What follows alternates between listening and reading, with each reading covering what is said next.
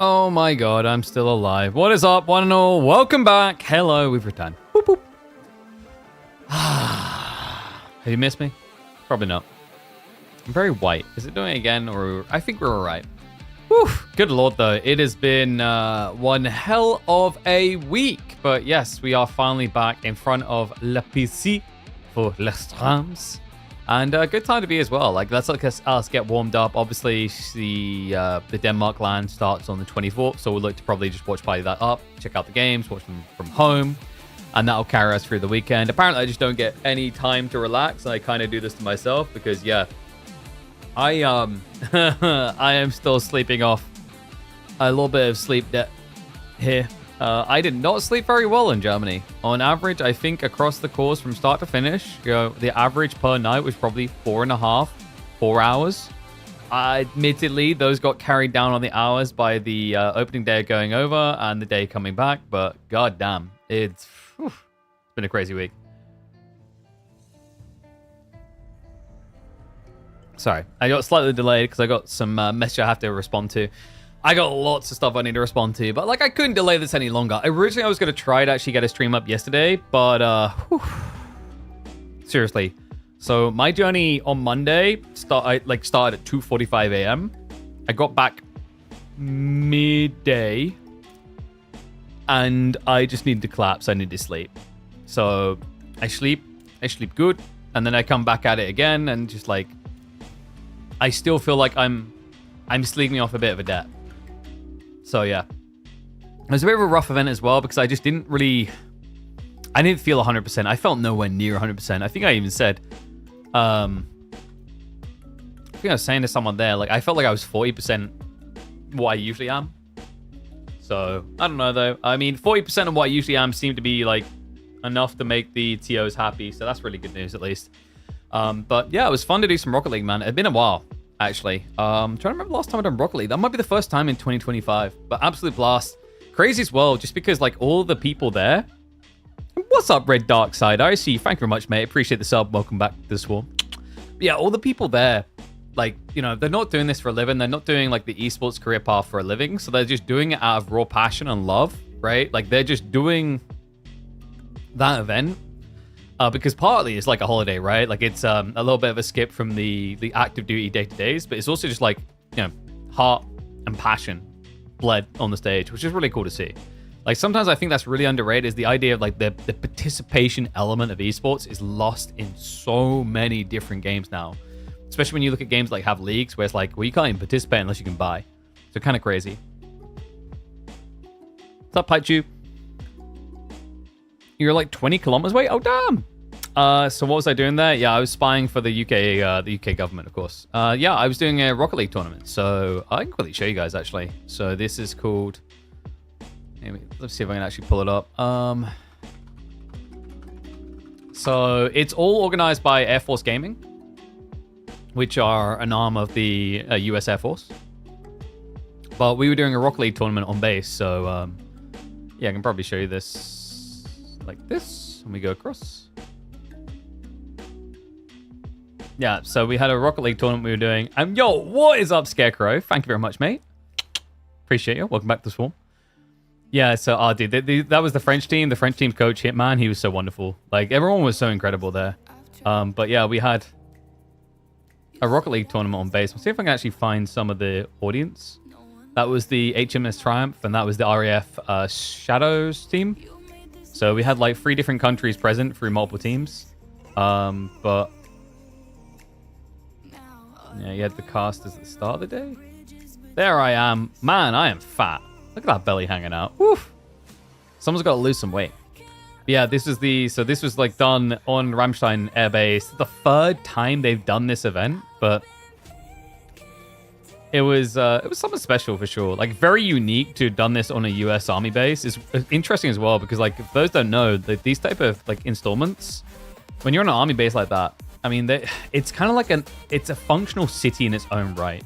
It has everything it needs to function away from like the rest of the world is the idea.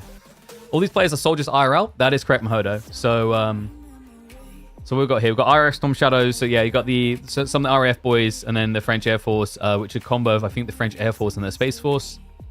We had So you had Space Force Gaming, which was the US Space Force. You had the Air Force there for them as well.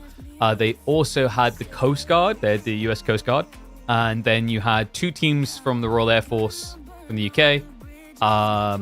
You had the HMS Triumph, which was a Royal Navy team. Those guys actually work on a submarine.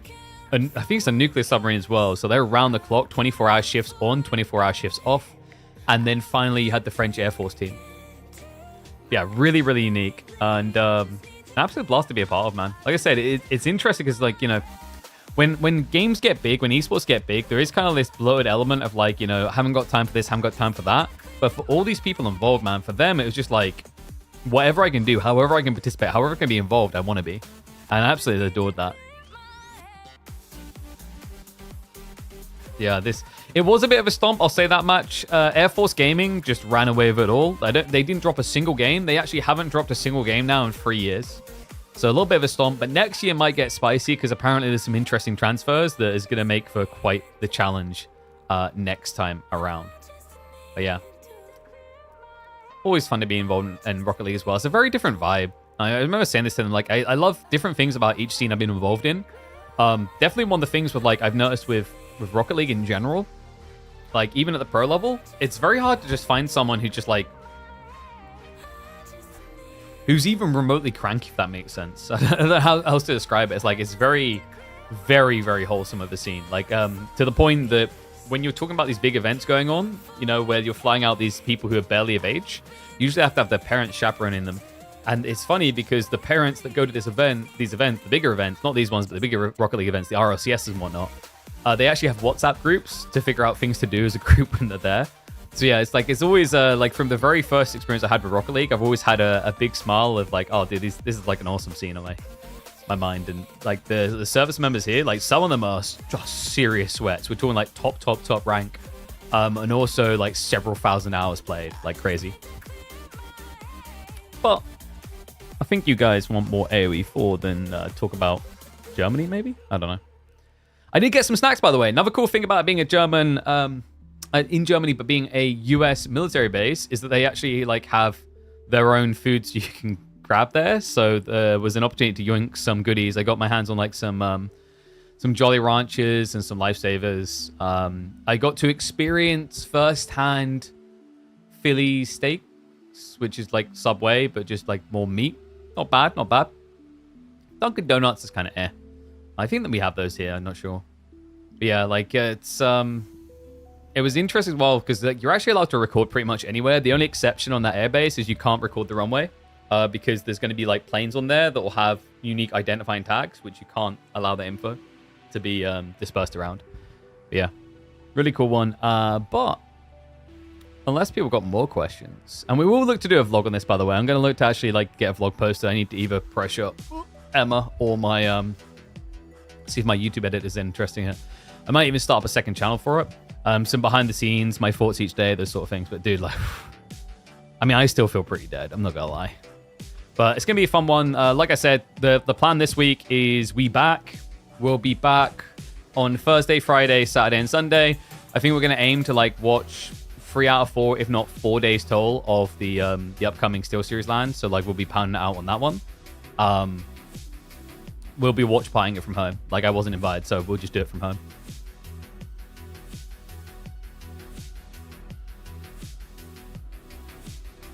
Feel like a special agent when you arrive. It's actually pretty chill. Like I get to the gate and like you've got your pass and they just check it and you're like, in you go. Like, you know, now that I think about it, walking around the base, like the areas I was in, like I never saw someone with a gun. Not that I can remember anyway. Like the ones you see with guns are the ones on the border patrolling, right? Don't think I saw any tanks either. Then again, I don't know if Ramstein Air Base has tanks because it is an air base, right?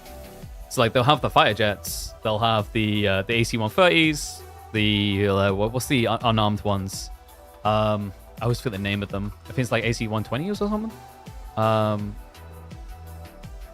Let's have a look.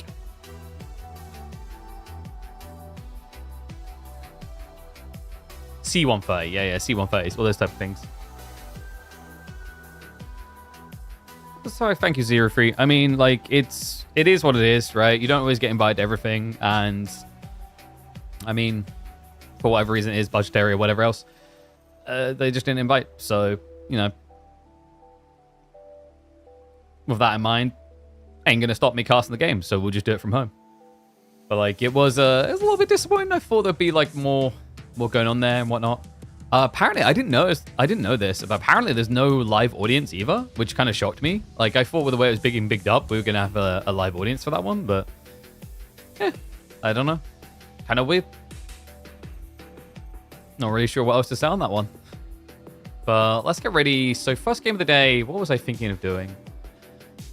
I was thinking we could check out maybe...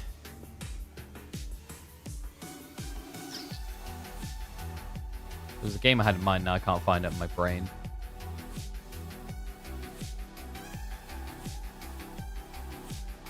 Oh, yeah. Let's do a Louis MT versus Poppy Paw game.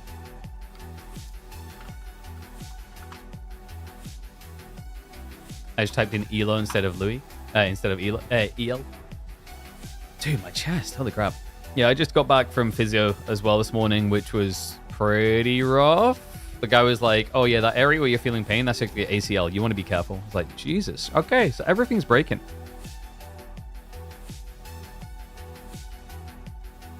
You visited small little Germany. Hope you enjoy it. I've been to Germany quite a few times. It's a cool people. Like, I've been to Frankfurt, Ramstein, Heidelberg, Hamburg. I don't think I've been to Cologne. Berlin, Spandau, Stuttgart. So yeah, I've been to Germany quite a few times. All right, so the game we want is a Rocky River one. There it is. OTD versus Mongols. Thought it'd be a fun way to start the day. You know, with the less seen civs. Oh, dude, my heart. Dude, my chest feels really rough. What the hell? Doctor, please. No heart attack. I've got stuff to do. Oh, dude, my mouse is really starting to break, though. Holy crap. It's like the middle mouse button is just going practically gone. All right, you ready? Let's hype it up. Let's get ready for the first game of the day. Did you miss me? We are back. That's right. We just got back from Germany. We just got back from bathing in the glory of Europe. So let's ignore Europe entirely as we hop into our first series of the day. And that is a big whoopsie. Yes, I know, an amazing background, though. Because what we've got coming up, folks, is going to be Louis MT up against Poppy Paw. That's right. I hyped up Europe and then avoided them altogether. So let's hop into it for some pub action. So Team Elephant's Louis MT is going to be the north side of this one, playing as Order of the Dragon, while Poppy Paw, aka David Kim, in the orange as the Mongols. Will be exciting, actually, considering these are two civs that aren't really considered to be dominant right now. You know, these are two of the, I don't want to say scraping the bottom of the barrel, but definitely lower performing civs would be an appropriate statement to make. Let me also just update our overlay so we can actually show Poppy Paw's name on it here, just so people don't get confused. And yeah, been a while, actually. God, I remember when I first discovered the David Kim account back in Season 1. I feel like it's not as active these days. The Canadians usually very secretive about their strategies. Every once in a while, they do come in and spoil you. And it's interesting to see how Poppy Paw is going to be moving forward, because he, and I'm not sure if Wham has as well, has got a job now, right? So he's not just a full-time AoE 4 pro. Considering how the competition seems to be stacking up with people who are full-time, I'm curious to see if the Canadians can hold on, or if that is a candle that is beginning to dim. And what better way to test yourself than going up against Louis MT, who is currently the reigning champion when it comes to S-tier tournaments in Age of Empires 4, with an epic monument in the middle of that town center, by the way. Is that from the Sultan's Ascent campaign? I'm trying to figure out what that one's from. I mean, considering the blade, it's definitely got to be Sultan's Ascent related, right? A scimitar or a falchion. I think it's a scimitar. Opening wise, how are we doing on sheep? Not great, I want to say. Yeah, look at that. Orange, 17 sheep already. Meanwhile, Louis MT only now cracking past the 10 mark. He will collect some more here. But overall, a dominant advantage here for Poppy Paw to squeeze with. And squeeze he will. We have got the racks opening. Spearman already on the way across. Minework Palace, the reaction from Louis MT. Not too unexpected here. Like, actually, weirdly enough, I think the funnier part is I feel like I'm seeing more HRE players shifting into mine work than I am seeing Order the Dragon do mine work these days, which is pretty funky. Oh, that's a Kong Season 9 trophy? Oh, dude, that's a pretty dope one. Marlene Outpost is best monument. I mean, I'm pretty sure a Saharan Trade Network beats it. Because if you're childly enough to actually build that landmark, you're just a winner. What is the worst landmark in Age of Empires 4 right now? I'm trying to think off the top of my head, what one sucks more than anything else? It's probably going to be an Abbasid Wing, isn't it? Kremlin? You think Kremlin sucks worse than anything else in the game, Mahodo? Including you now. I'm kidding. I don't know about Kremlin being the worst. It's definitely very, very low on the ladder now, for sure. I feel like Shushi's alternate landmark still wins. Feudal landmarks, right? So, nice attempt. The shivs out. Looks like Louis MT. Calm and contained, though. Like, it was kind of ambitious that Papapo even tried this, considering it's against Mongols. Or the Dragon, rather. Because, like, with OOTD, it takes 15 more damage, which is quite a lot. That's 3 extra hits for a Spearman, at least. Not to mention the Shiv damage is higher on the Dragon villages. But he did at least force Louis MT to overreact onto the gold. Like, putting 5 on gold this early for Order the Dragon is quite heavy-handed. Shinobi landmark worse? I don't think so. I actually think the Shinobi landmark's going to kind of like bounce back a bit now, with the Dark Age racks opening being crippled after the deer shoving nerf. Shinobi now have a bit more credence into the build order, so wouldn't be surprised to see that actually return a little. All in all, though, 15 sheep at the end of the run here, compared to the 17, means that Louis MT did clean up in the tail end of the scouting. And he's going to look to be cleaning up more than just the sheep from the map. We've actually got pro scouts coming in from the Chinese kid. Deerstone, of course, going to be late due to that Spearman commitment. I wonder, what's Papapo's plan here? You know, he could have went trade. That would have been an option. Something that someone mentioned Silver Tree, but I guess against the Horseman potential that Order the Dragon can bring out, that doesn't feel very safe. So he didn't opt for it.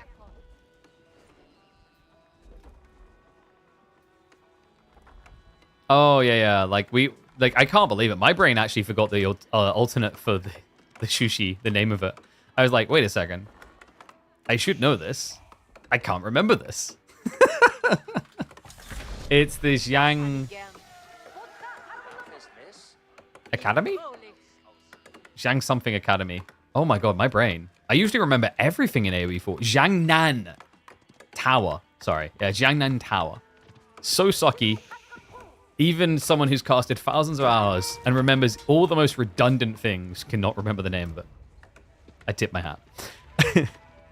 Anyway, Archery is going to be coming in. This makes sense. He saw Spearman already, but it's going to get counterplayed by the Keshik opening. The cool thing, at least, is that the Gilded Archers attack at the damage of a Lombo, so you penetrate quite well into the Mongol heavy cav. Mongols need some bust at their tower? I just think they need some versatility when it comes to how they defend. Maybe.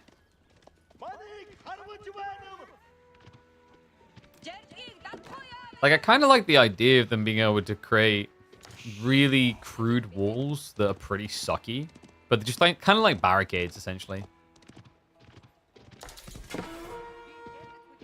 White Stupa is a pretty bad landmark, but that's mainly because Karganet is so good, not because it's so bad itself, I'd say.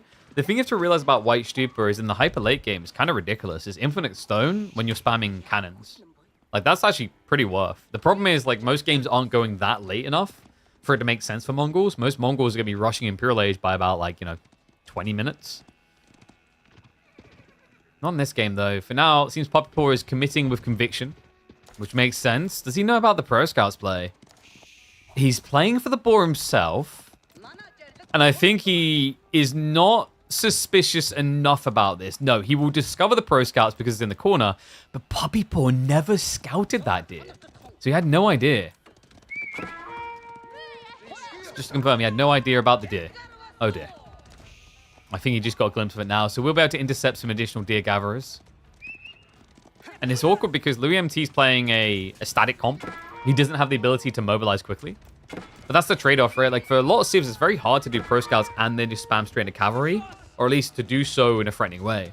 It's even worse for Louis MT on this civ, because remember, he's playing a civ that does not have a very efficient way of getting into even its infantry. Everything's expensive, so like you kind of have to do it this way. Gilded Archers are going to be in a little bit of trouble, but nice defense from the Spearman. You really can't afford to get touched here. What Puppy Paw's trying to do here is definitely not easy. He's getting some good hits in, though. And credit to him, if he uses the scouts in between, he can sustain himself quite reliably. Remember, he just wants something to attack so he can heal. I want to be a little bit careful with the Khan. That could have easily been a loss. Luckily for him, Louis MT was not paying attention to that, though. Yeah, reminder, these Spearmen, they, what was it, free hit you? 52 damage. So, yeah.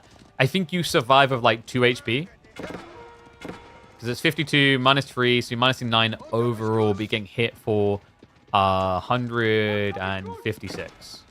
Oh, no, you just die, right? Yeah. You just flop dead. That's so brutal as well. Compared to a knight that I believe is 4 hits. Maybe 5. How many stables has Puppy Paw got? He's got 1 stables with the double production. For Louis MT, he also went for the single stables. But remember, why his numbers looked really quick is because he didn't go horseman at all. Nice bait on the dive there. Did get a kill. Mongols need better cavalry? I'm sorry, what? Everyone's complaining about Magadai and you're saying they need better cavalry? Have you tried downloading more Magadai.com?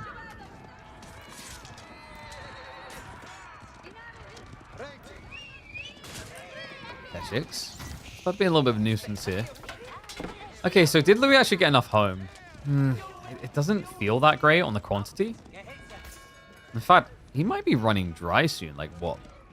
Is he on sheep right now? Yeah, I don't think he has much in the way of deer. So really for Louis, and he is doing it, he needs to just spread a little bit wider because he's getting intercepted hard on the west side. These health bars are not looking pretty, though, for Puppy Paw. He is now committing to archers, which has been the missing ingredient. Yeah, if he can rush this count up with the stone, the double gen especially, it should allow him to overwhelm the Gilded Spearman. No doubt about it. He has to work fast. I mean, Louis MT, the thing about playing Pro Scouts on Rocky River is you get a lot of diverse options in the center of the map. It's a widespread. And Puppy Paw, the way he's cross-rotating around the back, doesn't put him in a position to always intercept, but what he is doing is putting himself in a position to be ready for what's next. We've got a target point onto Castle Age here, but it is being mirrored. Louis MT will not fall behind so easily. A great read. Just didn't recommit into additional units after he saw that Puppy Paw wasn't diversifying. Understood that at that point, just a handful of spears is good enough here.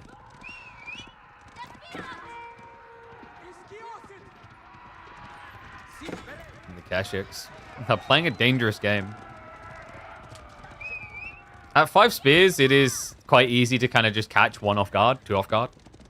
And remember, for Puppy Paw, it's all about, like, how do I scale this comp? How do I get it to the next stage? Step readout's going to be the choice, so it's looking more and more likely that we're going to be seeing a fastish imp game here. The primary concern of Puppy Paw upon arrival in Age Up, though, should be relics. Remember, he's against Order of the Dragon.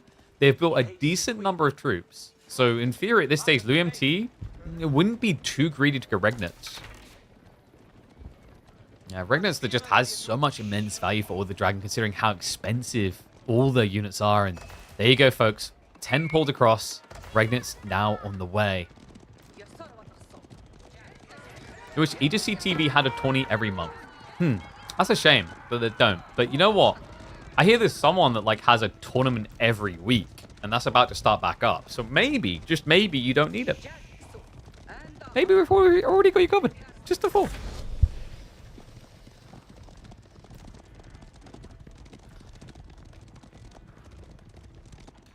Okay, so Tech Up's coming in.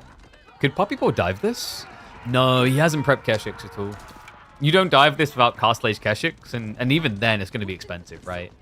Like, the only reason I think you dive it is if you're planning to go for a Monk Rush yourself. Monk Rush that is starting to come in. So Pretent has been dropped. We should get the first one queued up soon. Holding on to a lot of food still, actually, which is kind of surprising.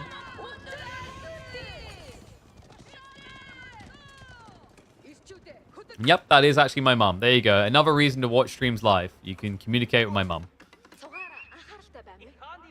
I chose the word communicate very specifically over chat to my mum because that's just one word away from child. Anyway, veteran Siva Keshix is in. They're looking nice and spangly. But at this stage, the opportunity has gone, right? Like, if you catch him on the tech up and you delay that, it's worth losing Keshix. Now, not so much. It means Louis can hard counter these. We've already got the crossbows and the Gilded Knights being queued up. First Monk is on the way, and he is going to take the easy, low-hanging fruit here. Yeah, and I think Puppy Paw, where's he going? Okay, so he's going to take one of the neutral relics first, which totally makes sense considering his map control. Big focus for Louis. Like, you're looking to try and get free relics here, obviously. Like, it's the classic, but in this type of game, you know, with what you're up against, the potential from Burgrave spamming spears was pretty valuable. So you did sacrifice a lot going for this Regnitz play.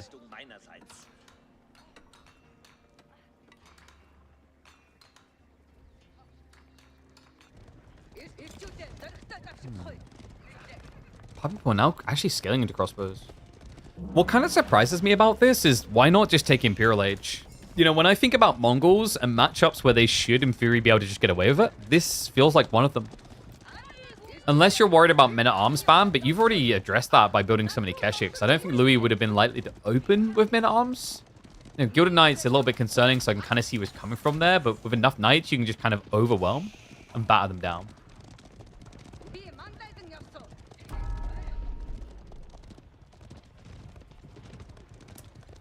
And that is a weirdly suspicious thing for someone who's, like, completely new to the channel to just ask about. Almost as if they are advertising for it themselves.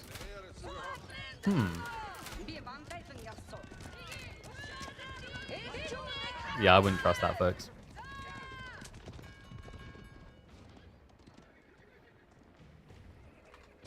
In fact, let me get rid of that.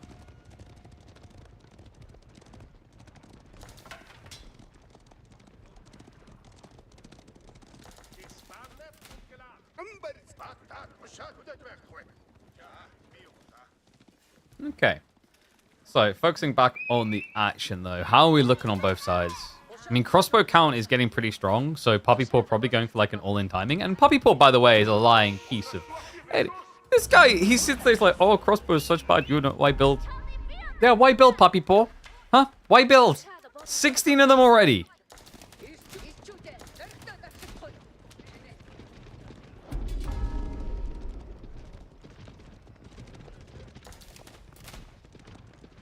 Guy's also sus because I'm pretty sure I just timed him out and nothing happened. There we go. No soliciting. Thank you, how to play. He knows. He knows how to chat. A little tip for anyone ever watching. If you ever find yourself in a position where you're going to go into someone else's channel and advertise your crap, think again. That's why most people have the decency to ask if they can even post a link. You know, unless, of course, you're the Twitch CEO, in which case I guess you just go and do it. If you guys have not seen that, Google it. I still can't believe that. Okay, so walls are going up. We have got Walui MT online. Not quite quick enough to close the gap, though. And he's been producing into just Knights.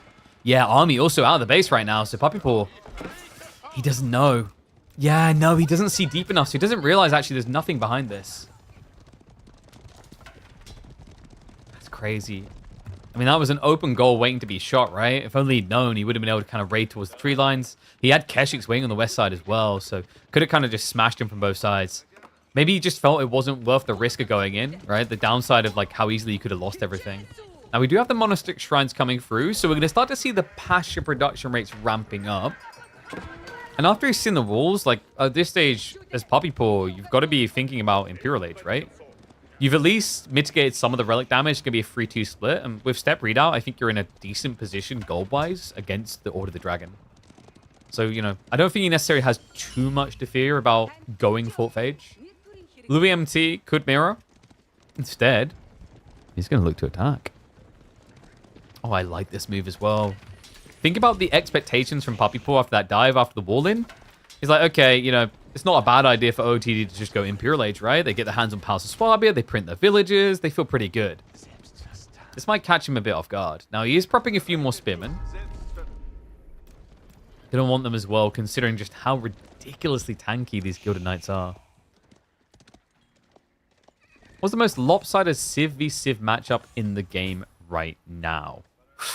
That's a good question. What would be the most lopsided one? I'm actually trying to think off the top of my head. Maybe, like, I don't know. I feel like Lancaster versus Mongols has to be pretty bad, right?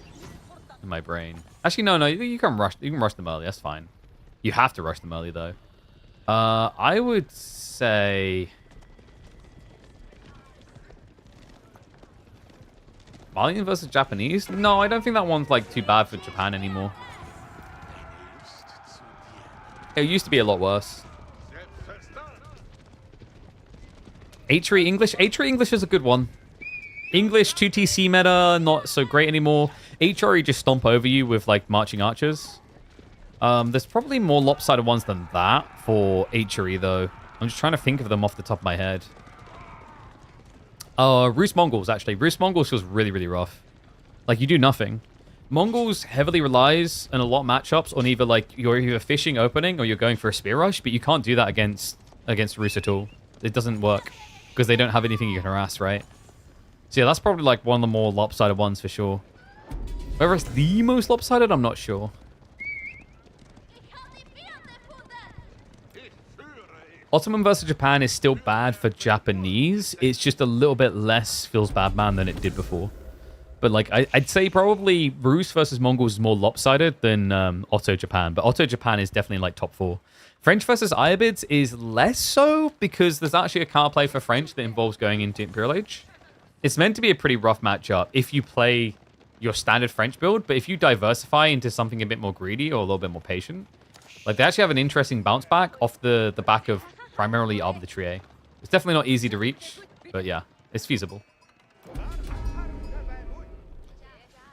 Well, looks like we are getting Imperial Age. It was a good time to actually kind of theorycraft this stuff because we are hunkering down while Louis MT has come for a sequel. Yeah, we should have seen this coming, right? Karganet on the way up from Poppy Pool, just the expected. We talked about it around 20 minutes. Practically every Mongol player is going to be an Imperial these days. And it holds true still. Yeah, I'm trying to think, like, based on tournament performances in particular, if we looked at, like, the most recent one, I'm curious, actually. Let's have a look and see. If we look at the last major tournament, which was EGC Masters, and we look at statistics with matchups. Oh, I don't think they have matchups here. That kind of sucks. You know what? Another one is Delhi English has always been incredibly rough. Anyway, let's focus on what's happening here because it looks like Louis MT is begrudgingly looking to dive. And oh, guys, this doesn't feel good. He needs to burn down the outpost ASAP or just back away because these Spearhorn placements are just going to kill him off gradually. Instead, it's going to be the raw A-click through. He looks to massacre the army instead before upgrades can kick in. And it should be a good timing as well, actually. The elite techs aren't there yet, but the Nesta Beast is going to be there. The perfect roll for Puppy Paw to get here. And it's going to be back-to-back rolls of the counterplay to Louis MT's second line. Yeah, and the melee is dying too fast here. They won't be able to counterplay into the siege. Louis MT learned the lesson that many before him have with these Mongol fast imp builds. If outposts are in your way, come back another day. Absolutely brutal. I mean, I guess for Louis, maybe he didn't care about the idea of throwing away the army if he can get some damage done, but damage was most definitely not done here. He killed no villagers. He completely lost when it came to army. He's got 3 sacred sites locked in. He did buy time for the walls to complete, sure. Walls that, in theory, shouldn't last too long, mind you. I mean, he did clear the melee, so maybe that was the thought process. And he's starting to stockpile resources himself. He's got additional farms coming in now, so should be ready to go into Imperial Age in the next, like, 40, 50 seconds, I'd say. My concern is, you know, if you're going past the Swabia, you don't really have a standing army to now protect you. Good news, at least, if it's primarily crossbows, you have got gilded archers with scale armor. So you mitigate a lot of their damage, even when they're elited up like this.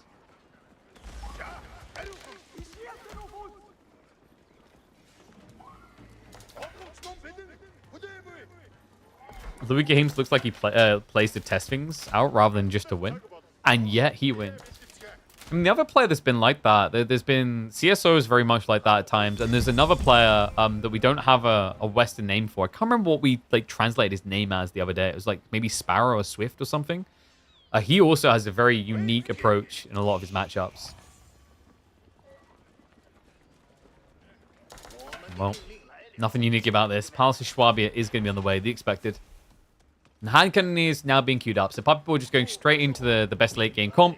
He has also got the Magadai pump coming, which is going to give him access to the Khan Hunters, which give additional range to those hand cannoneers, making them a pretty fierce fighting force.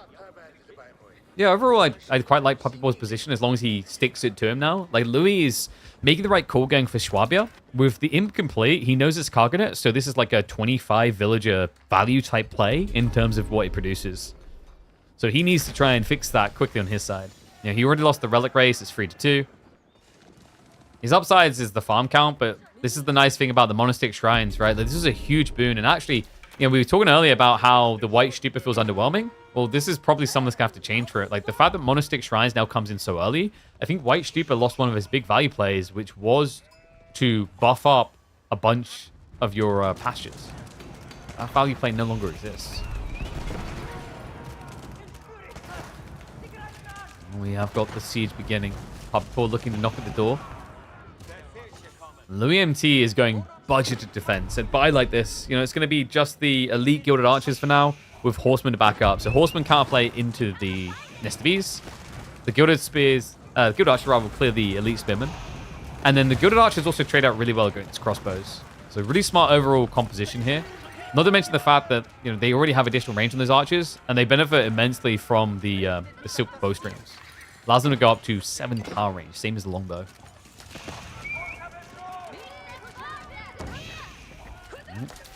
Last time Puppy Paw came this deep, he freaked out and walked away. Can't have that happen again. Knock on the door. Checking to see if anyone's home. Louis MT reveals the horseman. Does not commit. Triple Nest of Bees now. Farmlands can start to get shut down. Now keep in mind that Louis MT has got good food income, but that's temporary due to the boar and due to the extra deer that he was gathering before. So you're going to notice that rate start to go down a bit. I have to wonder, is Puppy Paw's playing this too slowly? I mean, he has got hand cannoneers in waiting. Only adding 3 into the comp so far, but overall he has over 10, so the rest need to arrive. He is going to reset. Yeah, leaves the base. Maybe a little bit unusual here. I mean, you saw your opponent's going horseman, and you gave him time to now react. Even deletes the wall to snipe a few of the hand cannoneers. Pretty bold. But a really cool idea, actually, considering that this doesn't lead directly into his base. And we do also now have a split up. So Puppy Paw, he's trying to block gold gathering, but he needs to get all the way over to this corner to achieve that goal. He's going to be seen running that way. I like that Louis is just doing this. He's cutting reinforcements because right now, direct fight is not a win for him. No, so instead, just snipe out those hand cannoneers right with the horsemen. Easily done. I mean, you hit them for 42 damage per strike.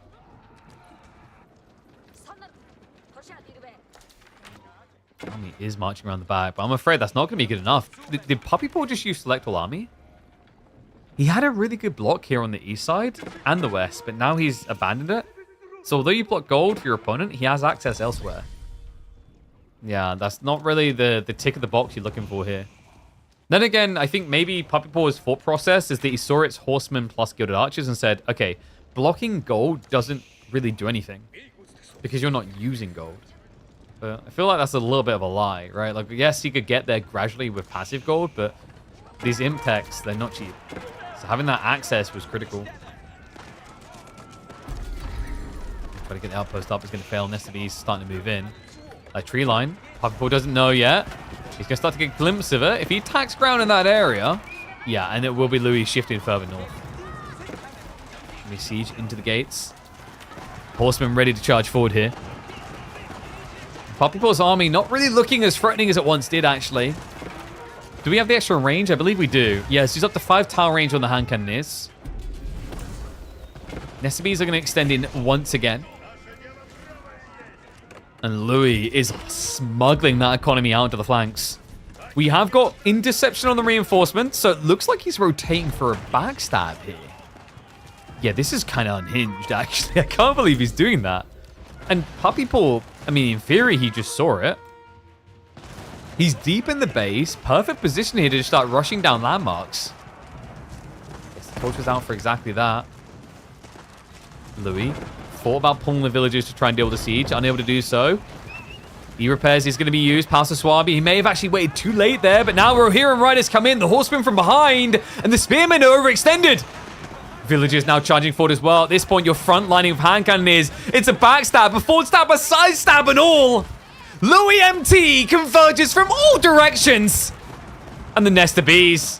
They just don't really exist anymore. He's got one left to try and clear out the archers. It's not going to work. The trap has been laid, set, and snapped close on Puppy Paw's face. What a sick maneuver there. The patience from Louis MT. The fact that he had the early heads up, and yet Puppy Paw, either because he didn't notice or because he felt stuck, didn't even try to get out of the way of the running train. Louis MT now ready to chugga choo choo across that map. No doubts is probably going to be just marching straight for the enemy base, and I mean, why not in this type of position? A phenomenal engagement out of Louis MT. Puts him in control of the battlefield now. Unbelievable. Puppy Paw. Back to the drawing board in terms of rebuilding the force. It's still going to be hand cannoneers to try and lead the way. He's got quite some way to go. And crazy as well. I mean, I'm trying to think if there was a way in which he could have made that work if he maybe, for example, had more siege, like built a few rams. But it's so tricky, especially when you're up against Order of the Dragon or HRE with the E-repairs. And the bombards, what? I mean, he's lucky it wasn't both of them there. These horsemen so absurdly tanky. And by the way, this is pre-full tech. He still doesn't have biology. He's now only getting silk bowstrings. There's still a lot of ceiling left in this game for Louis MT.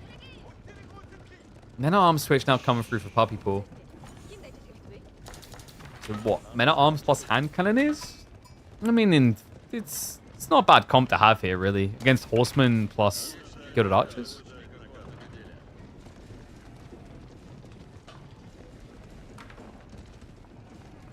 Puppy seems to be in a winning position at some point, and then the game doesn't always strike when it's best. Feels like that's... I mean, I think Puppy Paw wins a lot of his games, right? Like, there's definitely an element where the Canadians, I think, are more comfortable in the mid-game. That's been the case for a long time. They've been evolving a little bit more recently to try and be a bit more aggressive.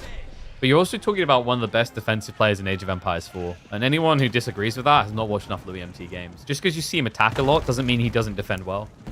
Louis MT makes it incredibly difficult to end a game. I mean, just look at the map right now.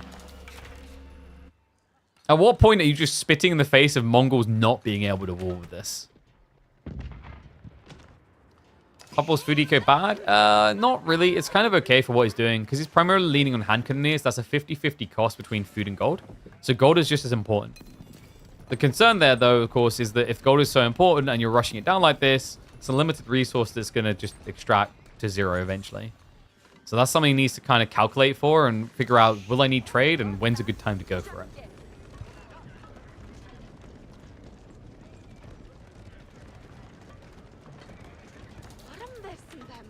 And that is a tech I feel like I very rarely see truly matter. And is very expensive to justify in Imperial Age, guys. That is the Warhorses tech, designed for Gilded Knights to take less damage while charging. Yes, a very, very rare sight. Other than Louis. I feel like Louis is the only person I reliably see build into this technology. And there's multiple reasons. 25% damage reduct on a charge sounds pretty good, but it's kind of situational. The other thing is building Gilded Knights in mass in Imperial. I hope that you are ready and willing to rob your beautiful, wonderful, great Nan of all of her life savings to afford that. Because a Gilded Knight, remember, is 200 gold. You burn through your resources so quickly with this strategy. That's why I'm kind of surprised he's leaning into it. I mean, dare I say both players will go trade? If we go deep enough. Louis MT is now ready to go Imperial again. Pick the wrong Civ, though. That's not an option here. Instead, he's going to throw all that gold elsewhere. We've got adjustable crossbars now on the way, plus the siege work. So Louis MT is going for a full siege switch.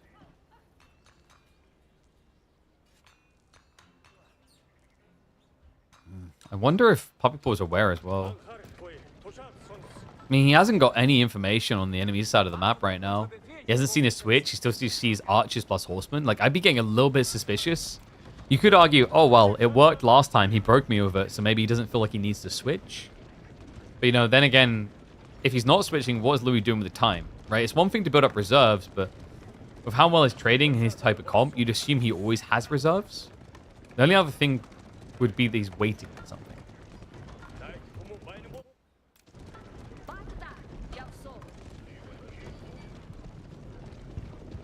I don't know if you really want Hui Hui battles here, guys.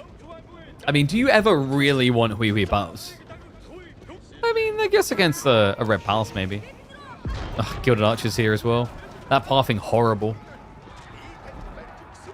It's going to start spamming up outposts to hold the area, but Mangonels have already been queued up, folks, so they'll work as a decent defense against that. The Gilded Archers to start a step away. High base damage also. And a litany of Spearmen, Palace Guard, and Men-at-Arms in there. He finally realized the mistake. Does pull the spears away. He's giving away way too many kills for free there. Louis just quick on the micro to get back behind those walls. Yeah, and you can see the paranoia. He's already checking around the backside to see if there's any sort of trade attempt happening. Smart lad. Like, at this stage, we're kind of reaching the phase where it makes sense. What doesn't make sense is the amount of gold. What the f... If these two came together, they could solve world debt. Are you kidding me? 13 Gilded Knights queued up with 5,000 gold in reserve.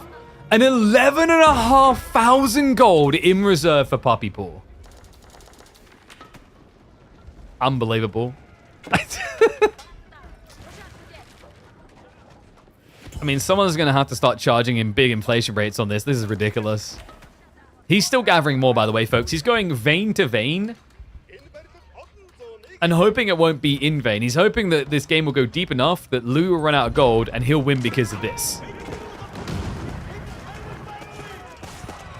My hand cannons have stepped up, but that positioning is questionable. I don't think Louis realizes yet, but I mean, he kind of should. He sees the enemy down here. This would be a perfect moment to dive into the hand cannoneers. Instead, he's going to tickle them with the mangonels. And the horsemen are instead going to go after the economy? Yeah, definitely a little bit weird the way that Louis is playing this. Because that felt like a golden opportunity to just wipe out the hand cannoneers. Maybe he just has too much respect to the 30 HC count. Feels like, oh yeah, I could kill him, but I'd lose way too much. Instead, the Gilded Knights shuffling around the back are going to go hunting towards the villages. But the amount of outposts that Puppy Paw has built in this game is, quite frankly, ludicrous. We're talking about, yeah, 24 outposts currently on the map for the Mongols. Because, you know, Mongols are such a bad civ, even against OOTD, they need extra military firepower outside of population. Build the outposts. And second wave's coming through, by the way. Look at the night count. We're up to 16 now. These guys are scary. Look at the health. 575. He's got the blessing for the extra armor, the extra damage. A sword strike from these guys hits for 52. 52! Which is the average age of the Age of Empires community. But the 50... It's ridiculous. No, seriously, guys. Beastie is 69. Marine Lord is 39. And Dumu is 108. And then the Canadian brothers, well, I mean, between them, they are 47 each. You just can't really tell. And then Louis MT. I mean, Louis MT is like the biggest like debate of them all. You know, Louis MT actually is so old that he learned how to use knights and archers himself growing up in child. Kilyadi, bless him, we love him, but he passed away about like 60 years ago. It's just, he's an AI that's been playing for all these years. You guys remember Equilibrium, that film with the gun Kung Fu? Where like you thought you had that glorious leader and it's someone else? That's what's happening there. Anyway, we've got Clash in the center here. Hand cannoneers. I mean, the mangoes are the big problem here, so he needs to dive onto them fast. Notice how Louis just keeps trying to cycle charge these knights so that he gets more health, more effective HP, because you're taking less damage. Apparently, there's enough to scare Puppy off. Yeah, he backs away. Yeah, I'm a bit surprised. I thought he'd actually go for the dive, but a lot of respect being shown to the castle. And probably the additional mangoes shown up, so it was a good call, because Louis MT was just 15 seconds away from turning 2 mangoes into 5. And we got 2 TC on 2 TC for very different reasons here. For Puppy Paw, it's more about extra economy. For Louis, it's about E-repairs. And this is cheeky as well. Not only has he blocked out the potential for trade, he's also taking away wood. And if you guys remember, Rocky River is the type of game that regularly becomes about wood to decide the outcome.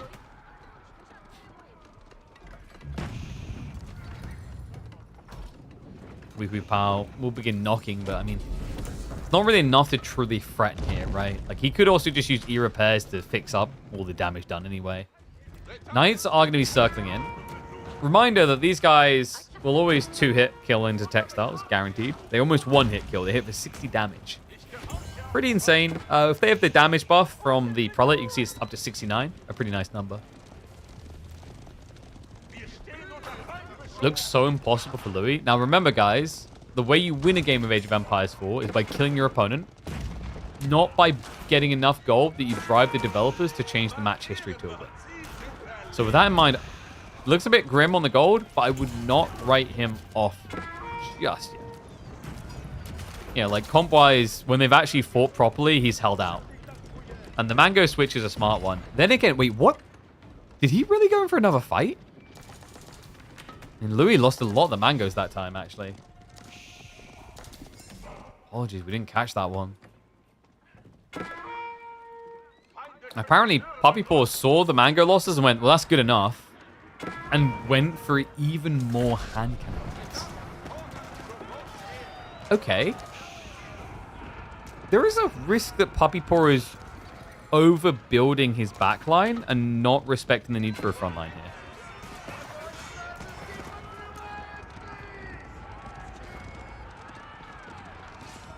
And that's at least going to try to tickle away at this, but not an ideal one for them to ever truly fight on. Very expensive losses if they go down. Has forced a ridiculous reaction, though. Oh, my God. I mean, we've got, like, what, 15? Yeah, 12. And the reaction is over 50 military chasing this. A lot of space being gained. And I think the bad news was just obtained by Puppy Paw. He sees the wood cappers here. He's like, what? What are you doing over here? This is my territory. Louis like, dude, if you're going to win on gold, at least let me win on wood. Not that he's really ever winning on wood. He's not even building reserves.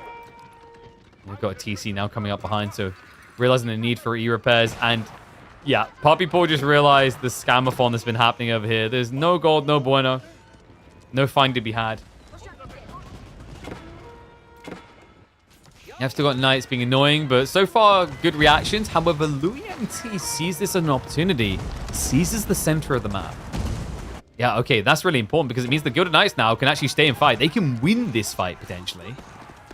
All comes down to positioning, and the hand cannon is heading forward for not a good way of doing it.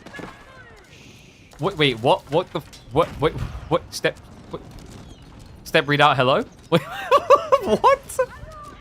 I guess he's done with this, folks. I mean, there is no more gold on the map, and I'm sure losing a landmark won't cost you later on. Okay, he's gonna pull it back now. I mean, the actual fact that it just walked all the way underneath that castle and survived is a little bit silly.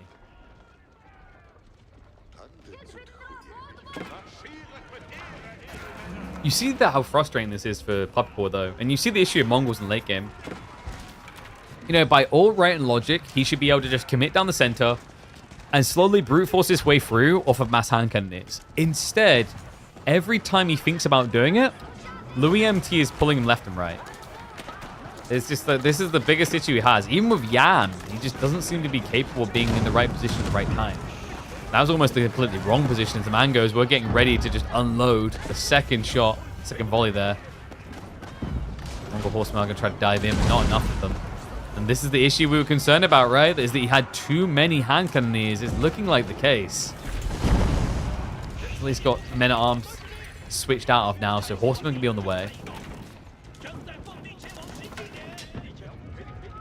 Golden Knight's a little bit too ambitious in the duties on the front line there.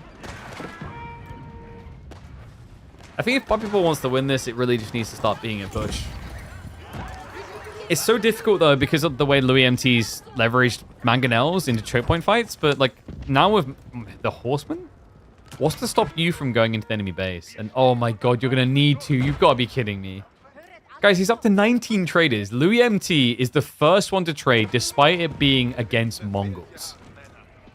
I mean, benefits of having walls, right? Like, imagine if Poppy Paw actually had access to them. We probably would have seen some walls by now. Just to give him that sustainability. Because remember, you know, what, 3 minutes ago, I want to say? We saw Poppy Paw with over 12,000 gold. Now he's sitting at 8.5k. It's declining.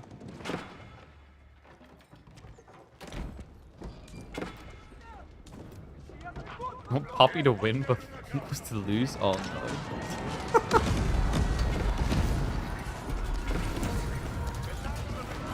Backstab. Mango's, oh, gonna whiff entirely. What? That was sick, actually. Poppy Paw, he baited him to stay around to attack and then dodged it perfectly. Ignore those ones. But for the most, considering triple Mango now, it should have been a lot more losses there. But wait, where's Poppy Paw's army? Oh, no, not again. No, he's gonna lose this fight. Despite taking out the Mangoes, he won't be able to win against the remaining army here because of the Raiders again. I feel like I'm watching this game, and Louis should have been dead like several times after like the direct engagement type logic, but then it doesn't happen. It never is able to happen because of the way that Louis just keeps raiding on the map. Unbelievable. Now mixed retinue of Horseman plus the Knight, trying to budget himself because the gold mass doesn't last forever. Mangoes are on a coffee break. They'll be back and ready to roll soon. How many outposts are we up to now? Just 22. We've actually gone down in count compared to about 10 minutes ago. Courtesy of the fact they're actually getting deleted by the siege. Speaking of siege, dive in from Horseman. Really good hit here. Yeah, I feel like Lou's not doing a very good job of protecting siege. It's not easy, but like considering the choke points you're fighting around with the outposts and the sacred sites, in theory it should be very hard for 8 to 10 horsemen to get in and get those many kills. Like, yeah, look, it just keeps happening. He's not reacting with anything in time. Yeah, I mean, at this stage, you might as well just start pulling back the archers to try and do so. We do have a hand cannoneer switch now coming in, but reminder, you know, you haven't got reliable infinite gold yet. I mean, scrap that. He's up to 34? Ridiculous. Okay, guys, remember that part we said about drain game, late game, you know, how with 12,000 plus gold, how could he possibly ever lose? I think Poppy Paw might be losing. Yo, but we're winning big. My boy sort of with the raid. Thank you very much, my friend. I hope you had a good stream. Welcome, one and all, to an absolute bloodbath as we are 45 minutes into this Mongol Order of the Dragon game. An Order of the Dragon game that looked like it was thrown away when Louis MT tried to dive into a Mongol base upon arrival on Imp. Looked like it was going to cost him the game until Poppy Paw caught off guard, overextended, fell victim to one of the best full surrounds I've seen all year in Age of Empires 4. Now we're here. Deep state of the game. A man who once had 13k built up in gold reserves down to 3.5k. He is trying to go trade, but he has still not addressed this castle. Yeah, whether it's due to raids or castle drops, the issue continues to be the fact that Poppy Paw needs to be more places than he's ever capable of. Flash in the center is not looking friendly for him. Gilded Archers are going to start moving in to snipe out the hand cannoneers. And the Gilded Knights can also just charge in next, so he needs to get the hell out of here. Horsemen also following this up, and Poppy Paw lacking a front line, but also starting to lack a back. Yeah, down to just 24 hand cannoneers. Remember, this guy had 60 hand cannoneers several minutes ago. It just all seems to be unraveling before his eyes, and what the hell? Wait, what? He keep drops the tree line right next to Poppy Paw's base. You've got to be kidding me. E-repairs coming in clutch here, guaranteeing that the bombard can't bring it down quick enough. and forcing that back rotation. Louis MT tosses away a bundle of villagers to try and get the siege kills. The game is still not over. I mean, Castle's also not going down. Between the E repairs from the town center and the stone repair actively, this is going to delay Poppypaw for quite a bit. Now, he does have good reserves of wood, and he has additional sources. But in the end, for Louis, this is all about how do I just win on the wood game. Need to be the biggest woodpecker on the map to win the game. Oh, absolute entertainment between these two. Poppypaw will be able to make quick work of that castle drop. Louis MT probably needed a breather, actually. You can see he looks a little bit exhausted on the melee count. And hand cannon is as well. But the thing is, Poppypaw still has a decent chunk of HE left. The issue is Poppypaw doesn't have the infinite runway. He's trying to set up trade. He's currently 0 into it. But once he's several into it, he's going to discover that this trade post is not safe. No, meanwhile, Louis has been exploited to the extreme. 35 traders trading at 75 gold each way. How? Like, how does he build up this much gold in reserve and now find himself in a position where he's going to lose because of gold? Right? Because unless he can actually open up a path towards that trade post ASAP, it's exactly what's going to happen.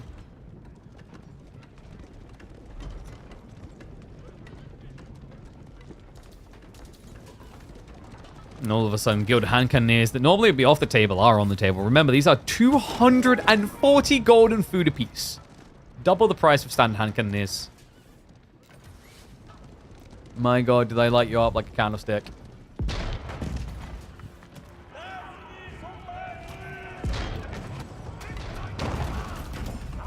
Let's see if they're able to do it here. I'd say white phosphorus seems more appropriate because they'll just melt through anything. Gilded Knights to the charge in. Baits him back away from the hand cannoneer line. Re-engages close to his own range line. Just trying to split the difference so that David Kim, aka Poppypaw, doesn't have everything in the fight. Remember from the Horseman. But it looks like they're quickly dropping. Yeah, this is just raw HP race right now. And it's one that Poppypaw is not going to win. 225 HP versus 450 on the Gilded Horseman or 575 on the Gilded Knights. Not to mention the ridiculous amount of armor these guys have. They'll be able to dive in. They clean up the siege. And the pushback continues. Double Mango is going to have to retreat.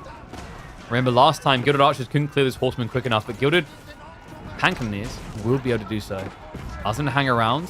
Horsemen are going to try to dive in, but the A-click isn't connecting here. Not able to clear any siege. He's going to keep diving, though. Yeah, he's trying to snipe with the range units now, which is ambitious. Reminder, despite Poppypaw's valiant efforts to win these fights here, this castle still stands. This trade post still inaccessible, and Poppypaw now dirt poor. I don't know how he breaks into this at this rate. I mean, he's rushing the traders through now. The outpost already sees him early. He might be able to touch it, but there's cannons. There's no way. Okay, he might touch it, but he's... Wait, is he really doing this? A cute idea, but you have to stay there. He was trying to put his units in range so the traders could get away, but instead, this is going to be an absolute disaster of a trade line. Oh, man. Not like this. Poppypaw, he just, sold a lot to get gold? I think that was food. Cool idea, but remember, a one-off. It's not reliable or sustainable, and also... He's losing traders now, just trying to get one sliver back.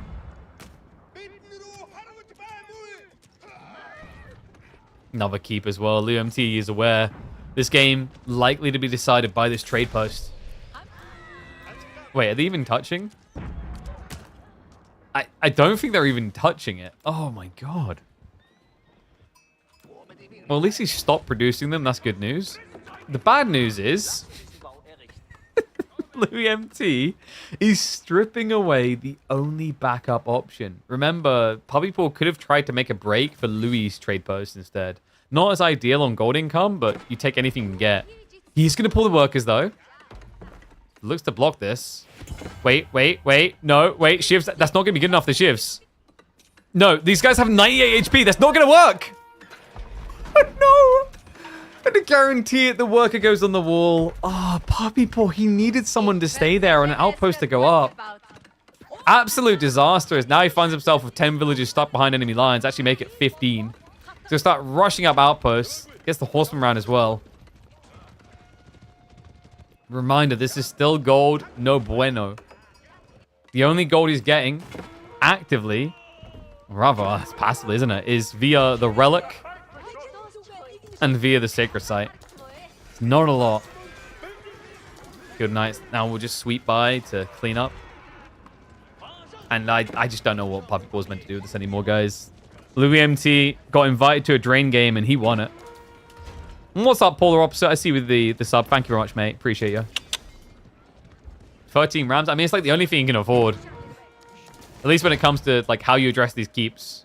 Because he needs all of his gold for hand cannoneers. Hand cannoneers that are starting to let him down a bit, man.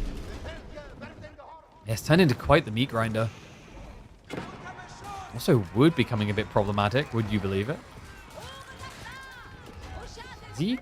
Yeah, he's pretty much out, isn't he? Oh, no. Yeah, Louis MT has secured like 2/3 of the wood on the map here.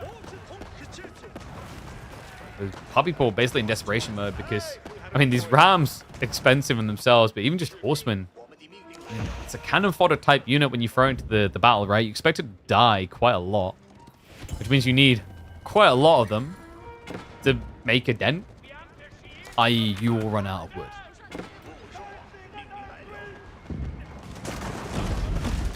Wait, sent the rams down the center?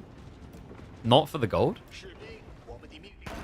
When we knock in at the wall, I think he's aware that there's trade going on. It just mathematically is the only thing that makes sense. Like, how would Louis MT, at 54 minutes with only 2 relics, be affording mass knights, mass hand cannoneers as OOTD?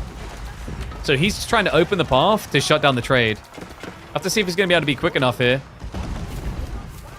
Mango's hand cannoneers are going to wallop him, and bad news. Puppy Paw looks across and goes, where the hell did he get the gold for that? 24 gilded hand cannoneers. That's over 5,000 gold to get that many. He's at least going to be marching towards that trade line now, but we already see reinforcements arriving to intercept. Gilded Knight reaction is also just great. Shuts down the small horseman raids time and time again. Siege is slightly overextended though, so Louis MT, not great positioning. Instead, he just throws the mangoes away to try and shoot out some shots onto the hand cannoneers. Yeah, a great fight for Puppy Paw. Kind of questionable one there for Louis. But it's because he's trying to address everything at once. And no! Wait, did he already start building more traders? He did. He went up to about 10 here. Get cut off! Oh, no. I mean, you still don't even have a trade route here. Leave him something, man. That's unbelievable. Louis MT is just going to be dropping a castle there. And that should just be the fork dropped in the stake. And the salute to say, well done. Yeah. I mean, at this stage, there is nothing left, right? Like, Puppy Paw, he only really has food reserves. You're not really going to be able to rush down landmarks. Your opponent is going up to soon close to 10 mangoes at this rate. It's just too many knights as well. Like, it's not even just the hand cannoneers. The knight count feels like the impossible thing to break. If you can't break that, you can't even start talking about the gunpowder units of Louis MT. Looks for an opening. Horsemen are charging. Gilded Knights have covered most of the gaps. Some are going to slip through into the mangoes, but the hand cannoneer reinforcements are there. We'll be able to protect and we'll be able to wipe and shut him out. On a fine game with Rocky River. One that grinded him down to paste. Can't believe, due to haste originally, Louis MT almost losing this one. An urgency from Puppy Paw, putting him in a position that he never truly recovered from. Cool game, though. Like, you know, these are the perfect kind of ones we love to see uploaded to the channel. Ones where either side could have taken the dub at different points. I think it's becoming undeniable. Like, you're now trying to spam spearmen into hand cannoneers.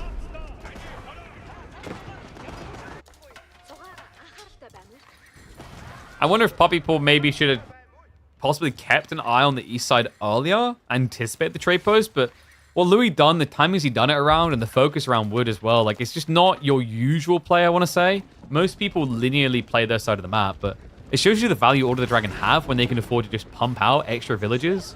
It means they're going to risk losing, 10, 15, and not caring due to that Palace of Swabia. Swabification, most definitely strong. As is Louis now on the slow approach. I mean, Puppy Paw, of course, is not going to surrender it over straight away. You got 9,000 food in reserve. You spent an hour on this. You might as well go in for one big hoorah bare minimum.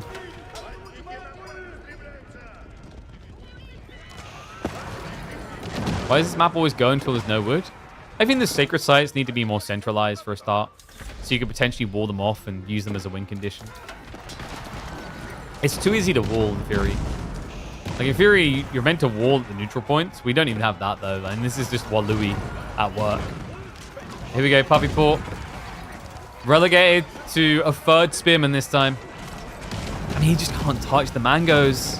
He's trying for the wide rotation, but every hand needs to be on deck, and every hand is not. It's docking away from your power, your push. That just doesn't exist. Hand Cannoneers a shadow of their former self, and Puppy Paw is going to have to go back to his little kettle and wait for the vet to see him, because Louis MT is on a roller here.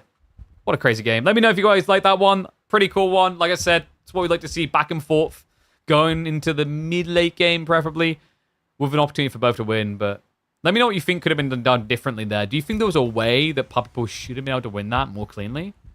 Maybe Louis MT could have won it cleaner without that dive. Let me know what you think in the comments. I'll catch you in the next chapter. All right.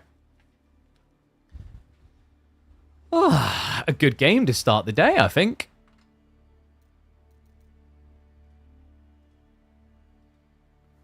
Let's see what we got next. And yes, Louis upgraded the hand cannoneers ages ago. The mangoes, rather, ages ago in my brain. So, next up.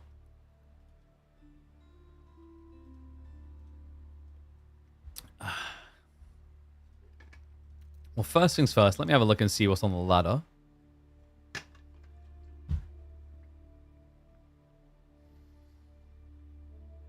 Have I clipped the dive? I don't know if someone clipped it. Someone definitely should have clipped it, but you guys have got to remember to clip. Keep saying. Don't know why. Age of Empires 4 is not a very clippy category. One sec. What do I call that one?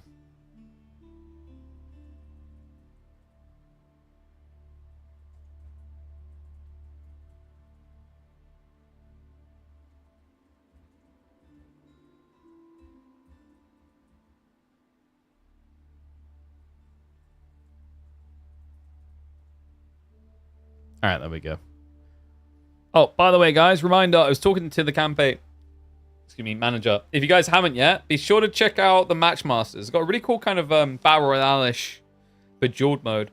Give it a download, absolutely free to do from the Play Store. And also downloads, click-throughs, those type of things. They actually help us get those type of campaigns to come in again, which helps us being able to afford to do other bigger, better things on this channel. So it's somewhat free to do. Only takes a few minutes. You can get it on your phone. Honestly, I was playing it while I was away, so it was pretty handy when I was like waiting to get on the plane and whatnot, just to play some PvP Bejeweled. So, my recommendation also, like, lean into the challenge modes. I kind of prefer them because there's like buffs you can buy or earn, like one or the other way, against other players. I was tilting a few times when like someone just had better buffs. But I think that only becomes a problem like the high levels, at which point you have loads of challenge modes. But one sec, double checking something. Yeah. Let's have a ganders at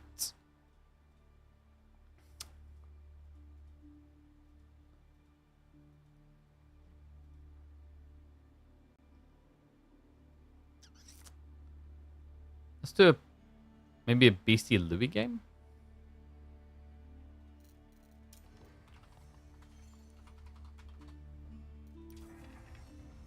Yeah, let me get this one up. So, Caramel. Has anyone else kind of got sick of Caramel, by the way?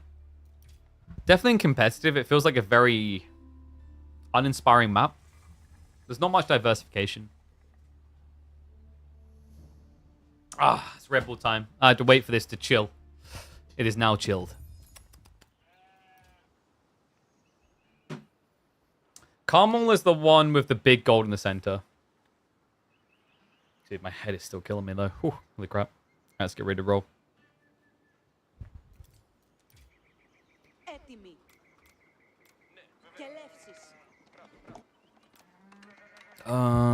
Let's go. Who likes copious amounts of food and not enough gold? Sorry. It's back. And let me update that name, because, folks, we have not got ourselves a puppy paw here. No, no, no. We have captured Le Biscuity. And I think it's on the opposite side as the way I've set this up. So let me flip everything around and make sure it's done correctly. Because we're going to be having BC Cutie going up against Louis MT on Carmel. Carmel, a map that is not starving for food, but starving for gold. I don't know how I feel about this one to this day. I was just saying to chat. And let me know what you guys think in the comments as well. To me, this map has become very linear, very predictable. I feel like we don't see much diversification, which is why I thought it'd be really cool to tune in to a Byzantine versus Chinese game. These are two civs that... Actually, China's seeing it all the time, but the Byzantines less so. So yeah, BC kind of went for the Sweatlord pick, and Louis went for something a bit creative. I have seen one or two people experimenting with Byzantines, but it just hasn't seemed to catch on in the way that like a sushi Chinese Rus type meta has. And the reason, by the way, those picks are so good, guys, is the amount of food. The amount of food is ludicrous. I think we said there's 58 deer on this map. That is double what you get on a map like Dry Arabia. It's insane. And that's also a big negative for the Byzantines then, because they're a civ that don't go after that deer. Remember, they always go after the berries instead. Like, you do get some good locations on this map when it comes to berry placement, but overall berry quantity, although higher than a standard map, like it doesn't have the same pacing as deer. Nowhere near. And yes, Marketplace always spawns behind the base. Good eyes from Kaiser Johan. A merit to some player style of playing Byzantines, but not for many. And this game, it would be kind of underwhelming. He'd have Chuknu on the backside. War Elephants could be cool to see, but a little bit awkward because China can play into crossbows. I think like there's a world in which Louis MT, if he gets enough olive oil, could do like a weird Lombo War Elephant comp, which is pretty good. Lombos protect you from both the crossbow spearman counters, and then War Elephants just win the fight. But we'll have to see if the game gets deep enough. We're going to go to 2x speed just for the early game, as Imperial Academy is going to be coming up from Beastie. And Louis MT should just be a standard Grand Winery. We have seen more and more Hippodrome at the moment. But no, dude, he's going for the deep Grand Winery. All right. That's at least something a little bit exciting here. This is insanely risky, though. Think about what can happen here, right? If BC now sees this and decides to not just rush Pro Scouts, he could rush you instead. The upside of this, by the way, is not only are you getting the berries, but look at all the deer you potentially block here as well. 13 deer that you can strip away from your opponent. It's risky. We'll have to see if it pays off, though. Tech up's complete for Beastie. He is going to scout this. With 3 on gold, he actually might scout this quick enough to have a choice. Yeah, actually he will, because you have to research for 30 seconds, right? We don't have supervision by Beastie. That's unusual. Usually people supervise the food, not the wood, right? So, okay, I guess he's just taking a small gap while he gets into the second imp official. And the next one's going to be coming out. So he actually just priors wood for now. Like, he was supervising it before it was even complete, from what I saw. And there we go. Eyes are on. He now knows about the Grand Winery placement. This is a key moment. He'll stick to supervising the wood. That'll give him options. But he's already stockpiled the gold. So something tells me that you just got a Schmeagle. There you go. Beastie pulls off the facade. Reveals himself as a golem. It is going to be Pro Scouts. I mean, you kind of have to when you see that level of greed, you know? You got to match some greed elements. Wouldn't be surprised if we do see some aggro follow-up, though. Like, maybe he builds a few horsemen to begin with, which will force Louis to commit to outposts on this area, which is quite expensive this early on in the game. Like, this type of placement, he has only pulled 5 for the Grand Winery, so only needs a single outpost. But feels like this is a very harassable area.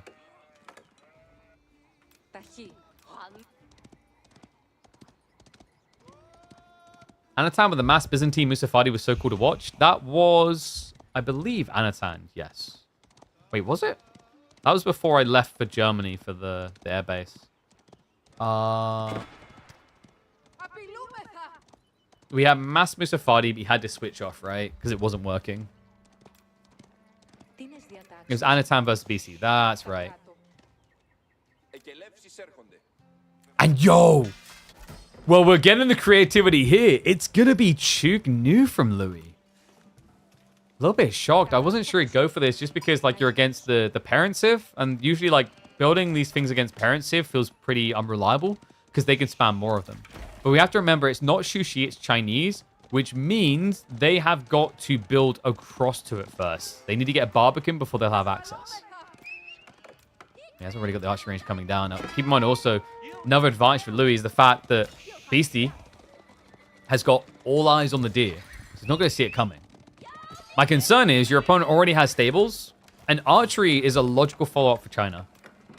So have a level of defense against both your unit types, and then if that first hit isn't strong enough from Louis, that will give Beastie time to pivot into his own Chug or just hunker down for attack.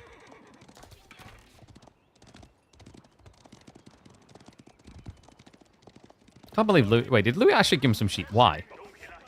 Bruh.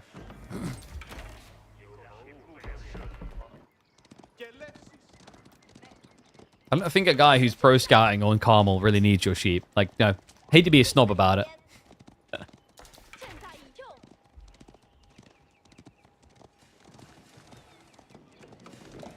Sportsman? I don't think, like, you need sportsmanship against pro scouts. You know what I think should happen? Guys, I think we need to nerf pro scouts again.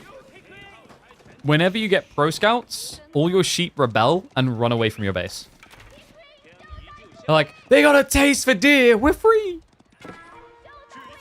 That first horseman now arriving around on the Grand Winery area, which has started to extend to additional workers.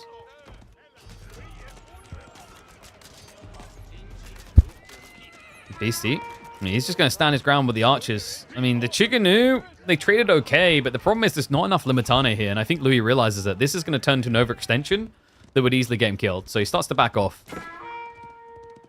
Yeah, and I mean, another reason why Chuk don't feel great here. The problem you have is, like, look at the deer split.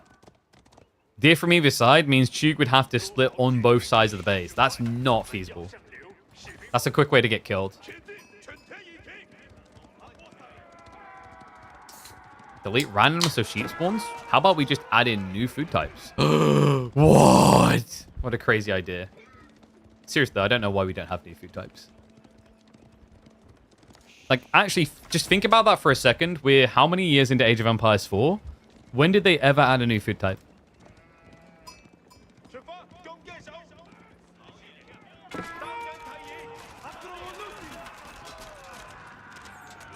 So the archers are mainly just here to take out the Limitane. And remember, this comp is very slow due to shield wall plus the Chuk movement speed. So you can just kind of poke and prod with archers. It's very annoying on a micro level to achieve, but it's feasible. And you can see what the real goal here is for Beastie. He just wants that gradual level up. He's thinking about age free, which makes sense. It's the ultimate counter just to do against this this threat of Chuk, right? That just won't have very high damage penetrating.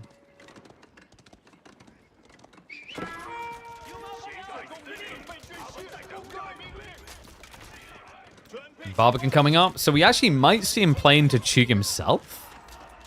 I thought he'd, at this point, just say Latrug, but I guess not. Barbican goes up.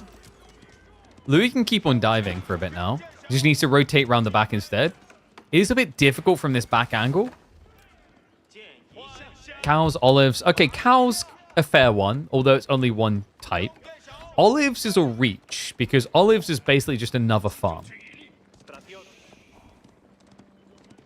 Good recommendation on cows, though. Like, it's just a shame it's a one civ thing. I'm talking about neutral sources. Right, so I've been begging for ages for chickens. And elephants that you can eat. And, you know, giraffe, zebra, etc., etc. When are we going to get to eat turtles, guys? Come on. That needs to be a thing. There needs to be turtles on water maps, on neutral islands. There should be turtles that have the best gathering rate in the game. Just a reference to the Galapagos turtles, you know? Which never really made it back to Europe because they tasted too good. Poor turtles.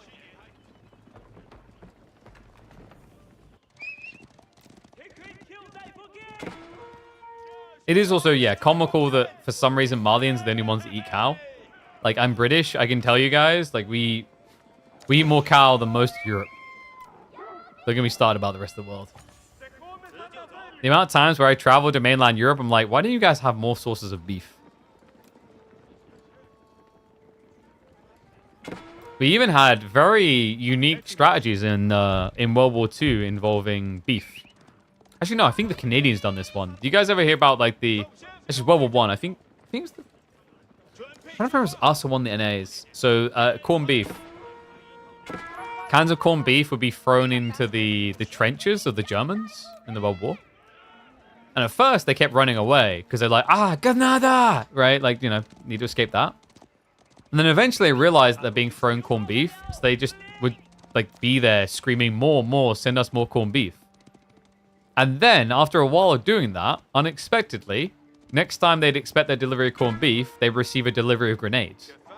Only this time, because they thought it was corned beef, they wouldn't run away.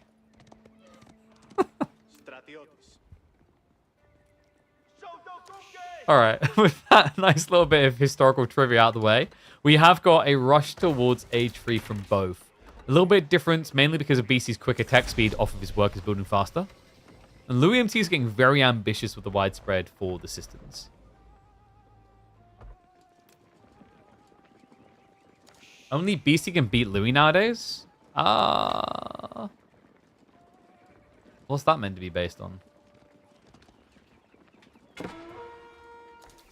I mean, pecking order is technically based on, like, more recent S tier events.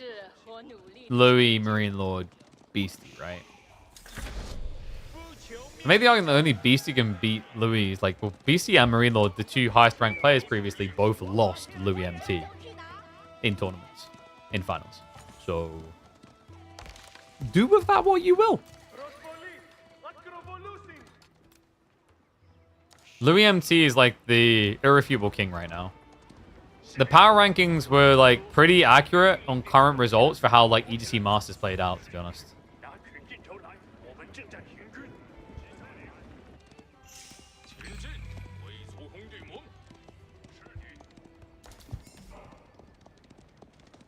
So how are we looking here? Like, what's the goal for most of these players? Because we've got Chicken Nu being ramped up into yo, let's go. I think that's... No, it's a real war elephant. He's actively building war elephants. This is what we've been waiting for.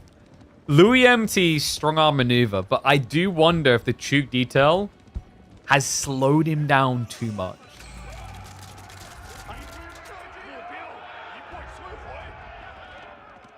Scouts are still going after more deer, so at least BC can kind of hunker down his economy on food, but gold's getting wider.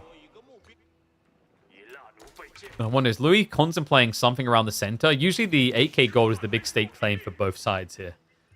Especially considering it's Louis MT building cataphracts and knights from the Chinese. This is, to be honest, the expected reaction. This map is very, very hard to play mid-game without cavalry. Especially the way that Louis is so widespread. And I think maybe that's the downside of the war elephants. As cool as they are to see here for the Byzantines, what about your workers? Like, how do you ever catch up to this? It feels like Louis is going to have to go for some of his patented Louis walls.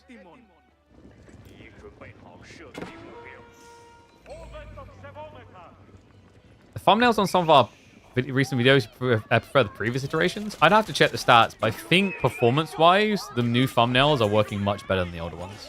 Much better.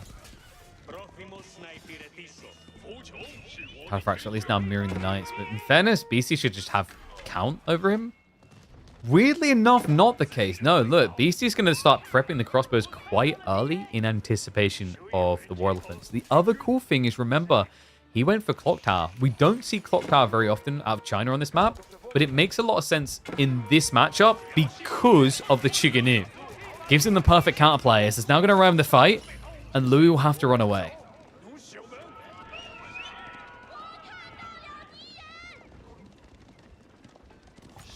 Louis won't win Marine Lord anymore. The French bro won't let it pass. I'm sorry, I saw the words French and pass in the same sentence, so I switched off.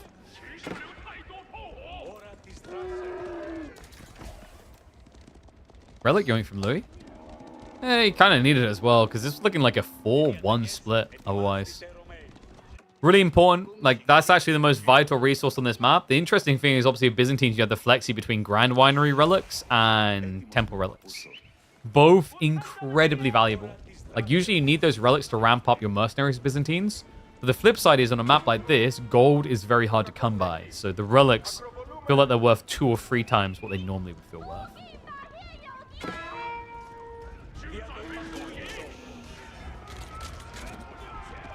I just realized, actually, the beastie nameplate, we didn't put enough cover on it, did we? Ooh. There you go. This is tricky, though. Louis, I feel like he's waiting too long. But the Nest of V's done that to him, right? Oh, no! Big heavy hit there. Reload's coming through. And you just can't really dodge. Instead, the Cataphracts can go for the dive. They'll be able to snipe out one of the Clock Tower Nest of V's, but he didn't split the formation. No, so the Catas unable to reach the second. Archer's trying to clear the way. Louis, for the time being, though, is able to strong-arm that backline. He dives in. He gets the snipe with the repeated crossbows. Pushes him further back. But the 14 crossbowmen should be enough to keep Louis out. Yeah, Warlephant just gets sacrificed to the gods. And here's going to be a chase away. Valiant effort, but I think the real big problem there for Louis MT, he had, what, 5 Cataphracts? If he dove 2 onto the first, 3 onto the second, probably get double Nest of Beast snipe. Even then, though, looks like it's a little bit shaky, right? The Warlephant wasn't able to go deep enough. He wasted his time on the front line instead of diving in when the Cataphracts did to try and hit that backline of Archer crossbow.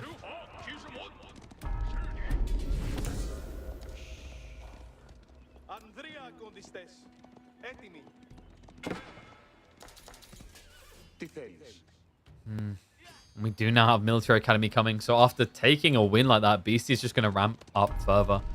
I'm getting a bit worried at this rate. Louis could just lose this game due to food.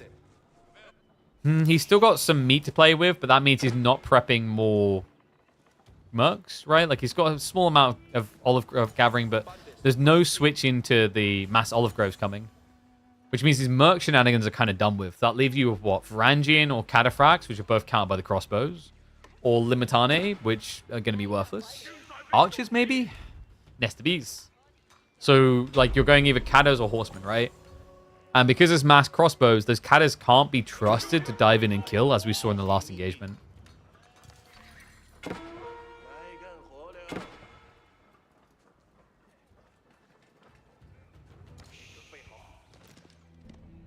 How does Louis win this? I don't know. It's starting to look really weird. I think the nature of the map meant that once he'd gone into the elephant play, he kind of felt forced to commit when he realized he was just going to get, like, raided to death. But it looked like kind of a desperation move.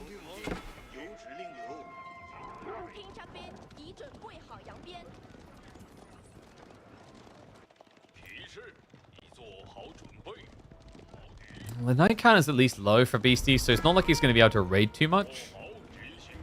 But for Louis, we're still leaning into Chuginu actively.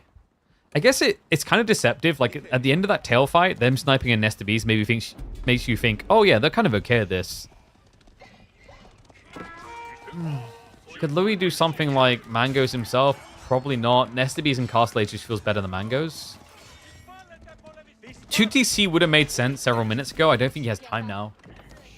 BC's food income has plummeted a bit, but I'm not sure why. Like, it should be a lot stronger if he wants it to be. He's got plenty of deer left over, and the ball.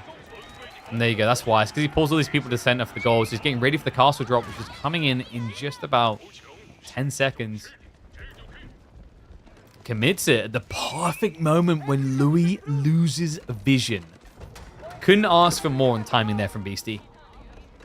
Hitch perfect.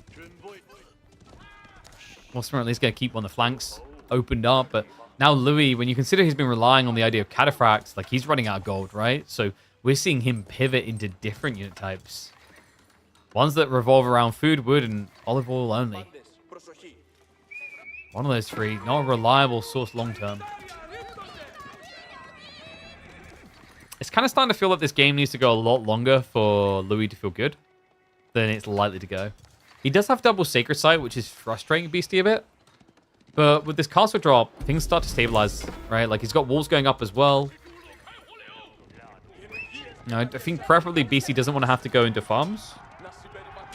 But if he's forced to, we're talking about a 20 eco lead. And assistants are great, but they're not that great. Louis, I'm not sure if this is a great plan. Is he going for Imperial? Looks like it. Gotta ask why, though. You've got barely any gold, so tech up's gonna be difficult to get many things from.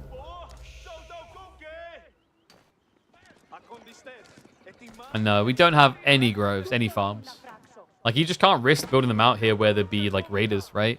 So unless he walls the map, it doesn't make sense. And it is going to be for Foreign Engineering Company, another thing that just requires olive oil that this raid's not going to have a lot of access to. I guess, you know, he's taken to heart what we said. You know, you can't really answer Nesta Bees and Mangoes. So to kind of explain Louis' thought process, this is about the Royal Cannons. Royal Cannons are the pristine siege sniper. It's his only hope of really getting rid of this many Nesta Bees. But even then, reminder that these are clock tower Nesta Bees. So you're going to need probably, like, what, 3 Royal Cannons? 4, actually, to feel secure.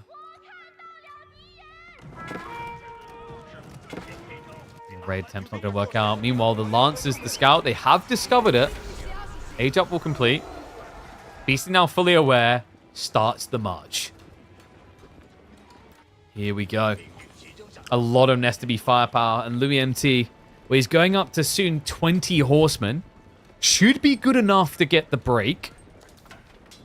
Would be beneficial to have more food working on this.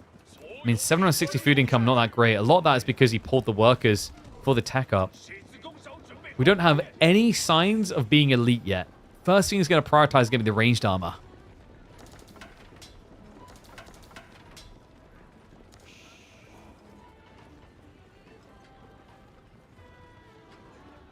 I wonder.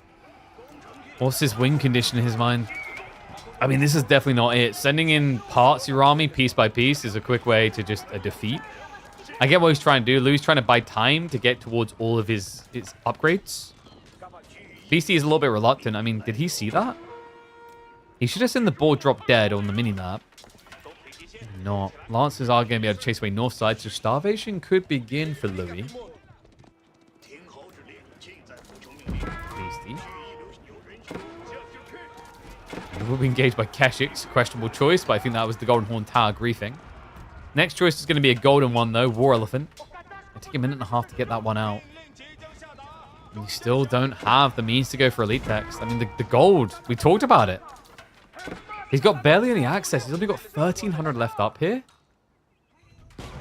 Horsemen, they try to break... Wait, no. Louis, not like this. Those horsemen are needed elsewhere. Yeah, they're needed on the main army. I mean, the reason I say not like this is like food, wood, these are all becoming question marks of Louis MT's economy. Lose a handful of horsemen here or there, you don't have the breakthrough. And now look at the spear count. 49.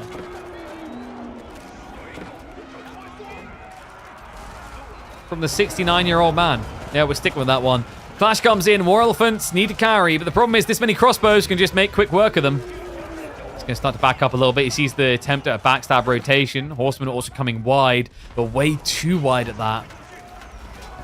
A reminder, you know, War Elephant, Cataphrat, these are all heavily armored units. All get counted by both of these unit types.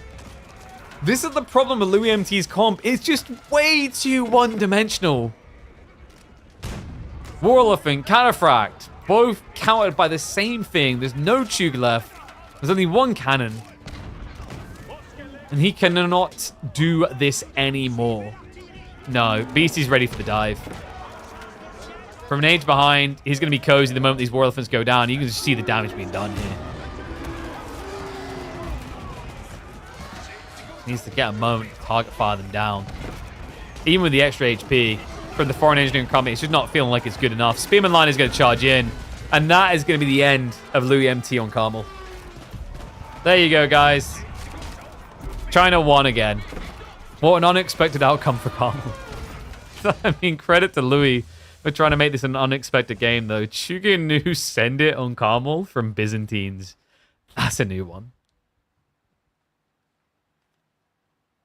Yeah, that's a very unexpected one. Would have been cool to have seen it work, but not today.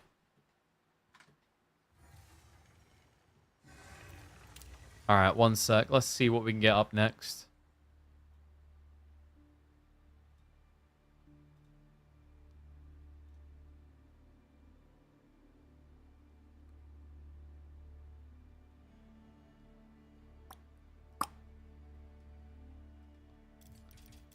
I think next up. Oh, let's do another beastie one. Some English versus Lancaster.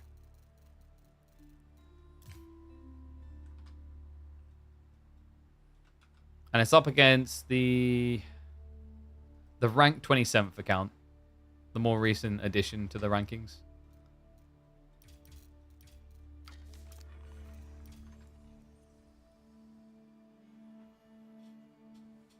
What have you all been finding the most interesting Civ matchups? Knights Templar. Just say Knights Templar, everyone. It's always Knights Templar. We need more Knights Templar. Dude, I actually do want more Knights Templar. It's like no one's picking it right now because they just feel like, oh, yes, you just save it for water and it's broken there, right?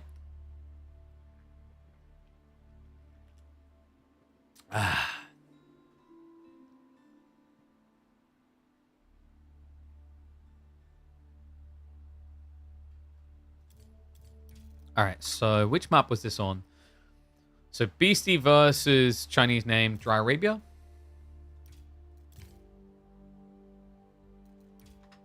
English Lancaster.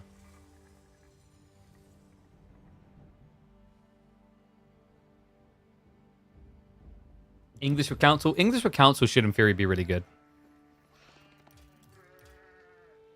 In fact, let me... Oh, dude. Let me also just quickly prep this scene on the names because it's going to be scuffed otherwise. Actually, I'm going to do it this way. It's easier this way. So we'll pull it in game. We'll change this name to be Pink. Yeah, because before I done this for you guys, it's just like a bunch of squiggly lines on the screen on both sides. That's how it is for me. I don't read either of these languages, so I don't know.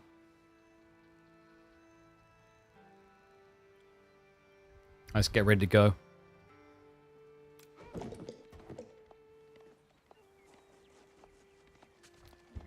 It's a civil war between the English. Welcome back to the channel, folks. It's time for Beastie versus the ranked 27th in the world from China. Let's get into this. It's going to be Beastie in the north. And I just realized after typing these names in, we're going to have to flip like that. And it's going to be scuffed. We've got him in the north playing as House of Lancaster. The OP Civ. The one that everyone molds and complains about. Quite rarely so. The question mark is going to be, are they the most powerful when faced with their civil brethrens here? Because I got to tell you someone's secret here, guys. English is surprisingly effective in this matchup. I'm not even messing around. I'm not kidding you. They have a really powerful timing if they go for a rush. Curious to see if Red realizes that and tries for it. We are going to be on Dry Arabia. The spawn is going to be actually outrageously good for Pink. Yeah, BC kind of hit the jackpot here, guys. He gets Golden Stone on the back, which is exactly what you want. That is true. This would be the historically effective choice up against Lancastrians if we're following the Yorkist logic for the English. So why is English so good against Lancaster? Well, the theory is meant to be that if Lancaster goes for the greedy mana spam, longbows are great at raiding into that. So if you go for a longbow opening with Council Hall, the idea is that you flood in and you block their economy before it gets online. There aren't many civs that can reliably shut down that economy before it starts, the Lancaster one, but I'd say English is one of them. Now, what would be curious is if instead of seeing just greed from Beastie, we saw something like Abbey of Kings with a Yeoman opening. Because Yeoman, although not as much range as Longbows, they have a lot more movement speed so they can gap close fast, and the extra health can be the difference maker. So we'll have to see. I find often with Lancaster in this matchup, the greed is way too tempting to resist. It's also even feasible to do what I just suggested because you have got the extra sheep, right? The extra gathering on the sheep as well. But instead, temptations cannot be resisted. No, Beastie, he'll be going with the expected here. Moment of truth approaching for red. Did he do... Oh. Oh, we've got 2 TC play. Sheep count is pretty even, which is actually a really good sign for pink. Yeah, 9-3, 9-3. The reason that's really impressive for pink is... or for red, rather, is red will start with less sheep, remember. Abby looks a bit weak in this matchup. I could be wrong. I think the idea is that you counterplay the Lombos early with the Abbey of Kings to make it work. Unless you're talking about in English, in which case it is a little bit curious. But in theory, at least, you could try and open up with a few horsemen, dive in. You have to remember that the Lancaster defenses are not garrisonable. So you can't just burst down units that dive, which means the king can heal afterwards. But yeah, it feels like we're getting 2 TC. It's going to be a forward 2 TC by the looks of the deer placement. What you can do is try to get like a mini shove and then TC the gold. So you get everything nicely condensed. And this has become really popular, by the way, dropping gold Abbey of Kings. The reason this has become so popular is that it protects you against early light raids, is that they'll try to dive in, they'll move away, and when they do, you'll instantly get healed. Whereas people used to build an Abbey of Kings, see back here, that doesn't benefit your most exposed workers. And with this type of build, you're usually thinking 2 TC, scale eco, and then scale to age 3 as cleanly as possible. So with that in mind, you want to be in a position where your eco is kept safe, and you don't have to build lots of units.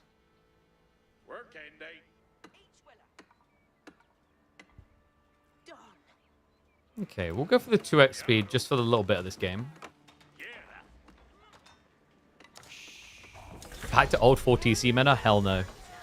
Get that out of here and never bring it back. I hope that never returns. 4 TC meta was the most boring time. Was it like, well, it was more free TC, but still.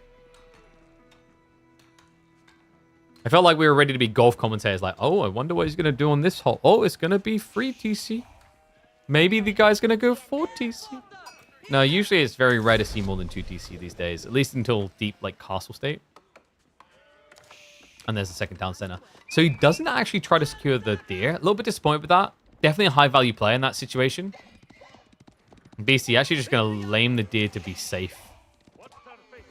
Imagine if he went for the King's Pass now and everything just got built around the gold. Other side of this, how many will we go? It looks like the gathering's still underway, so we're going to be seeing mana spam up the wazoo from Beastie. Level 2 to be unlocked. It's going to be a full eco race. Farms are already being added in by red. Okay, so who wins more from this? Is 5 fills with short bows tower rush any way competitive in high elos? No. The problem with that play is if I scout you when you're halfway across the map doing it, which is feasible because your villagers move slow, I'm just going to pull more workers to my gold, and then I'll be able to rush my age up afterwards. Meanwhile, you would have spent well over a minute idling your 5 villagers from the start of the game, and you only start the game with 6 villagers. So you would have idled 80% of your economy for the first minute, 2 minutes of the game. Not great.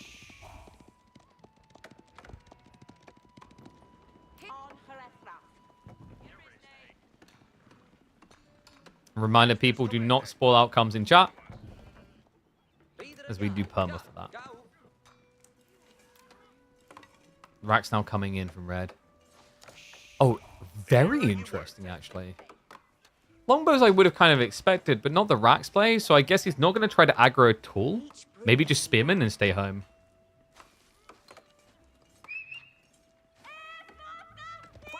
And the king? Ooh, he does get in before the wall goes up. So first blood should be drawn here. The short bows will not change the equation. Nicely played. Red just able to back away as well. Extends his eco lead now. And he is eco ahead right now, right? Because like these are like, what? Mana's usually about 3 villages worth. So we're now up to, what, 4? So that's 12. Okay, now actually, he just took the lead again with that extra 1. But Red's remaining competitive. And he also has got the buffed gathering rates. Remember, recently, the English did get a buff on the early age farms. They got an extra 5% gathering rate. So they do better now. Still, feels like you kind of need more damage. And you guys can see where this is likely going. He's stopping at 6 and then looking for tech. And I'm expecting an Earlsguard play. Earlsguard could be a little bit tricky in this one, though, because of the Abbey of Kings. So you need to make sure that you've got enough to kill in one hit. Otherwise, what Red could do is pull them back and heal them up.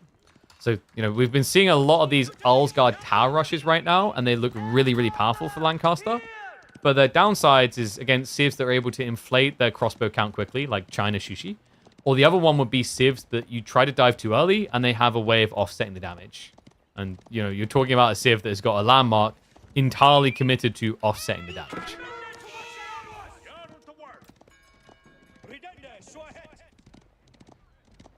Wait, he goes King's College? Oh, wow. Okay. So very different outlook on the game then.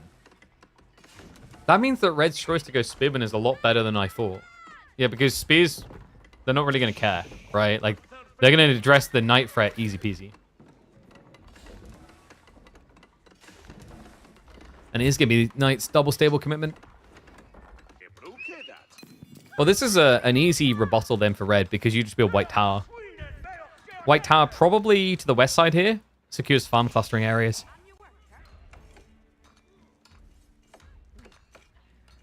For cavalry augments, you think it's pretty fine? I think your issue here is like your opponent can just build spears to defend. So for Beastie, it's more about the transition into yeoman timing to have impact. You're not really... You could argue there's an expectation of men-at-arms from English because of the armor clad. But that's a rich choice, right? Like, you don't typically just rush into the men-at-arms as English if you can just justify spears. Because then you can just focus on getting your farms up, which gives you late game instead. And there we go. White Tower is going to be coming in. Love the walls as well. Just to start securing the flanks. Makes it hard for these flank rotations. I think for Beastie, the most obvious thing here is just rush monks. Once you get a whiff of the Spearman play, you have map control. And you just want to leverage that quickly. And there we go. We do have the first monastery down. Just hasn't queued up the monk boys yet. Actually, could have. This is a little bit inefficient. He could have actually had a monk produced here, but he double produced the knights for no reason. So, like, he deadweighted 480 resources for an extra 35 seconds that could have went elsewhere. Yeah, and that is a pretty big difference. That could have been one monk already running out, a second one almost on the way.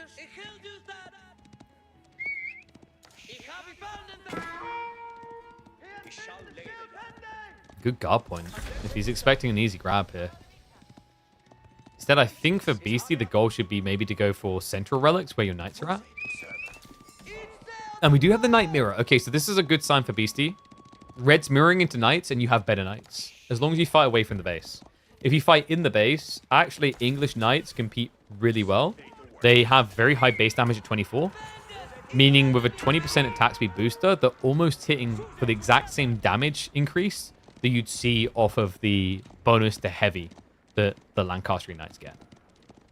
That tech, of course, is a unique one here, the Collar Vesses. Gives you +5 bonus against heavy units. It used to be +6, but recently the devs like, a lot of these things are busted, so they actually dialed back quite a few of the unique techs.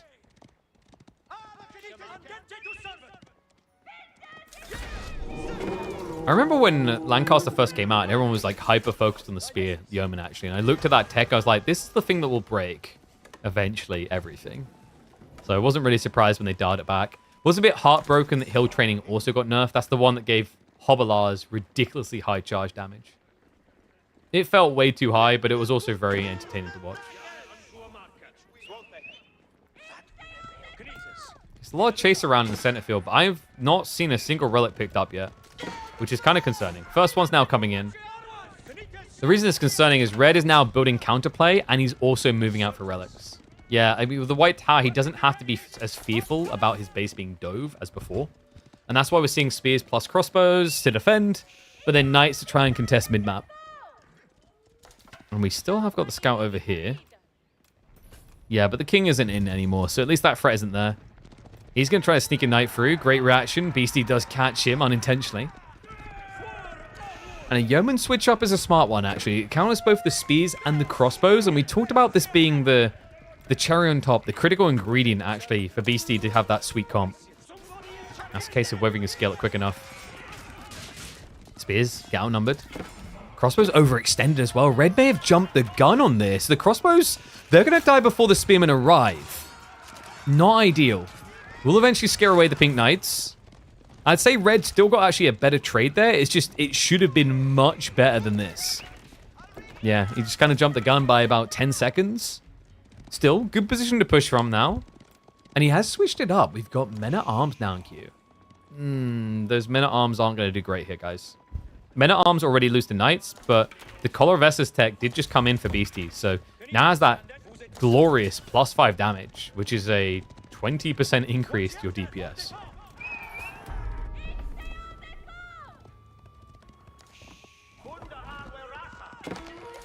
So what does Beastie see as his win condition? I'm imagining it's Relic Grab and then Fast Tech. And he's definitely hauling ass on the resource count for that. Yeah, he's going to be forced to recommit when he sees the troops keep coming at him. I think it's scary to try and rush Age here, just because your opponent has got, like, military blob potential. And he has a substantial eco lead. Like, I get it from BC's POV. You know, you're so far behind on economy with villages. Like, you know, you could build more manors, but you have to go tech soon. But I think what would have been nice is these knights being further up. Like, so far, they've been forced to react and defend because the walls weren't completed quick enough. But just imagine, like, this type of economy, you sneak 1 or 2 knights in. Even if they don't get kills, it's all about the idle time. And that's meant to be the value of teching up first, is that, you know, you get race towards relics, and you also just get a race towards heavy cav advantage. And relic-wise, you know, he got the win, but not a substantial one here. 3-2. You'd add TC. I think adding TC is a death sentence. Like, I don't necessarily blame Beastie for looking for, like, an eventual age up, but I feel like you need to find some sort of economy damage. Especially considering the way this is playing out, where English is just littering the farms in now. We're up to 29 and scaling. And the walls going up. I think the night of the night raids is beyond us. Yeah, I don't really see many entry points anymore. None of these walls now being rushed up. Outpost also on the front side just to make sure he's actually got that attack speed buffer. Yeomen are going to try to dive in. They're targeting down the crossbows. Army is going to charge forward, but that is going to push them outside of the attack speed range. So Red, understanding, respecting that. Does pull back. He never completed the outpost. What? Just one tap. Oy, oy, oy. A little bit concerning there. Ford Gold has now been idled out, but he has got the 4K on the back. Yeah, and this needs to be a rush round on the flanks, but it looks like the wall should just about get up on this side. He still has another side he needs to build, though. Okay, scrap that. He actually didn't get the final tile. Opening emerges, but Beastie reluctant to send everyone in. He only just scouts forward with 1 knight. Triple Sacred Site has now been locked in. And we are going to be seeing that level 9 mana. So I think Beastie's goal now, he sees it as just scale yeoman, map control, tech. The question then to that is, does Red have enough gold in the corner to mirror that play? Because, like, in theory, you should be able to with this type of a village lead anyway. A reminder, like, you know, the manas remain strong, but in terms of the efficiency of villages, that goes up as the game goes on. The mana's efficiency individually never changes. The only thing that changes is the count.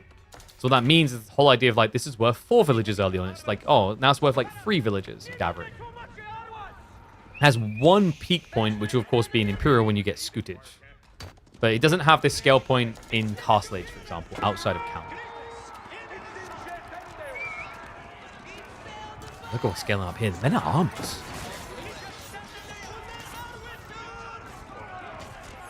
I'm a little bit concerned, actually. This MAA switch up, and the knight count isn't looking outrageously high right now.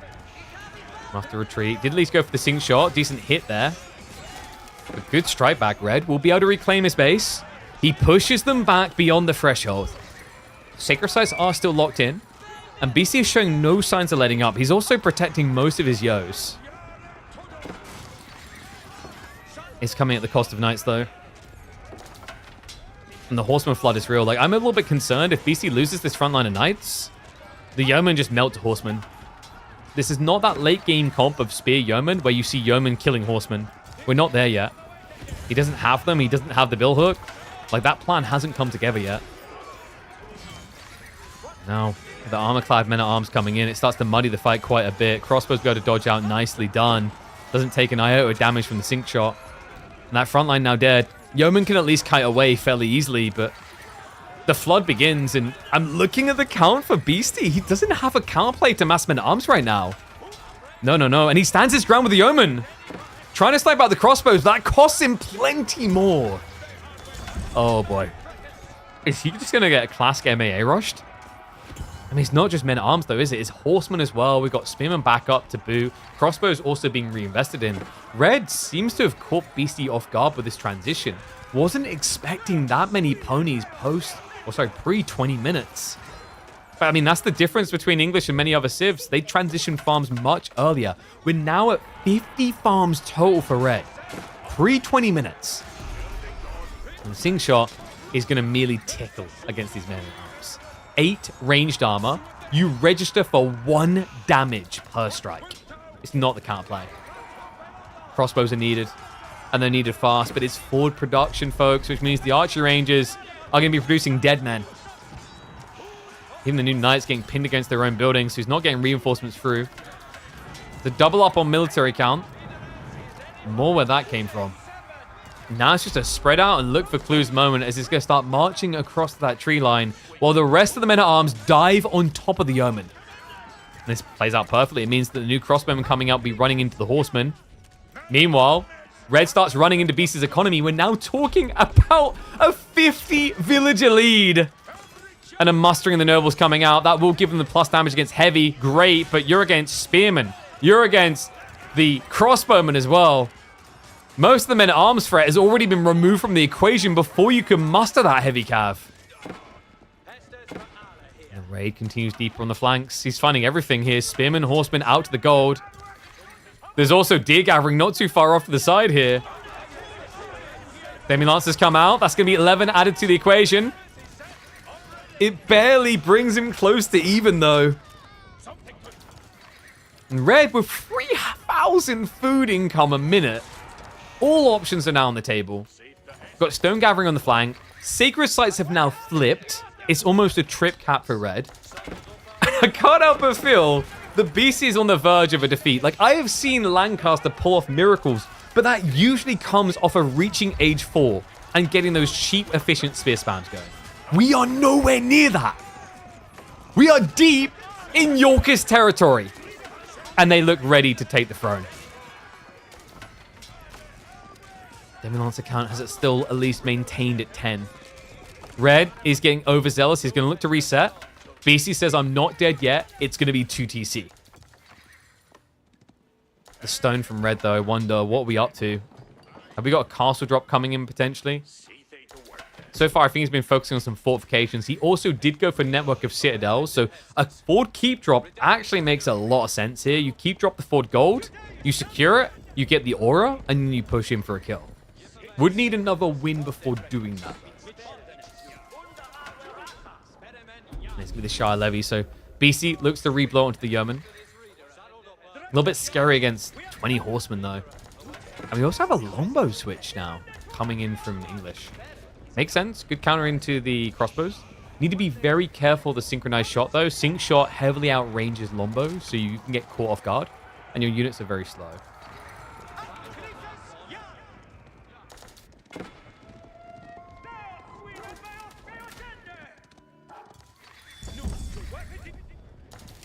Red, you'd think maybe he'd just take the age up at this point. Nope.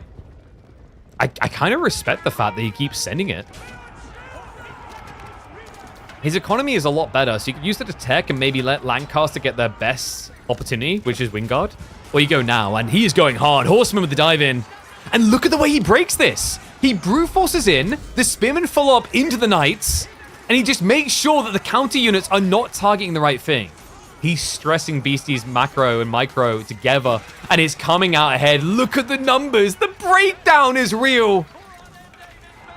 Beastie, he just has no food access anymore. He already exhausted the deer on the east side. He doesn't have farms. Doesn't really look like he has a leg to stand on. He calls it. GG comes in. We finally found something that can beat Lancaster. You've just got to go to your basics. It's time for a good old English civil war if you ever want to beat this beast.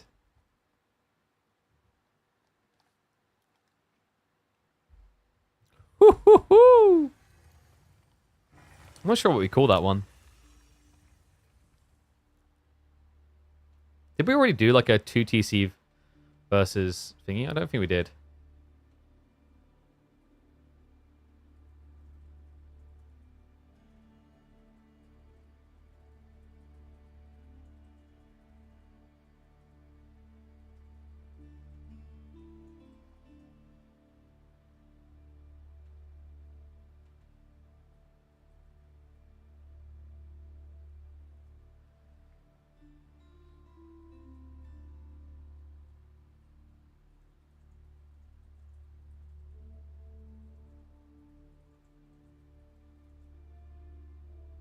I don't know if War of the Roses really fit. I feel like you want another one of those type of games is much longer. I don't know. I think on that one. Cool game though. GG's to both the lads. Let's see what else we have got. So let me mark that one as done. We had a look at that one.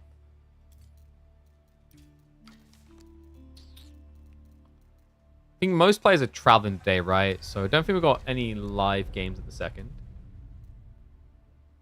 Reminder, by the way, we will be live on Thursday to cast the games remotely. So we'll be casting a bunch of the LAN games from home.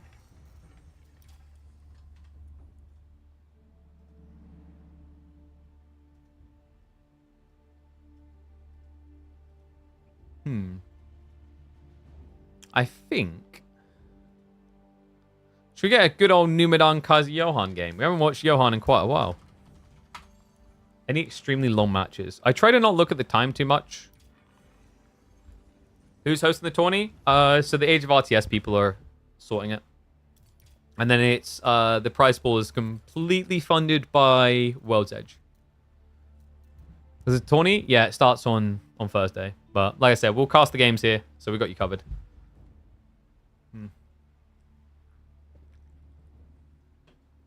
Let me have a look. Was it Dry Arabia between them? Yeah, so we got Abbasid versus Shushi.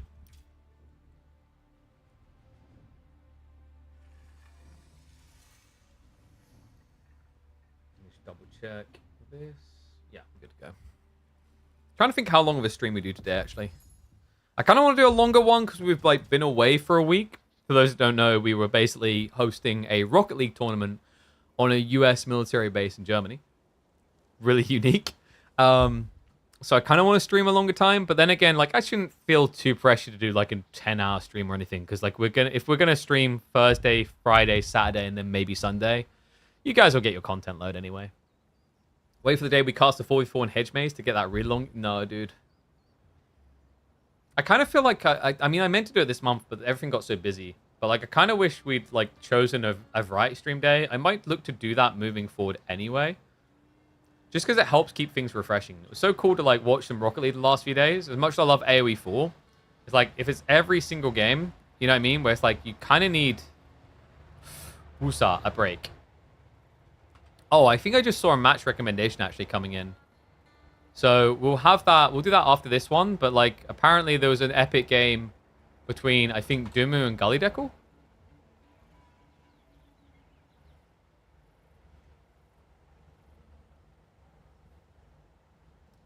Nice. Shout out to Gully for a cool recommendation. So we'll check that one out a little bit later. But for now, let's get this one ready. I need to remove the name tag.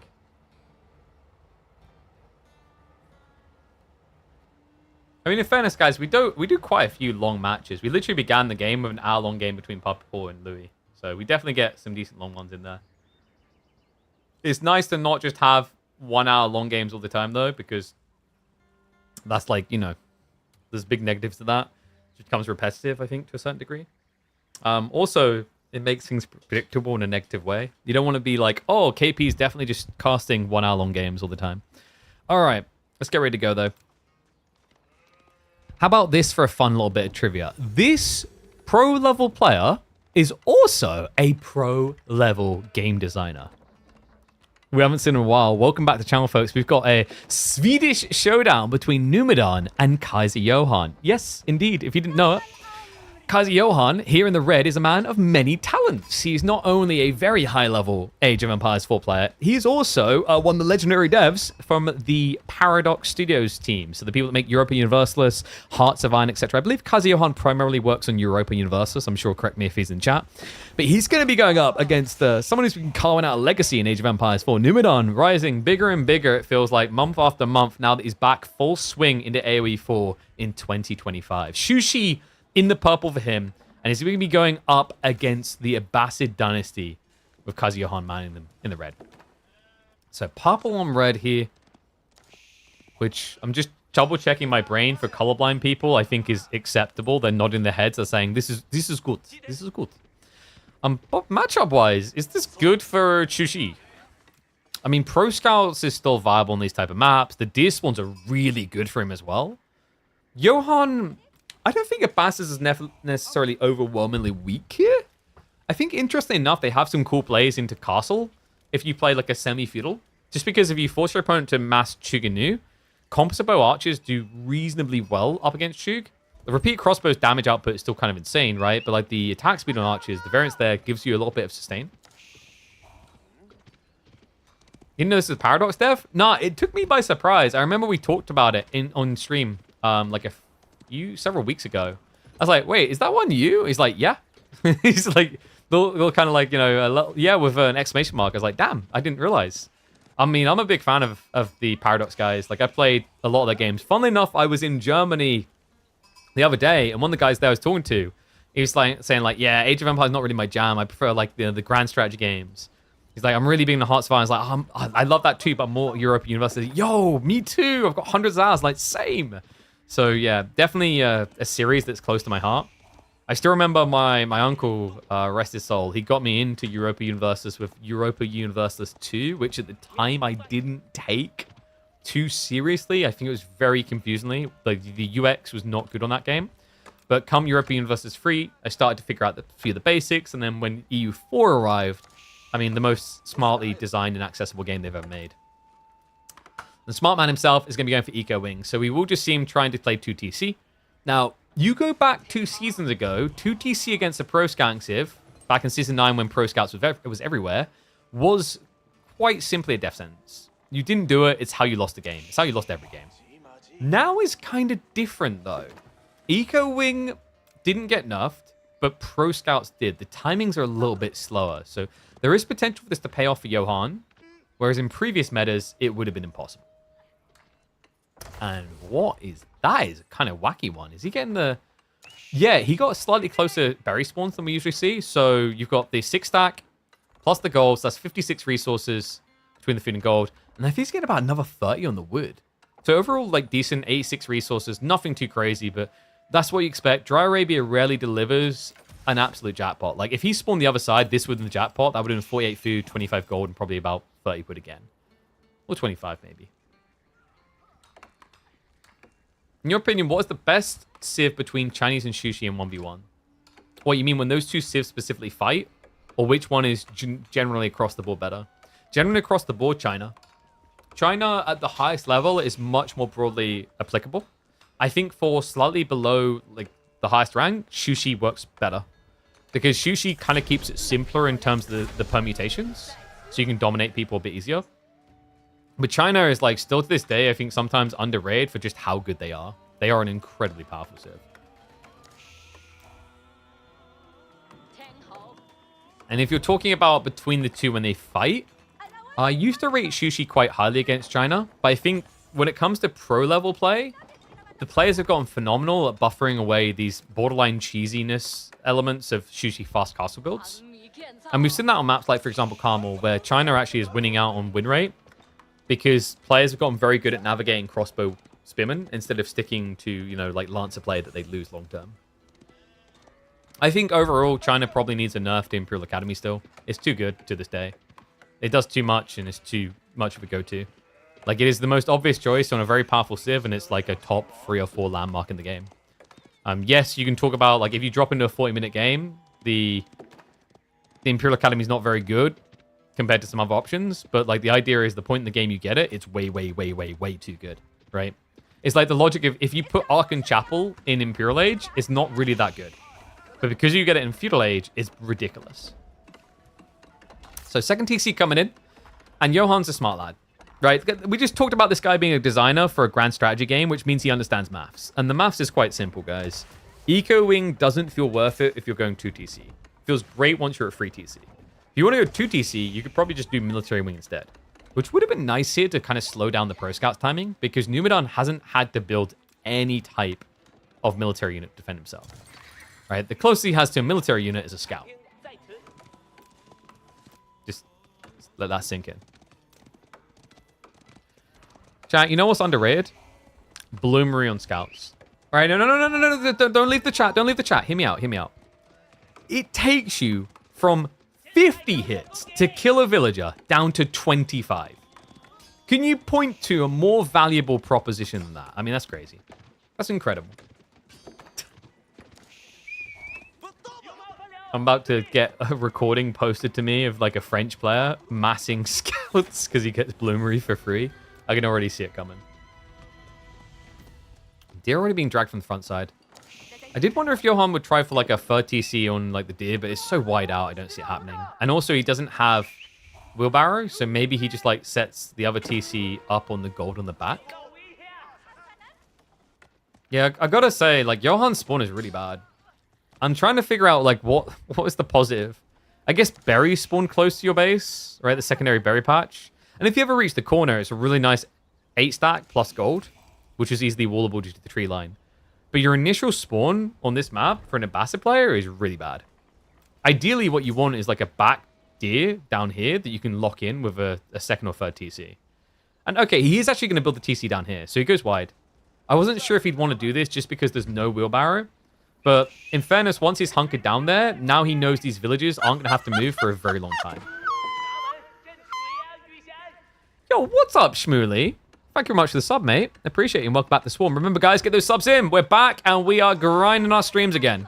I haven't got any other events planned for like the next month or so. So you definitely get your view hours in. Always a reminder that if you can't catch these live, a lot of these good games do get uploaded to YouTube. But always try to catch both of them. It's a different vibe, live versus recorded. You know, like, recorded is great for when you, like, you just want to quickly go for a dump and you need someone to watch.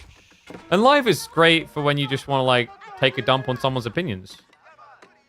While you also have a dump in real life. Let's be real. Like, it's the popper squat, squatty potty behavior for all of us. I mean, if you think about it, the average age of Age of Empires demographic is, like, in the 30s. Which means you probably have kids, which means your only escape from the insanity is when you go to the toilet. Tell me I'm wrong. I won't believe you. And thank you, Faded Tiger. Appreciate it with the sub. So Mountain Academy's coming through. Third age reached. Johan is not ready yet, but that's to be expected on free TC. And he would have been anticipating this. The thing that's going to be concerning is like the Monk Rush, and it is going to be there. I love this build. This has become much more popular. Mount Lu Academy into Monastery. The reason, Shallow Monks are cool. They look like an epic unit, but they're way too expensive. It's much more efficient to just rush a Monastery, rush gold with taxation, and then you can supervise this if necessary to make up the difference in time. You cannot supervise Shallow Monks. Reminder, you pay more on a resource that's usually harder to come by in the mid-game, and it takes longer.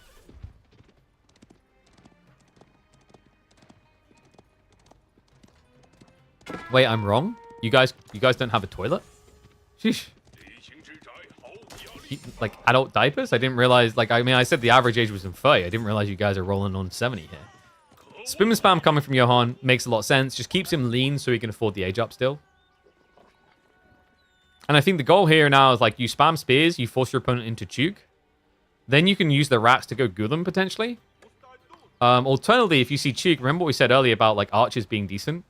I'm not crazy about archers as a transition on its own. Maybe, like, archer Gulam would make a lot of sense at that point. But you need someone to, like, stave off the lancers. So probably you're more likely to go Gulam crossbows, which usually is very pricey. But we have to remember, like, you're at 53 workers at 10 minutes in. It's free TC. He can afford expensive 2-3 minutes down the line.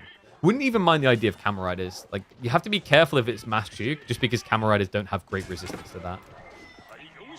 These Spearmen apparently have a Death Wish. They finally have killed... No, just kill, please. Oh my god, the A click onto the wolf was about to tilt the crap out of me. I can't... I would wonder why the aggro priority would be wolf over lancer. Like, I'm pretty sure one of those units hits a lot harder than the other. I wonder which. Numenor actually just going to blindly die. We'll find one of the workers, but the choke point's a little bit annoying, so one lancer goes down. This is not worth it. It's totally not worth it. Numenor, he dives in with double lancer, gets, what, 2 worker kills? And this is like the exposed point for Johan, right? When he doesn't actually have the extra protection of being same age, veterancy on spearmen, etc. Now, the worst part for Numenor will be relics, because he has the opportunity to make it a 5 relic game. Gold access is going to remain good for Johan, though, so he shouldn't really get too worried anytime soon. Also, if this does go into the hyper late game, we have to register the fact that this is a Bassett's, one of the best civs at trading in the game. And he has got the jackpot of all jackpot trade bows. It's corner spawn. Actually, like, very close to full corner spawn. Very weird deviation here. Numenon's was much further away because the tree line took priority on the spawn. Which surprises me because more recently, we've actually been seeing tree lines get deleted by trade posts. You guys remember, like, the crescent wood lines where the trade posts spawn inside them? Numenor. What? He's done a little bit of a field day there. I think he just got 2 more worker kills on that. Finally, we'll get shuttered, though. Raiding villages versus multiple TCs feels worthless. And yeah, Faplop, correct response, mate. There you go. You can tell Faplop watches a lot of these streams. We try to drill this in. You make these type of dives to keep your opponent off the map. Because this is your real priority. Unfortunately, it looks like Johan is wizened up to it. And we will get that repeated crossbow transition. I think Johan was maybe a bit like greedy about that. Probably better to just take the exchange of killing an extra lancer than chase a monk you shouldn't be able to reach. But yeah, he's just assuming Numenor is an old man who can't pay attention. Johan's like, this game does not have strategic pause buttons like ours. Like, it does, but they're like very different.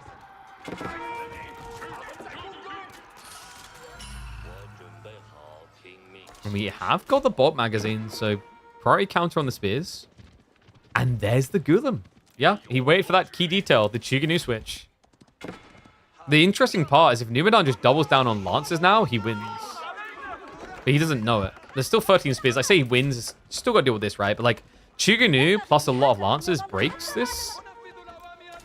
I think the concern for Johan right now is about getting the appropriate counters before he runs out of food. Because then it's full priority wood. And he's running out of food quite fast. It does have a few farms coming in. Benefits to having Eco Wing from the very get-go. In fact, he's got quite a few farms coming through. I mean, you expect it. 75 Eco. And also remember, this is not Ibids, it's a Basses, so you get the 15%, not the 10% gathering speed buff. On top of that, he'll now also have access to agriculture for another 15% buff. Makes these farms pretty lean and efficient.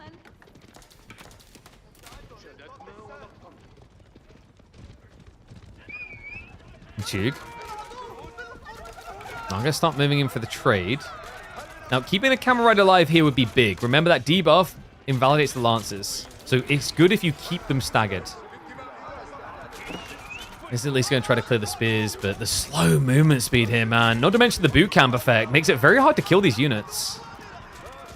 Yeah, and remember, this is with the bolt magazine bonus damage. It's a great pushback by Johan. Numenor is close to having 5 relics home, and I believe we're going to be seeing the Shalom Monastery next for the Pagoda switch. Seems greedy. It's really not. You need it to be greedy. Your opponent is now 33 villages ahead. You need every single ounce of gold and everything else you can get out of these relics. And the composite bows tech on the way, so it is going to be a full lean to archers. Archer crossbow. Whoa, wait, is Johan just going to full marine this? Yeah, he's going 0 melee, by the looks of it. At least at the time being. He's got a few golems, sure, but like the priority just seems to be crossbow archers and walls, so he can't be engaged. Kind of greedy, but I do dig it. Just the logic being that right now, because your eco league only continues to build from here, your opponent's probably going to want to dive you, right? Like, what does Numenor do to get more greed now? Does he TC himself? That's going to kind of be obvious. Or does he go farm transition? That's going to take time. There's nothing now that the relics are gone that threatens Johan's eco difference. Like, those details are already dealt with. So rushing out with like a full melee blob and neglecting your backline doesn't make that much sense. Crossbow archers to engage. I remember the Ghoulems are the thing you have to kind of ignore as much as possible. You want to target down the spearmen that counter out your lances, and then head for the backline preferably, which is what the Chugo are now doing. And whoopsie, I accidentally hit a 2x speed there. Lance is also coming as well, and this just seems to have flopped for Numidan. It's just Chug left alive. A handful of Ghoulam remain, and that's going to be enough to scare him away. And there's the valuable tech we talked about. Do you want to know why agriculture is so busted here, guys? What unit would you build against Numidan right now that would just delete him? Horseman. What can't you afford without farms? Horseman. Well, Johan is about to be 30 farms deep when these complete, at which stage he can most definitely afford a horseman switch. And it worries me because Numidan, now that he's leaning crossbows on top of the tube, it makes it so much more delectable of counter. If Johan wasn't already thinking of horsemen, when he sees these crossbows, he wants out of knights anyway. And you've just given him the golden path.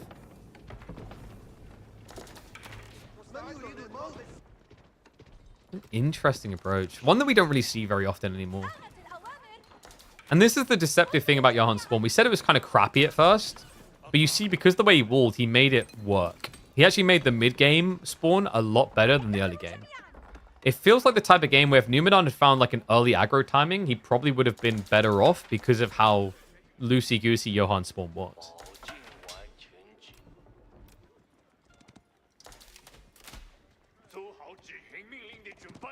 Johan actually rushing just in the crossbows. So he did invest in composite bows, but I think he realized it's just not trading out well enough against Chug. He hasn't got the count. Him trying to march out now. Knight Ghoulam counterplay. It's going to start to be impacted by the crossbow count. A little bit deceptive and hard to read at first, but the thing for Johan is going to be more about feel. He doesn't need to look to see the crossbows. He just needs to look and see his guys dying too fast. That's what's going to make it obvious. And now that's even more obvious. Look at how far back the crossbows pulled. Composite bow archers go for the dive. Johan getting a great trade in this engagement. An opportunity to now start pushing across the midfield. Damn. And this is the furthest we've seen him able to push. Numidan, is he out of food? He's close. The deer's almost all gone, which is a really bad sign here. He hasn't started to prep farms yet. And he's thinking about going knights again. Guys, that's not affordable. In fact, my worry for Numidan is going to be a lack of frontline and no food to afford it. Johan, for the time being, will need to slow down. Still no horseman switch. Now, this is starting to surprise me a little. His food income's over 2,000. You could definitely afford it. Lancers is just very ambitious against crossbows. I wonder what the thought process is in his mind. I guess he's probably worried about his opponent building Lancers too, so he just wants someone to mirror that and counterblock it.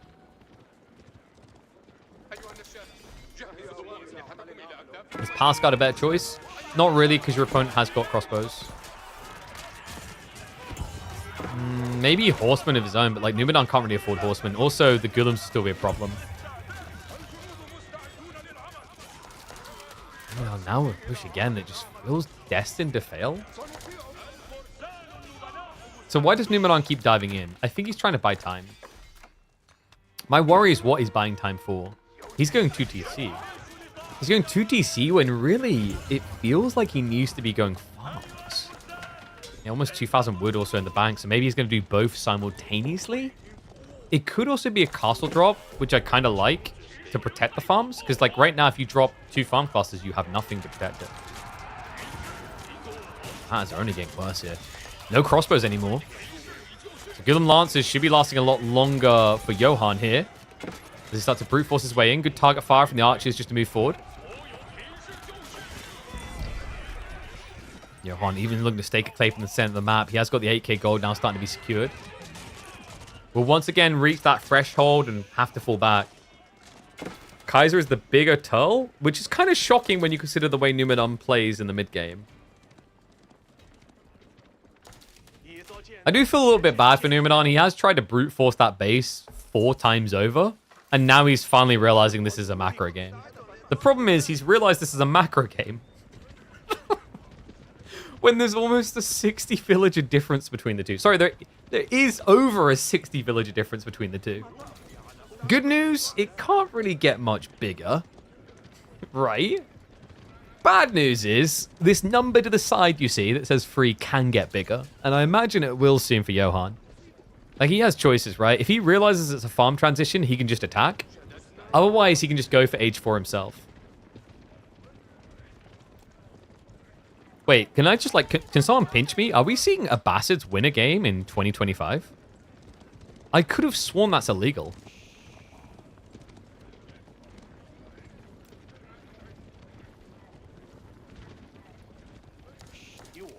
Outgathers free granary. Whoa, Crackety. Fake news. Stop trying to get your Sushi buffed. He hasn't built the granary farms yet, all right? Chill. Chill. Meanwhile, Johan with agriculture is 42 farms deep. Nice try, Crackety. Trying to get your Chinese brethren buff. Oh, charge coming in now. The front line is really lacking for both players, actually. But it's just enough for Johan to break this front line, and then it's all about composite bow versus Chug. With the boot camp, it's a surprisingly close affair. Doesn't look close, though. Johan just melted through him. It's the Gulam. There's no crossbows for this handful of Gulam. They just absorbed everything. And now Rush of a keep to try and stay alive from Numadon. He's in desperation mode, but even this castle goes up. I mean, Johan could still technically just dive past it. There's not a full wall in this area. Villager cost is going to be high just to get this thing up. And look at this difference. This is insanity. The workers are still dying. He dives even deeper. We're about to see a 90 villager lead. Oh my god. A good Sids are winning, and they've got the castle drop. Wait, where did he get in? Did he just walk in when that fight was happening? I think he did. The Quadra Villager for the castle drop on the farms. I mean, this looks over. Surely, there's no way back now for Nimu. You can tell that Kazi Johan is a Europa Universalis 4 developer because you see, guys, in that game, before you invade a country, you need claims. So usually what you want to do is you want to send in a spy, have him fabricate a claim after building a spy network for a few years. And then you'll want to fabricate another claim because we're greedy and one province is not enough. And then once he's done with the 2 claims, you want to make a 3rd one because we're really greedy. Then you also want to send off a diplomat to convince someone to be your ally and join in the war. And then you're going to want to declare war. So, you know, very different mindset. Almost like he was built for the Abbasids. Talking here, built. This is no longer built. The farm's falling down. Johan's match history is diabolical. Let me have a look. Is it just... It's probably just a lot of Abbasids, right?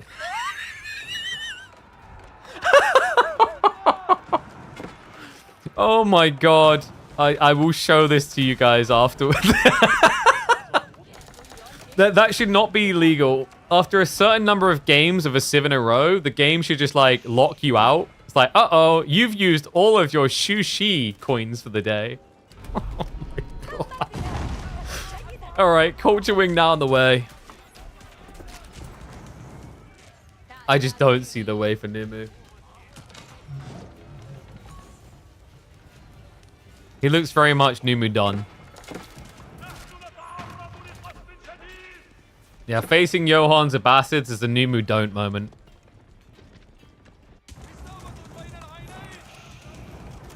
I won't stop these puns, I swear. Yeah, seeing the way that he walls up and just eco booms is a Numu dance game moment. I think the biggest concern for purple in this game was his number of TCs not being high enough. Alright, I'm gonna stop. That's enough. I'm sorry, Nim. I'm not really sorry, but... Oh, Imperial Age complete for Johan.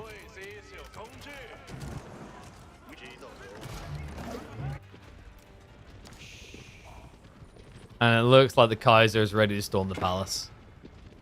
Yeah, his boys coming on the north and south side. I'm surprised Numidan's been able to get this many troops back together. I mean, the Nesta Bees is toxic enough that it'll probably make Johan think twice about, like, rushing a GG. But I can smell the GG.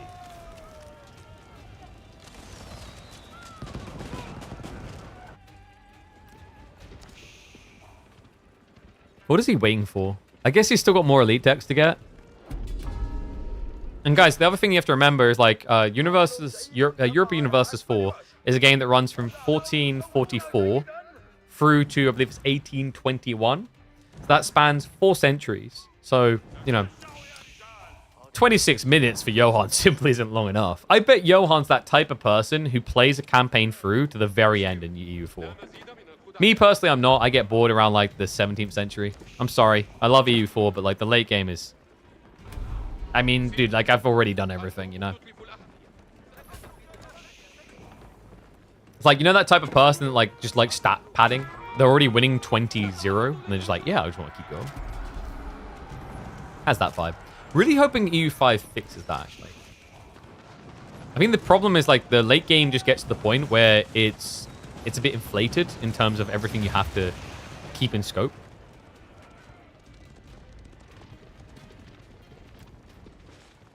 So I really do hope they work on that, because like the late game, I've heard good things occasionally about the final 100 years. It's just getting there is just too tedious.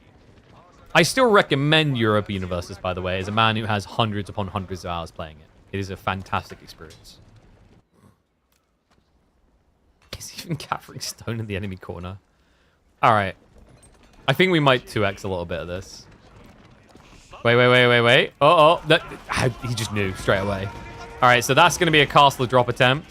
Are we ready to see Numidan lose all these villages he just built again?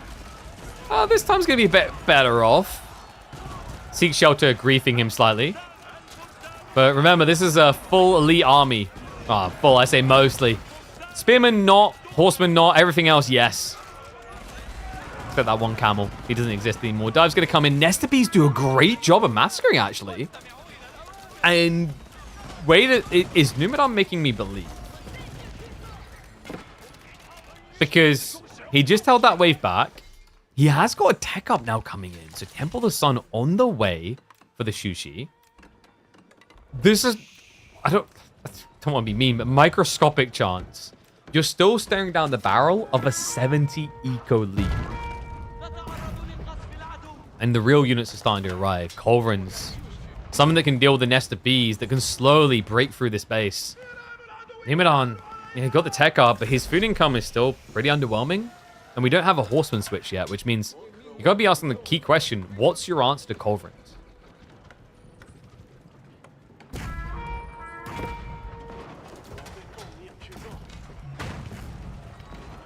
Could be different from start points like CK3. Actually, intentionally, Paradox games are like that. So, for example, with Victoria, you could actually import your saves into Europa Universalis for that reason. They actually try to have it so that like the time periods don't overlap for the games. Oh, castle's about to drop. Numidan's defense plans as well with it. There's still triple sacred site. I kind of want to see him make the comeback, man. Because it feels like Johan should be able to maybe a little bit more cleanly kill him. But that dive was really disrespectful to the Nesta Bees. Horsemen are now starting to be flooded out by Johan, though. And the problem here is Numidan, yes, he's got Spearmen, but he might not have enough to burst through this. It is, of course, biology on the Horsemen. They're incredibly tanky at this stage. And the Culverin's just clearing the way. Numidan, a valiant last stand here, but it looks like the man has been broke. He achieves Imperial Age against all odds, but is not able to achieve a single tech to stay alive. Guys, you need to see this. This is quite frankly ridiculous. Johan. For the last 2 weeks, you absolute monster. Oh, dude, that's disgusting. Vile human being. Minus 20 points of respect that we had for the man called Johan. 1 sec, I need to actually get that back. Wait, why is that up?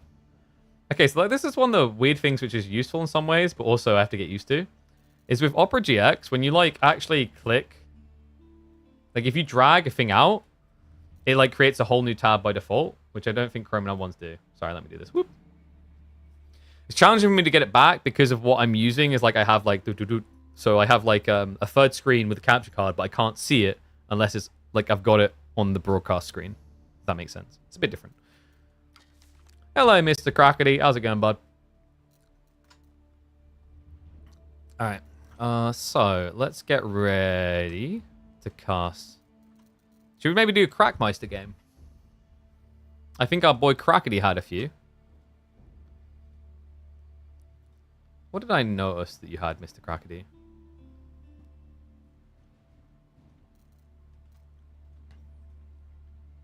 Oh, wait, no. We're going to do the Gully game next. Gully flagged a game that he said was really interesting to watch. Shout out to Gully. If you guys ever have interesting matchups to recommend, you can do so on the Discord. There's channels for that. So Gully had a matchup against Dumu on Canal.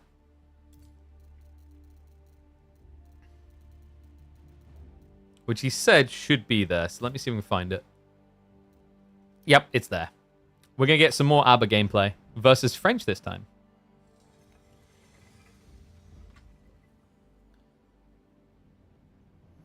Dude, I so want Europe Union versus 5, though. We talked about having like a variety stream day. It might end up just being that. That game is so sick. I freaking love it. All right. So, anyway.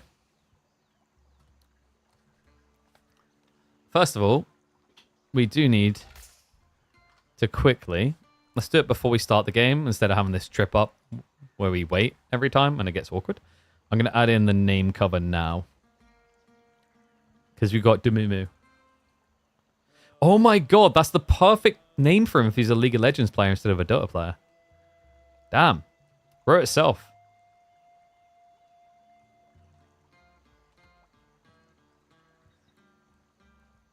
Where are we at?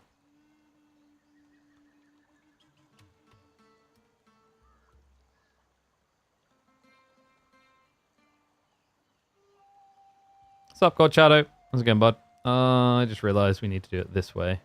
I don't know why I had spaces on both sides. Let me fix that. I really just need to set this up. There's an easier way of doing this, and I just always do it the complicated way. But whatevs.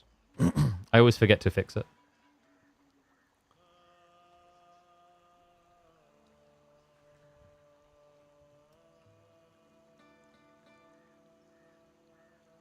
All right. You guys ready?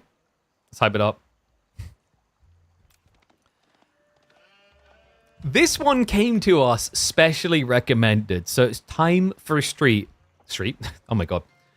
This one came to us especially recommended, so it's time for a treat as we watch old man try to beat up little kid. Let's get into it, folks. It's Dumu time. That's right, over here in the green. Kiliani MMR Drainer, aka Dumu, playing as the French, is going to be going up against Gully Deckle on the Abbasids.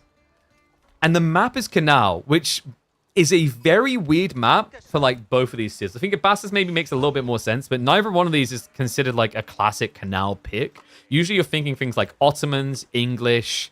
We've seen some Delhi picks. Mongols makes a lot of sense. Atri as well. Love to see the vibrancy of new picks, baby. But yeah, this is really a battle of the ages, isn't it? As in literal age, because Dumu is over twice the age of Gully, if I remember correctly.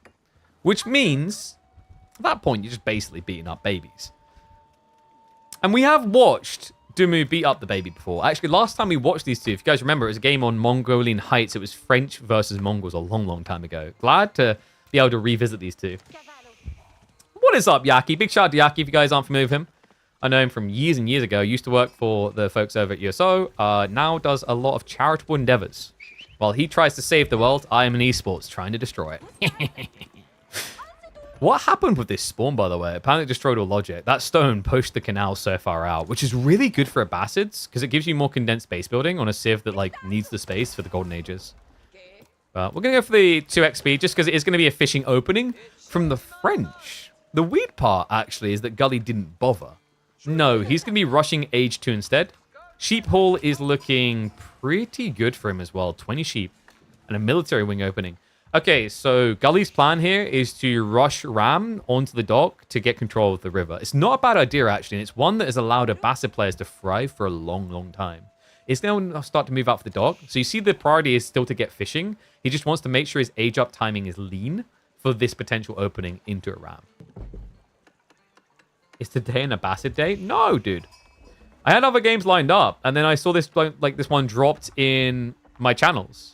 Shout out to Gully, he actually came through. If you guys ever do have cool games to recommend, whether it's like really hilarious low-ranking games, or you know it's the high-ranking game that was epic between players, or yourself, go across my Discord. It's included on the YouTube videos. There's also ! Discord on the streams, and you can actually make recommendations.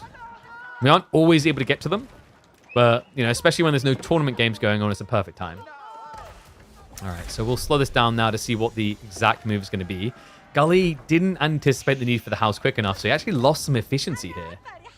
That's pretty bad news, especially with the tick rate on the timing that came out. Because now it means that, like, Kilyadi MMR Drainer, aka Dimu, should be capable of getting maybe an archery range down here. Like, if you get 3 archers out, you're protected. Even better, actually, you could just go for, like, an archer ship and build knights, and the knights can deal with the ram. So, yeah, I'm not really convinced Gully's going to get any value out of this military wing. Worse still, it just already has been scouted. So no secrets to be unraveled. By the way, is Yaki still in the chat? Yaki, fun one for you, mate. That title is truly true. It's funny that you're in chat today, considering how we met originally, as I literally was just on a US military base just the other day. Pretty unique. All right, military forces are going to become Navy bases here, though, as we have got Bagler versus the Warcogs on the way. Pretty efficient play as well. Remember, when you play as the French, you pay less for your boats. So it's actually quite a nice little detail. I find this especially impactful on maps like this, just to keep you a bit more lean and allow you to get into things like knights alongside them. But Gully's archery ship opening is going to prove frustrating. That was so perfectly timed on the garrison and spawn, it looked like they just traded in to be a bigger boat. This small ship shouldn't really be able to get the kill. Yeah, he didn't chase quick enough there. The best way to do that if you want it to happen is you want to man the sails, chase in, shoot, and then get one more afterwards. But it's tricky either way. What was I doing on a military base? I can't tell you that. I'd have to kill you. Nah, I'm kidding. We were hosting a Rocket League tournament. Hell yeah. So nice to do some Rocket League again as well. It had been a while. I think the last time I done Rocket League was like a year ago. Really cool community. Really epic game. If you guys never watched some Rocket League, I highly recommend it. Yeah, of course. Like, you know, I mean, think about it, right? Like, you've got like things like Space Force existing. Of course, they'll try to figure out rocket-powered cars. It's the next evolutionary step. Yo, if you think about it as well, with the investment by military services into drone tech now, kind of makes sense to get people who like are very good at Rocket League. It's not like a one-to-one skill transference. The idea of like controlling something that's drone-like, that's a cool thought. Knights gonna move in. Scout also does get bonus damage against the ram, remember? And you can see that Gully's trying to be creative about this, just pulling the spears out. But the problem is double knight now should be good enough to get the kill. Just needs to be careful the way he micros the archers. As in the archer ship. And yet, Gully, you just need to commit. Like, the only way it's going to work... Yeah, he does get the fire. So maybe a little bit too patient there from Dimu. We'll finally just full commit for the kill. Probably could have done that slightly sooner, which would have protected the dock. But instead, it's going to go down. And Gully, remember, the whole while, he's just been poking and prodding at this. So he gets rid of the dock. That's now no more food coming in fishing-wise, but it is going to be a repair crew. And target fire is going to be in towards the fishing boats now. So Gully in a phenomenal position if you can just break through this. The dock is being rushed behind. The Warcog is trading out well for now. And Gully is unfortunately going to have to retreat. Which should buy just enough time now for Dimu to get back on the water. Damn, he was so close as well. Spin will at least trade out well against the knight there. Like, overall, the goal of this was to completely secure water. I think for Gully, what he really benefits from now is a 4 dock. He's also not paying attention to things like this. This Bagler should be home, healing. It might not matter right now, but in the next wave, in like 40 seconds, it is when you've got this injured Bagler that could have been committing to the bush. You love Rocket League, but can never get into spectating it. It's very intense. I mean, I'm not surprised to hear that from someone who probably, like, if you're only watching AoE4, for example, that makes sense to me as well. Like, Rocket League is very intense. It's a burst view activity versus, like, a long-term activity like this. Yeah, I have a lot of love for it. I mean, I like fast-paced games as well, so I'm fine with it. Demo. Woo, nice connect. Does finish it off. But still hasn't really secured this water. And the other concern I have, folks, is Gully has 0 fishing boats. And that no. Dumu's going to clear it all up. Yeah, pushes him away here. He finally realizes about the injured Bagler also. So once again, like, Dumu does not have fishing, sure, but he's not behind is the problem here. If anything, like, Dumu, even though he lost all these workers, some of them fishing, some of them land workers, he should be able to, like, claw ahead now, courtesy of French being quicker at producing. Connect there. And a weird stalemate now.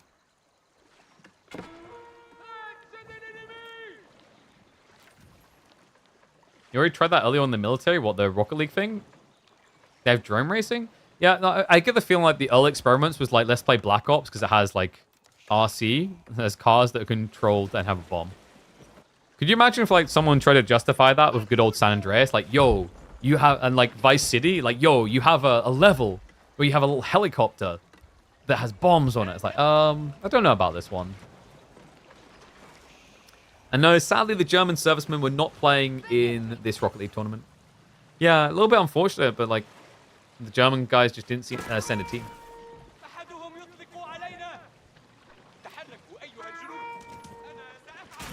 Great water control from Gully, though. I'm wondering what the follow-up is going to be, because this is a great start, but I need to see something next. You're just kind of building more boats at this stage, which does make sense for the double dock. But I wonder if like there's enough map control that you could just skirt along with these spears and build a ram here. Because the Knights should struggle to dive in if you've got multiple baglers there. And it would give you a cleaner way of actually dealing with the dock threat than what you're doing right now. Which is just kind of diving in with full prejudice, but also full risk.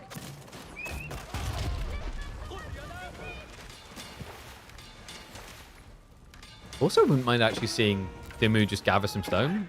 Ah, yeah, but the spawns are awkward, right?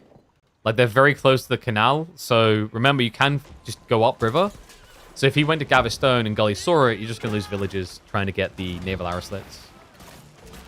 Still, this is a dangerous position to be camping in. This is why most people try to resolve canals docks with land units. You don't have the width to stay away. So it's very easy to just get pinned, which is what's going to happen in 15 seconds. Love this start of going to the Warcog. Demo follow-up's going to be there. Gully not moving. And the reaction speed is that of a snail. Second demo to connect soon. And I think Gully's fluffed it. I mean, his fishing advantage doesn't really exist still.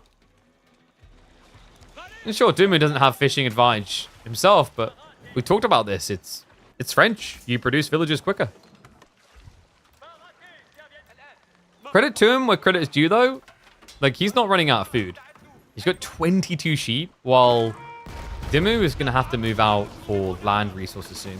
So berries, deer, whatever. Gaming experience transfers to drones? Of course. You guys not realize? Like, if I joined the military, I'd be like a general right now. I used to get tactical nukes all the time in Modern Warfare 2.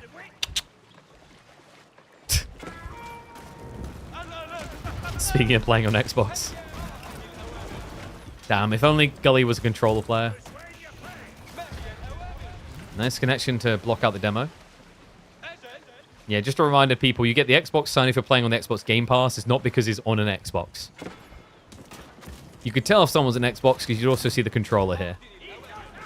And then, when you lose to them, it's not embarrassing because you just highlight that they had aim assist. It's the only reason they won.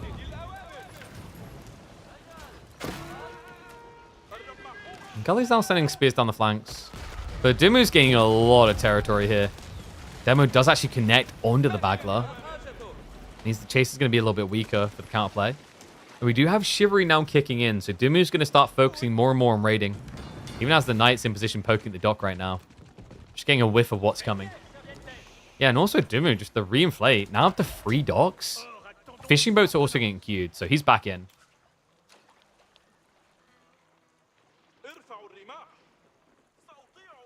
Play on Xbox with mouse support? I haven't tested that. I assume you can. It'd be pretty bad design if you couldn't, in my opinion, because it's like designed on the same architecture, right? The x86 architecture. So it wouldn't really make sense that you couldn't.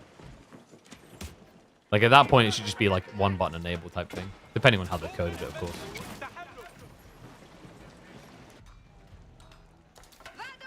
Like hell, that stuff was actually. Do you guys know that used to be possible on like PlayStation 3? Is that like with some games because of the fact it was built on a Linux system? What is up with the size of this fleet, by the way? Timu from the verge of death on sea seems to have just reblobbed, humming Royal Britannia the entire time. What a weird game this has become. And still no shift towards land as well. Keep that in mind. Yeah, because there's still just so much fish to play for both players. The awkward part on this map, maybe some people like this, like demo play isn't really that reliable because of this. Like look at what's happening. He can't actually get them through because there's just too many springald ships. That one though, oh my god, the retreat! Big hit. Fishing on the front line is going to get sniped down. 3 fishing boats plus the bagler. And he's not done yet, folks. There's more demo ships to come from both sides. Danny! The delay there. I cannot believe that. I feel like he should have got more. Somehow Gully, he didn't trust the manual. He didn't click onto the forward boat. Feels like he should have got 2 for the price of 1. Teak Mast now coming in. Don't make me yell detonate you again like that, Gully. Come on. That hit, if it had just been like a little bit less greedy, a little bit quicker, probably 2 boats down, a third one almost dead. Instead, Dumu gets away with most of the fleet. And good target fire. Both archer ships gone means Gully needs to retreat. Ooh, it just about takes the demo ship with it before dying. Gully apparently confident about the state of his economy to the point that he's going to be going camel archers. Ambitious considering the fishing losses he just experienced here, right? Like, I'm not really sure it is as reliable as he's thinking.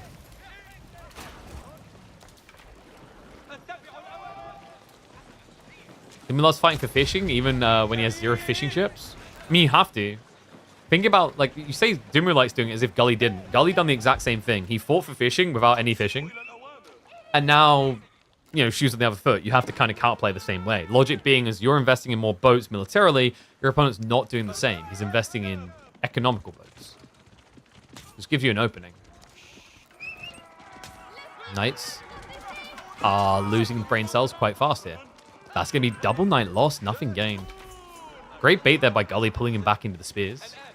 Does reveal the comp though, and we can see that Dumu's now leaning into archers.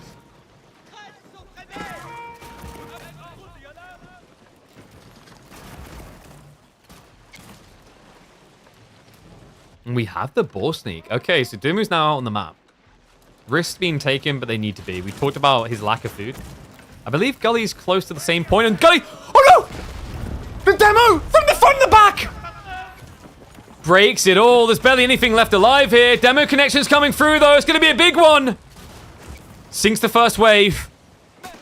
And that'll be a saving grace, but another demo ship comes out. Connection is great. 2 bagglers down. And Gully just learned the hard way why you cannot extend beyond this dock. Unbelievable back and forth. Apologies if we didn't quite catch the demo detonation of Gully. My middle mouse button has broken. It's not working very well. I don't know what happened.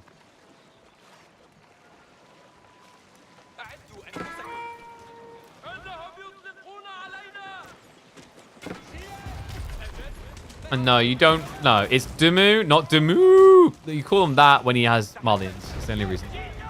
Thank you. How dare you suggest otherwise? And I don't see any cows.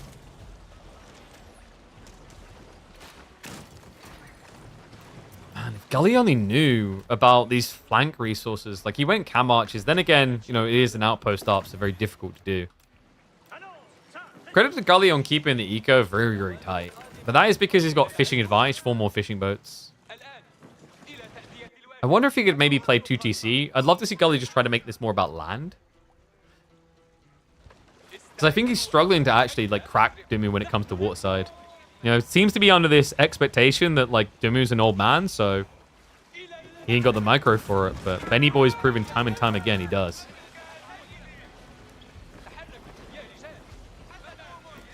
Lord Lidicor disagrees? Yeah, but we've heard the way that Lidicor pronounces things. What was that word that he could pronounce? I can't remember. Me and Ozzy both called him out on it in the grand finals. It blew our minds just how badly it was pronounced.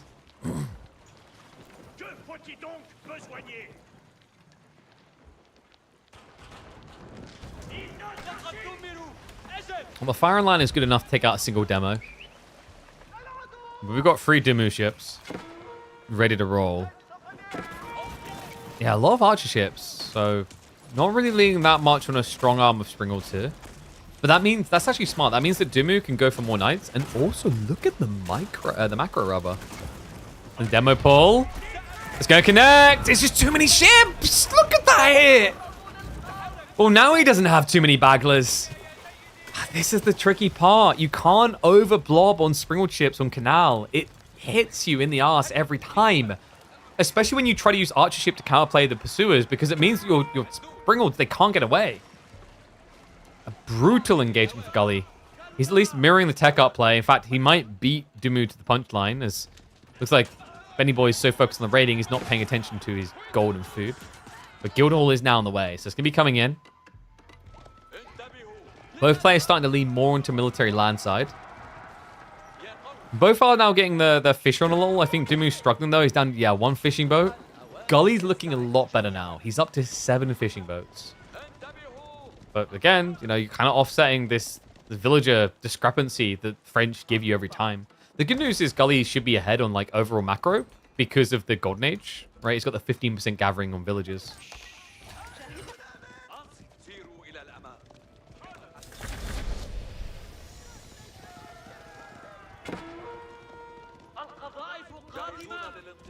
You stand with Lidicor? Isn't Lidicor quite a short guy, though? So, like, standing with him would make him feel pretty short. That's more insulting than criticizing his mispronunciation of words. Shame on you. How dare you do that to my boy Lidicor? Nice raid. Does find the double worker. Worth it for the double horseman. Plus them idle time. So we've got cam archers, which is really good here to just mitigate the damage to the knights. Spear count's looking good. I think Dimu's in a bit of a bind on positioning right now, and... Well, no, pause that thought. What the hell happened down here? Gully tried to sneak the deer on the enemy side, gets caught in the middle of it with no outposts, and chased all the way home. Villagers to flop dead. What a hit. Gully, the greed knows no bounds. Unbelievable shift of dynamics here. From a position where he was ready to raid into the enemy economy, he takes substantially more damage than is capable of reaping upon Dimu. 5 worker lead. Will be a strike back. Outposts are being rushed up, though. The horsemen dive, achieving a little. Not enough. Military count lead is still there with Gully, but we're talking about a lot of units that have no armor. He cannot dive triple outpost. And meanwhile, back on the water side, he looks to dive again.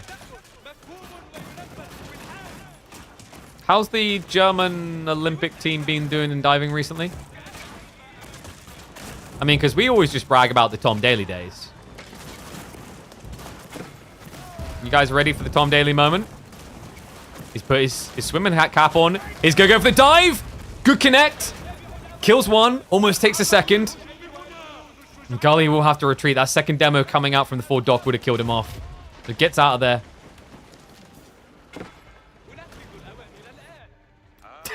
It's just funny seeing both of these guys full-on stare down waterside. Everything on land stops moving. Everything on water stops moving. Everything on land starts moving. It's very different on this map compared to like Holy Island, the way you focus on land and sea. Because it's more linear. So it's more granular in the way you take the fights. And that is an atrocious one. Dimu. He's so focused on the water side, he's going to lose his land army. Detonation is good, though. The quadruple sinker. 2 at death's door. Takes them all out. Golly, me oh my oh my. That was a disgusting hit from Dimu. Great micro follow-up as well. The Springalds just to split the difference. I love this. Just sends an archer ship in to try and poke at the fishing. Keeps one back to defend against a demo ship. And starts the slow siege with the boats. Doesn't have any land army to siege with. Still sneaking the food down here. Has got the fortifications, so wise of Gully not to dive there. It's going to start moving towards the main base. Archer ship just continues to push him further and further away. So Gully getting starved on the food side. Why ABBA has more knights than French? Have you never heard of the desert knights?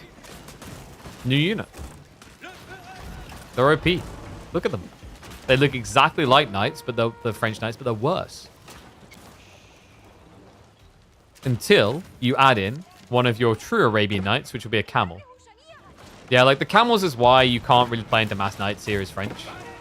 You need something else alongside. That's why I like that he's diversifying to arbitrary. Oof. Good micro there. He's split. That's cheeky. That is so cheeky. Oh. Dumu with the smooth moves to try and minimize the casualties. Should have been 2 boats going down to the double demo. Makes it just 1.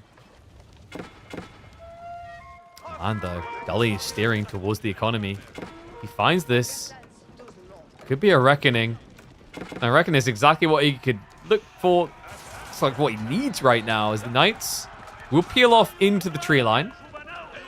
And a lot of idle time being achieved. Even if you don't get that many worker kills, that's now basically half of Dumu's economy. Make it more, not working at all. Sick read, sick timing. And still now, souls to be taken. And the problem right now for Dumu is like, where's your food? Where's your gold to get pumping? Like, gold is the biggest concern here. He has 0 gold income. The guild hall has been switched, but it's only got 20 pennies in it. Not even a pound. Which means Gully's going to be able to pound into him here. He has got the Galleus coming out. Usually a bit of an ass of a unit. Oh my dear God. What? What just happened in this game? Dumu has been completely unraveled. And should feel quite rattled, to be honest. A 26 eco lead for Gully. And Dumu looks ready to throw in the towel. What the hell happened in this game? 43 to 78. He didn't move them away. He just realized the mistake. And at sea, devastation is about to strike as the Galleus is about to go asses up. Woohoo! Didn't even have enough health to take all of the demos with him. Unbelievable. Gully Deckle, the kiddo, on the verge of getting a win over one of Age of Empire 4's best. Just needs to find and shut down any remaining gathering. Not that there is much, to be honest with you. Gold gathering now being targeted by Dumu. He's starting to realize that he might be a Kilyadi MMR drainer, but he doesn't seem to be a Gully Deckle MMR drainer.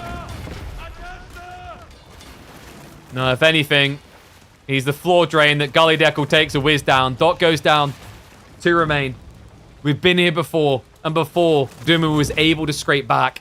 But this looks close to impossible. Demo connects at the back, sets one of the docks ablaze. Teak Mast makes his bagglers a lot tankier. Remember the demo. Again, Gully. Just impatient. Refuses to take this slow and makes his life so much harder because of it. Unbelievable.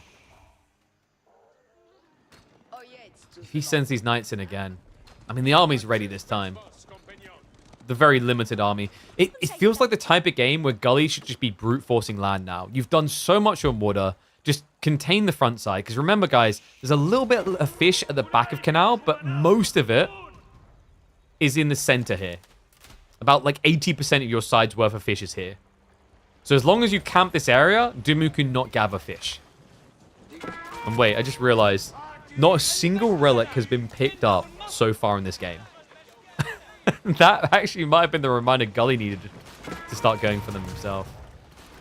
We've got Galleus again. No demo ships, but Gully's now fixing that. And remember, this Galleus is very tanky. 840 HP, takes quite the beating.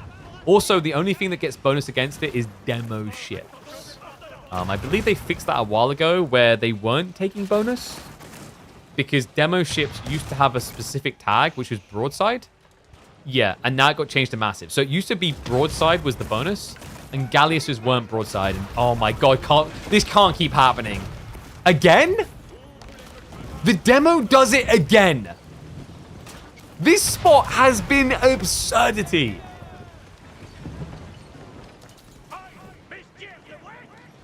Yes, the change was it used to say broadside, they changed it to be massive, which now encompasses things like the Ottoman large ship, it encompasses the galleass.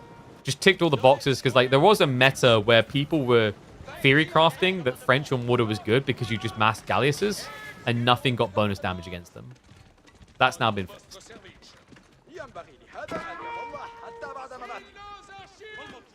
A bit night raiding, nothing too substantial. I wonder if Gully could just go 2TC. I mean, why not in this type of position? Your food's limited, I guess, is your concern. And that is a crazy wall. What? I mean, I guess with a 30 eco lead, sure, why not? Does make you wonder if he should have walled the center sooner to prevent any counterattack and then focused more on land military. But the issue is then you're not stopping your opponent fishing, right? We do have relics now starting to be garrisoned, and I think this is a big oversight by Gully. The thing that's really been hurting Dimmu, now it's food, but before that, even it was gold. And if you take the relics away, he has like no easy access to gold, right? It's all leaning north side, far out of the base. What is he going to do about food? I assume Guildhall is... Yeah, he only just toggled the food. He has got a lot of stone. You're probably thinking 2TC. I'd be inclined to disagree. The problem in this game for Dimmu is he has no food. So building more villages doesn't solve that problem. It actually exacerbates it. Because now you've got even more lack of production of villages, right? You're even more inefficient. So yeah, good keep drop. That should put an end to Gully Deckel's relentless attacks on water. And also secures the 4k gold. Army is going to dive around the back. Reaction force is going to be coming in, primarily just Archer Arbitrary, but that's perfect against what Gully's diving with. More villages to be found, but... I mean, the positives of having less villages is there's less villages that can be killed. I know, that's poetry. Gamson's tech is there, by the way, so the spears don't counterplay very well. Even the Gulams, a little bit underwhelming their performance. Mainly Lancers to contest Arbitrary. Water side, the Galleass is going to survive. So tanky. Gully. The A-click actually might save him from diving the castle. Yeah, he switches over. This game. Honest to God. Dimmu, like, when I see games like this, it's the most cockroachy behavior. It's not that he can't win. It's just the route is so scrappy to do so. Let's dive. Oh, yoy. Gully gifts Dimmu a jackpot there. Wipes the threatening army. Resets him to practically no land military. Only got 15 pop there. And the castle drop down the way. So Gully's just looking to starve out on gold, but my concern is you just gave a 4k gold over to a guy who has a guild hall. Now, luckily, and this is something that Gully doesn't know though, it is on food. You've got to envision a world in which soon Dimmu's got to start thinking farms, right? Like, this is crazy that he still hasn't gone farming.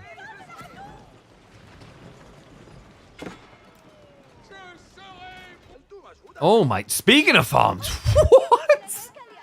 Gully with the mass farm transition. He's going up to 45. He's already about 25 deep. Another 20 to come in.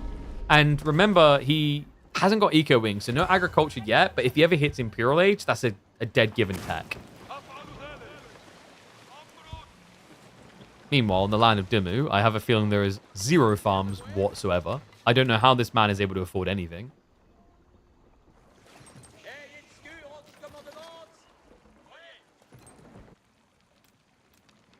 What happened there? Like, what? Okay. Huh? That's a new one. Demo ships have now been upgraded. Byzantine fire. Oh, that's smart. Because, like, you could wait for people to fish the fish and take them back, and then you've got to, like, take them somewhere to cook them. Or you cook the salmon here and now. And then people can just consume it straight away. It's just more lean, more efficient. And you will know that the devil and his demons have invaded the earths when the rivers set ablaze and the fish are cooked before they're extracted from the seas. It is written in the Book of Eli. Sorry, the Book of Ben.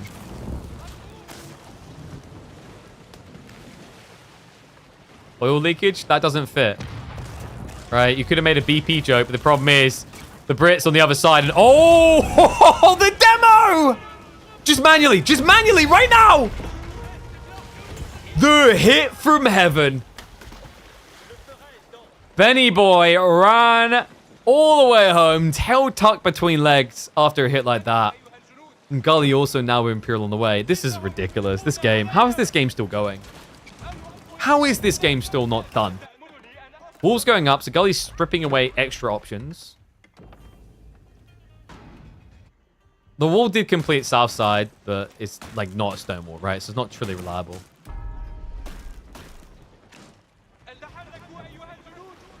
Did I suspect the ending in the Book of Eli? I can't even remember the ending from that. So the Book of Eli to me was a movie that, like, when I saw the trailer, I was like, yo, this Denzel Washington and Gary Oldman, this is going to be, like, iconic. And it just became an unmemorable fart. You know, like, maybe slightly wet, but, like, not wet enough that you're like, remember that time you crapped yourself all those years ago? You just kind of forget about it and remember it as a bad memory when someone brings it up.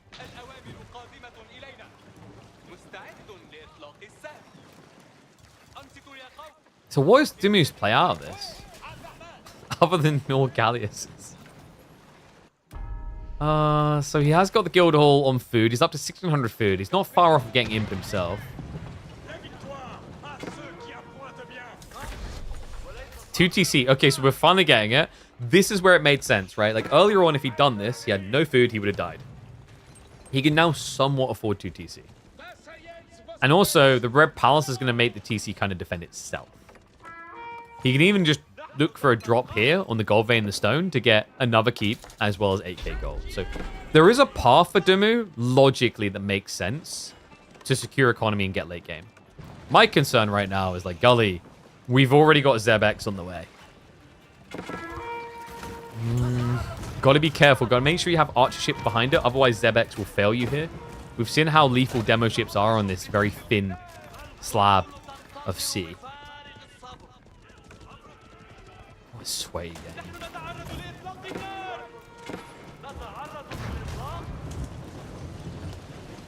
I think for Gully, there needs to be an attack point, right? Like, the eco advantage is kind of shriveling up. Like, 10 of the difference here between these two is extra fishing from Dimu, which means it is temporary, and he's exhausting it fast. But it's giving him burst, giving push to try and break in here.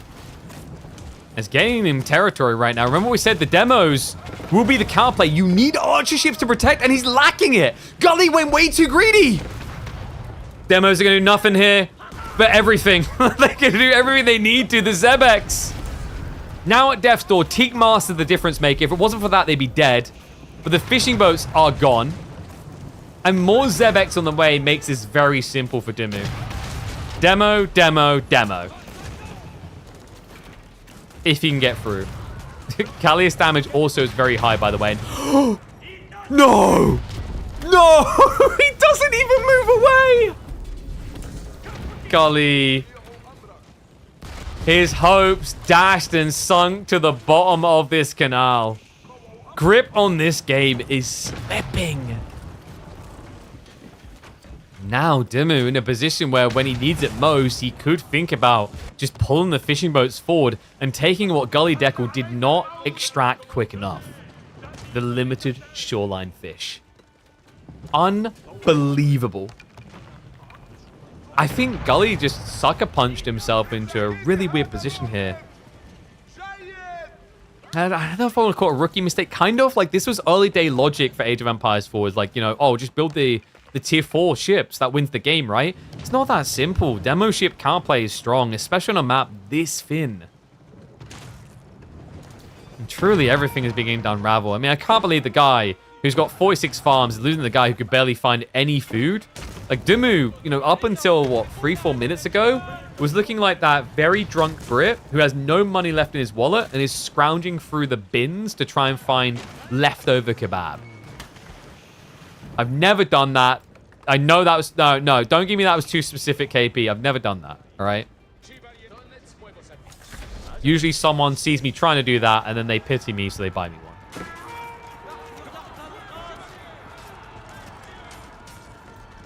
Oh, golly. Might be 37 horsemen, but guys, here's the crossbow emplacements. It's so obnoxious to try and dive this area. Keep drop on the north side as well to secure the 8K. Like, there's no easy target right now for Gully. Just imagine if we took this resource into Zebex and put it into Culverins already. How different does this game potentially look? Zeb's going to try to siege in. I mean, Carrick's counterplay is on the way from Dimmu. We do also have a keep drop coming in from Gully. That's giving some stabilization.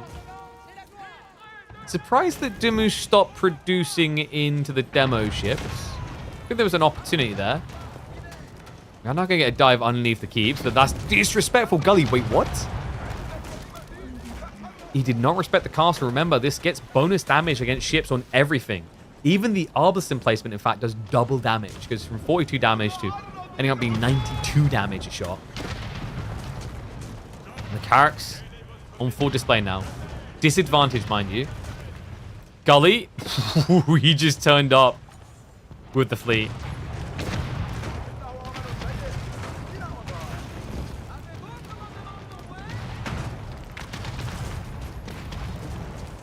And I'm confused. Why is Gully fighting underneath castle like this? He's going to dive in now. Whoever floats your boat, but your boats aren't going to float like this. So two of them go down. He's going to start to breach through the horsemen. This is it. This is where he looks to break economy. But he's neglecting the viciousness of these defenses. And not to mention the garrison slots. You need to kill the castles. Gully instead goes looking for stragglers. He'll find one or two workers, but most of Dimmu's economy is condensed underneath the protection of the triple castle. And Knights better mop them up, and all of a sudden Gully goes from what? 40 horsemen down to 15. This did not hit. I cannot believe that. Gully, the impatience of a youth. It's weird as well because, you know, Dimmu being the old man, we're usually the ones that are like, oh, we're going to die sooner. We need to rush. Instead, Gully doesn't take his time. He doesn't bathe in it. To slow siege his way through. Culverin's now arriving, which is what he needed before. But that failure to connect, that failure to wait, has given more and more hope to Dimmu as this game has gone on. It's still a 50 population difference. But it just feels like each and every time we see Gully in these incredibly advantageous positions, we don't seem able to do anything meaningful enough with it to kill Dimmu off. Colves are now going to be there. Siege now connecting. Carrick's moving upriver. You got to be careful. This Carracks are actually sick at counterplaying Culverins. I mean, you got the more range, but it doesn't count for squat when you're too close. So double snipe out. The castle survives. Repair's going to come through. An expensive loss for Gully. Gold still bountiful. He's still got about, what, 5-6K to work with.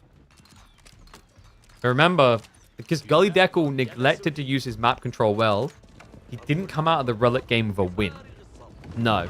Dimmu advantage there. 4 relics, not to mention the guild hall as well.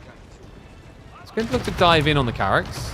I assume he wants the What do we want here? Gully? What was that?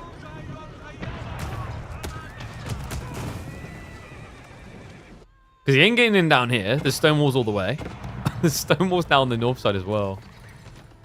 Oh my god. This game may have started with naval warfare. It feels like it's going to inevitably end with that.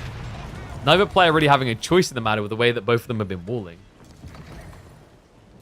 Destruction value difference is insane, right? Like, I mean, compared to some of the games we've seen these days, it's not really that crazy, but the difference is, especially when you consider the position that Gully was in for so long in this game.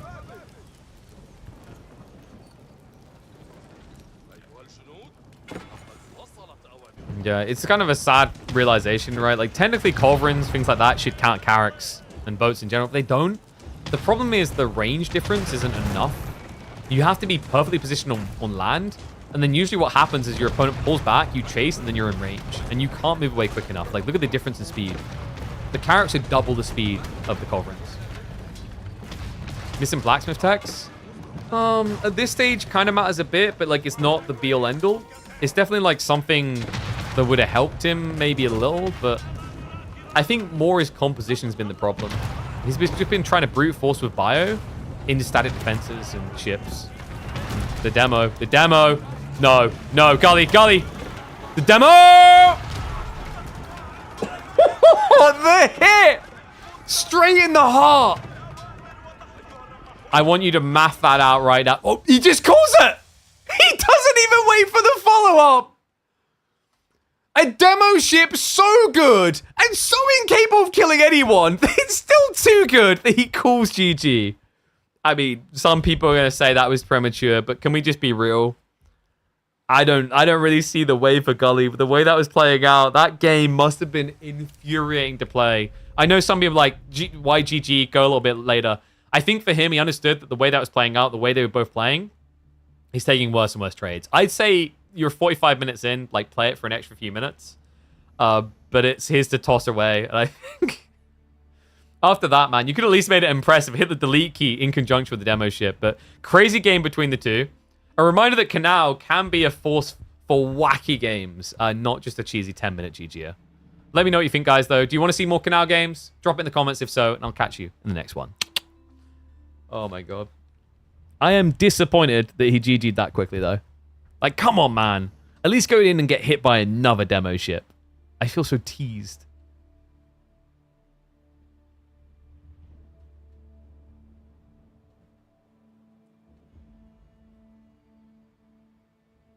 What do we call that one? Because if it's someone to do demo ships, people won't click on it anyway, right? I don't know.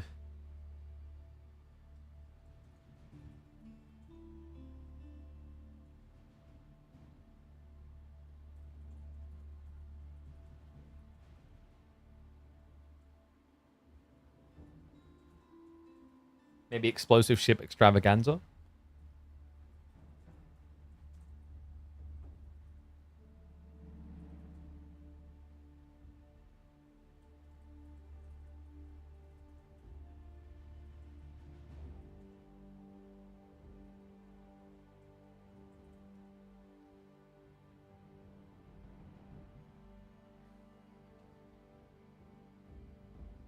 I'm feeling like explosive ship extravaganza between Dimmu and the toddler, maybe. Yeah. It's either that or someone do the comeback. I'm going to make a note that could be that or someone do the comeback.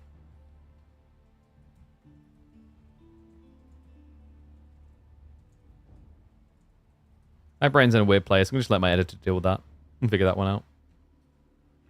All right, guys. Another cool game. Thank you to Gully Deckle for that one. Although I'm a little bit disappointed you recommended it and then didn't, like, you know, at least let the army get butchered, you know? Come on. All right. Anyway, let's have a look and see what else we've got happening right now.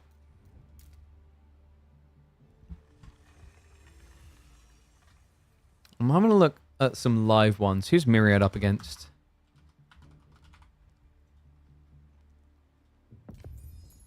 $18.48 elos, 52nd versus 21st. On Gorge. Japanese versus Chinese, maybe? Oh, what is that biome? Yo, Tiger Winter is kind of wild.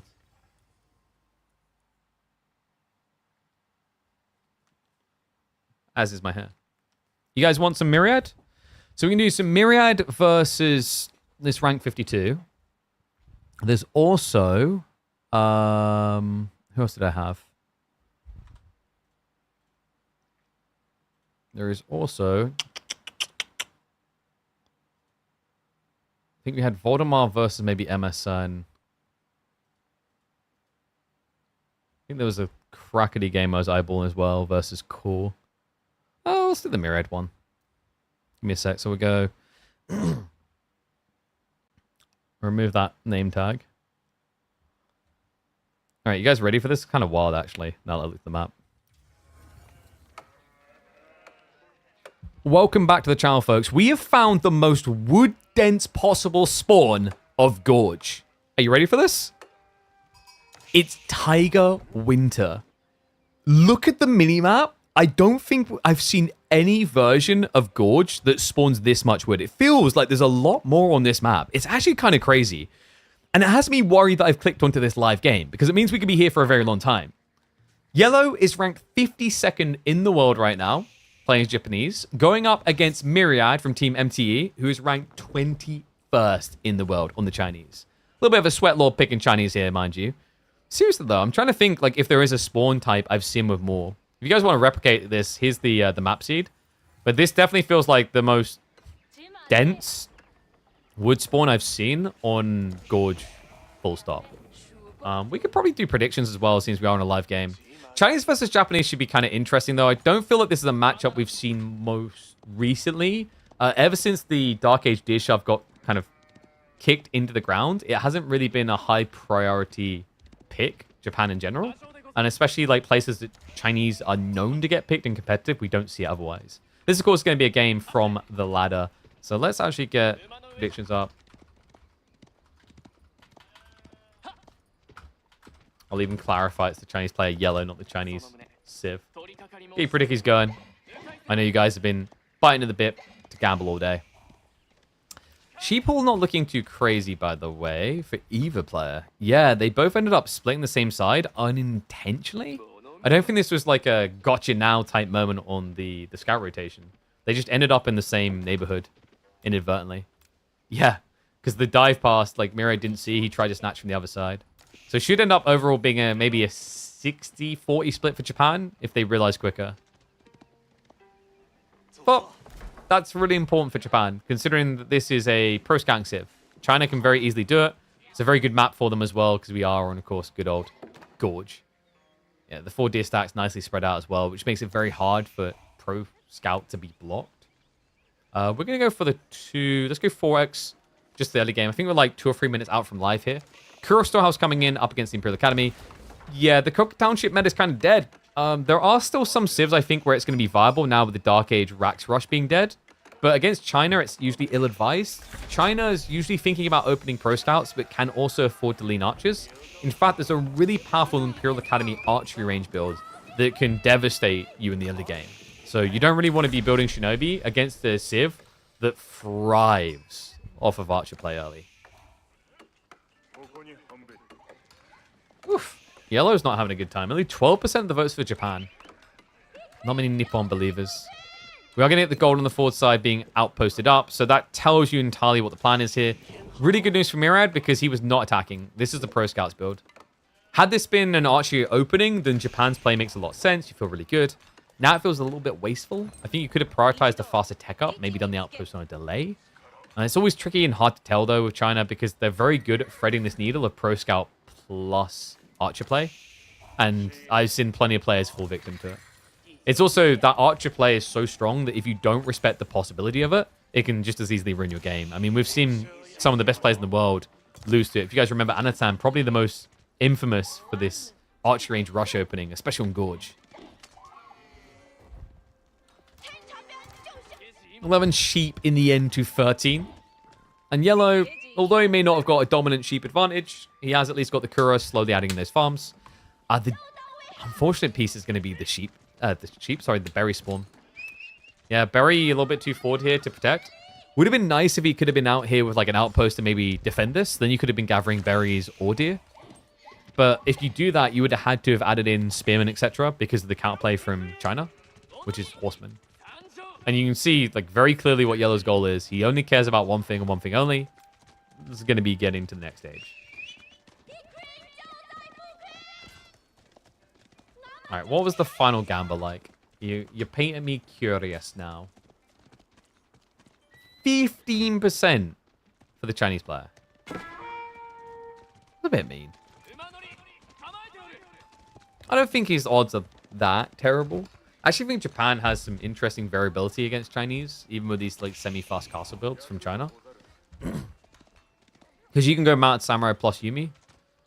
Yumi make for good introverted raiders. Introverted raiders is an interesting choice of words, but the whole idea is like you don't think of them as raiders and then they just kind of surprise you. Maybe introvert is the wrong word. They seem like they don't want to fight, but then when they do, oh lordy. And Daimyo already on the way as well. So he's going to get that efficiency on the farms. I guess we'll go 2x speed again. I don't really see a world in which mirrored attack, so we're definitely heading for fast castle on both sides. I'll save you guys the boredom of watching them just gather 1,800 resources. So Floating Gate on the way. Standard Mount Samurai opening. Depending on how Myriad reacts, you'll either see Yumi or Onimusha usually in this matchup. Onimusha is really good if you think China's going to mass Lancer spam, which is very feasible off of Pro Scout play. Astronomical Clock Tower is also very nice at blocking out potential full Yumi flood. I think Yumi still do okay against knobs. It's just you have to be very careful about where you fight, but you have the movement speed to do that. Nice play. He goes for the Uma Bannerman early, so he's able to have a Castle Age Knight in position before Tech Up completes, essentially. These extroverted raiders. I feel like the extroverts are the Onibugeisha. You ever heard the Onibugeisha running into a fight? They scream so loud, like chill. You're overcompensating here. We hear you. We know you're there. 5. Mount Samurai, like an okay exchange. Even saves the Uma Bannerman, which is nice. You know, yes, you can lose the Bannerman, you can still get the buff. The idea is you want to be moving away anyway. So it makes sense just to peel back, keep it alive. You can even potentially heal this down the line with the Shinto. If not, you at least get the deflective armor back, which means you can take another hit without dying. And like, in some ways, you don't mind the idea of losing the Uma Bannerman at the start of a fight when you've engaged anyway, because then you're probably going to get a lot of value out of the banner in that area. Whereas tail end of the fight is just a waste.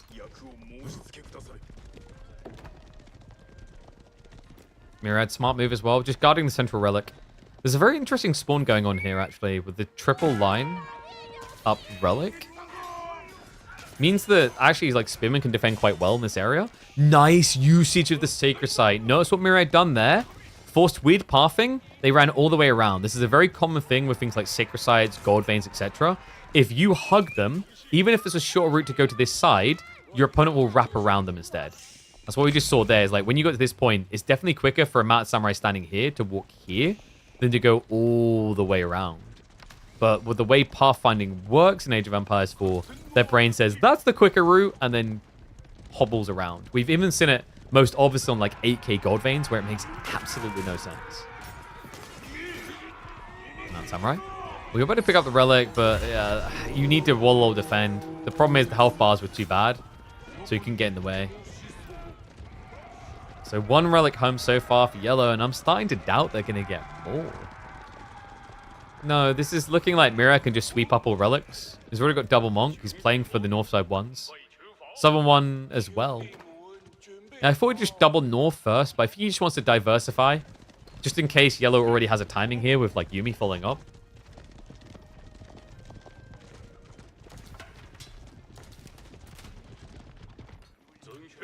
I don't know, man. Yellow, I don't want to say he's dead, but this really doesn't look good. What's your upside now?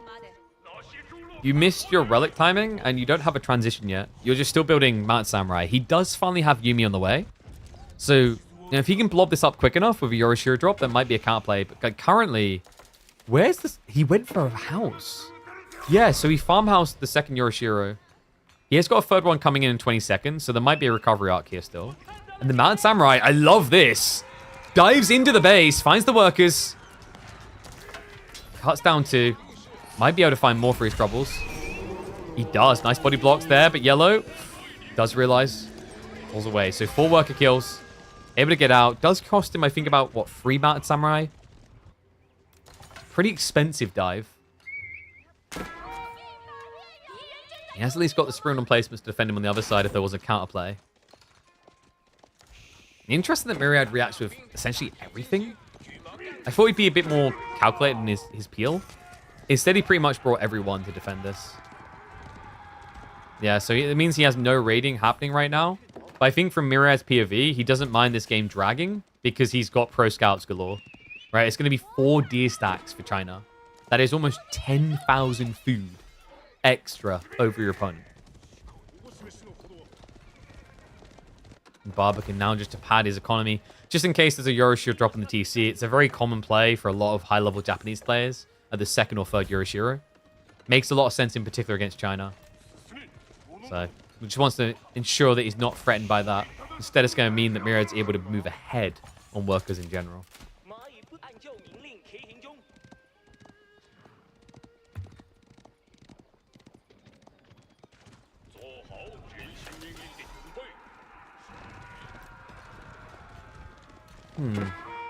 So what's Yellow's ultimate goal here? Feels like a hunker down into mass farms type play is ahead of us. I don't really think he has the timing for Yuumi here. It feels very delayed. It's worrisome as well. Your opponent's already got Palace Guard in the way. Yuumi will trade well into crossbow spearman. But always remember, like, if your Yuumi get revealed early, your opponent has got the clock tower. Nesta Bees will counterplay you. The idea is that, like we said earlier, Yuumi do okay against Nesta Bees. What I mean by that is they avoid them. But to be able to avoid them, you have to be the attacker. And it's starting to feel like Yellow is going to be slipping into a defender role. Definitely not really seeing the raids anymore that suggest he's attacking. Mount Samurai will go in for a good trade up against the Yuumi. Dive is expensive due to the emplacements. I don't think that was worth it for Myriad. No, he tosses away all knights when he reveals Yuumi comp. That was a terrible trade. They killed like, what, maybe 8, 9 Yuumi, lost almost the same number of Lance. I think it was 6. So able to push him away with that. Myriad a bit ambitious on the re-engage attempt. He's going to at least pinch one Mad Samurai for it, but always got to respect those Yuumi. Just able to easily clear up the spears. I like that he's just leaning full PG. PG crossbow is pretty interesting here. It doesn't really give you the cleanest counter in some ways, but the idea is that you want your front line not to die to Yuumi, your back line to clear up the front line, right? So the whole idea is that you're meant to make it much harder for your opponent to micro that way, because Palace Guard plus crossbows are going to do okay against Mount Samurai. Yuumi are going to do pretty terribly against Palace Guard.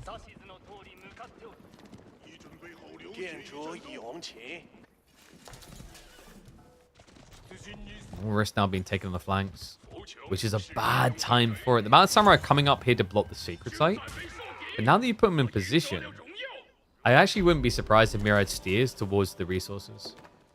We're approaching the 20-minute mark.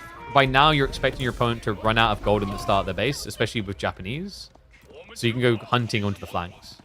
And unfortunately for Japan on this matchup, on this map, the very obvious direction you would have steered in with the 8 and the 4K on the west.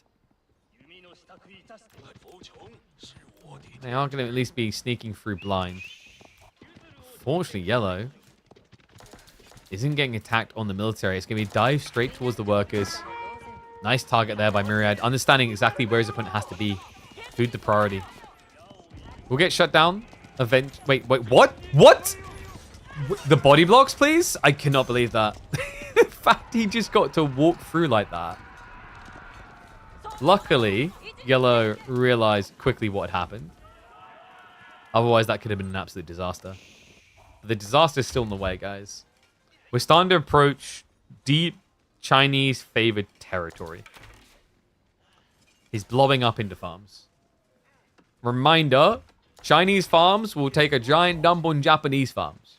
Which is probably a good thing for them because they don't grow crops quick enough to compete with the Chinese farms. So they could do a manure injection.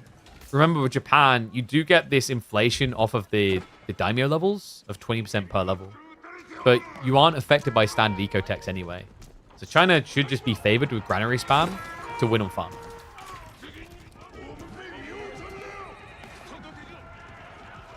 Diving the static's not great. The biggest concern I have for Yellow is he doesn't really know what's going on in Myriad's base right now. Because now is kind of the perfect time to attack when your opponent's farm transitioning. His army count is pretty decent as well. Like having 34 Yuumi, having the same count of PG compared to Mount Samurai. But if you wait too long and that crossbow count gets up to, say, 40, it's just likely to clear the Samurai too quickly.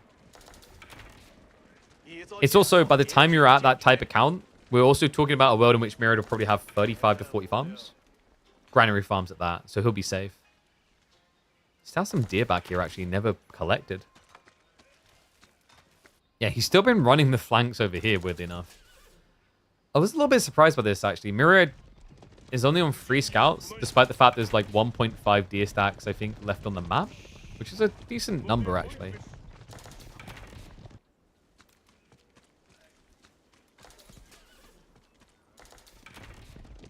All right, 1's if you think Myriad's going to win. 2's if you think yellow is. Is yellow convincing you yet? Because the Yumi count is getting pretty good. It's actually accelerated quicker than I expected. We talked about like 30 to 40 crossbows against 50 to 60 Yumi. I think my big concern for yellow here is the arrival of nested bees. And walls. Like, if you get the walls up, the knobs function. Let's dive in Lancers onto the tree line. Does split the damage nicely there, so able to get the 1-2 tappers between the Lancers. Thinks out the other side. And we do not have a Yurishira drop still in that town center. So the lead continues to build for Myriad.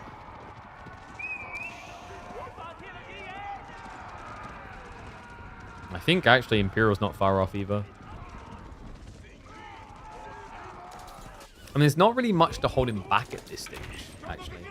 Chug is an interesting pivot. I don't think it's entirely necessary here.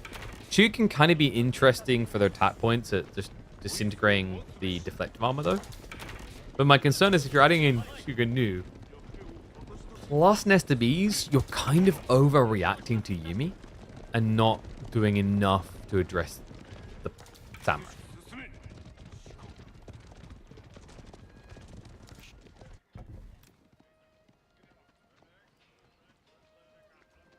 Two TC on top of that from Myriad. A little bit greedy, but he did at least prioritize getting most of the farms online. He's up to 27. It's like he can kind of afford this. I'm a little bit worried there's a gap here, which if yellow sniffs it out, he can rush you before you just reach that kind of blobbed comp. Yeah, I mean, 74 Yumi. 26 Pascal compared to the 22 Mount Samurai. We're even now getting Onimusha coming through from yellow. And he is steering towards that farm area. Myriad might benefit from looking at a castle drop here. We have got some stone gathering on the way. In fact, I'm starting to wonder if Yumi into elite makes sense. Yellow's starting to save up as if that's going to happen here. But reminder, with China on the other side, with this type of economy, if you try to go Imperial Age without doing anything, they're going to be able to mirror. They have a good enough eco to do so.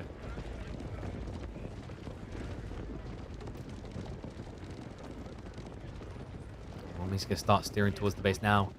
Myriad gets the first glimpse on it. In the choke points, the Nestor Bees are invaluable. That's why yellow, I think, is just going to start poking the housing. That's going to force a pop lock, rather. Mount Samurai are going to start losing their deflective from the Nestor Bee shots. Enough to convince yellow that this is not the dive for him. So back away, underway. He's close to pop cap, though. Myriad is just rushing age now, right? Maybe unintentionally? He's still producing units. A Great Wall Gatehouse solves a lot of the threat factor here. And there's a decent placement like around here for it. Because then you can build the final farm cluster here when the wood gets cleared. I actually like the way that yellow's not just hard committing. He's poking around the base, pulling away from the army, and just taking things down to try and get in. Still, this type of approach, if you don't have eyeballs on, it leaves that opening we just described with the Great Wall Gatehouse. And he's steering further and further away from where he should expect it to drop. Which means the penny might drop soon for yellow.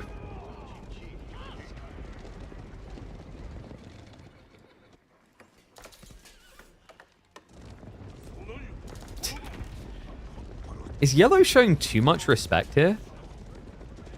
Kind of? Okay, but that feels a bit disrespectful. Imperial Palace over Great Wall Gatehouse. I think this extends yellow's window. Then again, it's 4 Nestor Bees.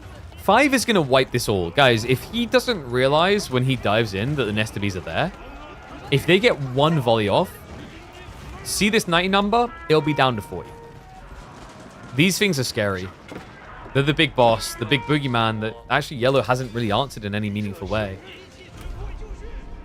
So yeah, he gets Yuan, and he's already almost ready to go Imperial.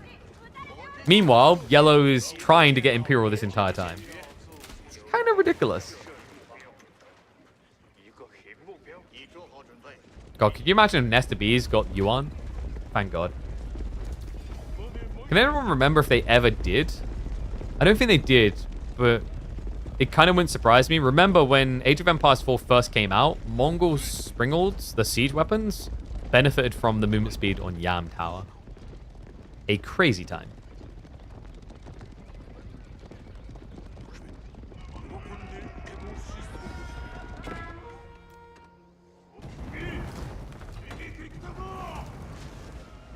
Being knocked at the gates again. Just constant decapping here. And inevitably has arrived. The stare down between these two is awkward, man. Who does this benefit more now? Like, going into Imperial Age, I think this leans towards China. China has a lot of upsides. PG with Yuan is wild. They move as quick as Onibigeisha. So the only unit that can keep up with them is either Onibigeisha or Knights. And Knights are very, very hard to afford in the late game. The other detail is Hand Cannoneers. Hand Cannoneers leans hard into China's favor. Japan's not bad as a second tier type Hand Cannoneer civ because they get the Yumi buff, giving them like +5 damage.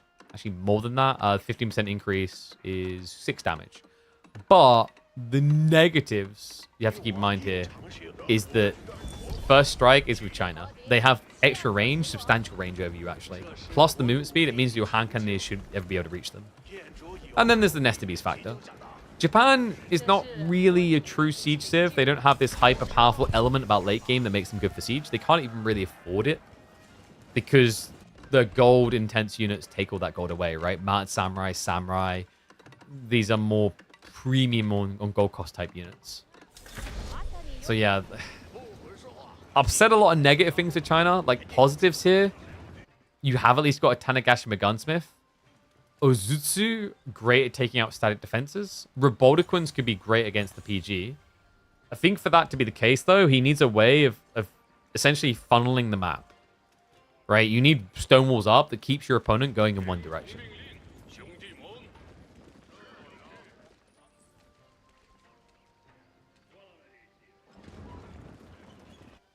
Farm count is going up again for Murad.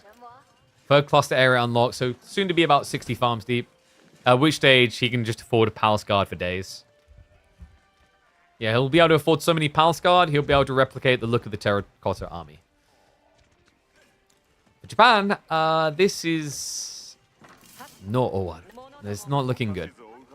18 farms. 18 farms at 26 minutes when you're in Imperial Age is quite depressing. I'm surprised he's got this much food income, actually. Yeah, I think a big part of that is the ball, really.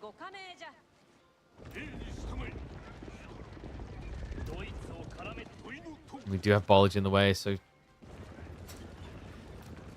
Is it me, or has this been, like, a very slow game? I don't know, you can see the difference in playstyle meta-wise, I feel like. I feel like when you're looking at your top 16 right now, there's maybe a lot more urgency. Yellow tried for that urgency, but hesitation's setting hard, man. China just does this to you.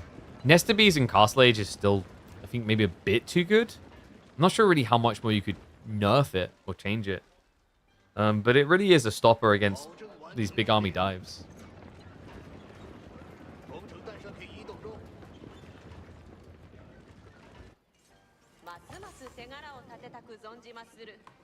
Myriad might want to be... Yeah, there we go. Precision crossbreeding coming in. So this is where he's going to start to inflate. He did not set up any sort of tax drop location, but he is actually taxing, I think, on some of these granaries, which is good. We actually saw a player the other week, if you remember. He dropped a TC near the granary area, just as a tax drop-off. I highly rate that play. It's incredible. It allows you to keep these things at close to 0 tax all time with one taxman. The reason that's important is you go, like, you know, hour into a game, these things collectively between them would have generated, you know, 8,000, 10,000 gold. And we've seen so many games where people are sitting there with 2,000 gold untapped on each of those granaries, sitting in a game state where they want gold but can't find it. It's absolutely crazy. Japan gather rates are really good in early late game. Like you mentioned the berries, but the berries usually aren't there in late game. Even early late game, they're usually gone. The boar is really helping him contest still, to be honest with you. It's a pretty important detail. Also, remember, this is Yuan, so that whole movement speed element that Japan advantages in isn't there. They're actually behind on movement speed. Looks like that boar is going to be found. Palace Guard just stroll on in with a casual 1.58 movement speed, which, by the way, reminder, a mounted samurai moves at 1.62. Bit silly. Wow, I say that, though. 1.79. He did go for the Domaru armor, which gives the movement speed buff.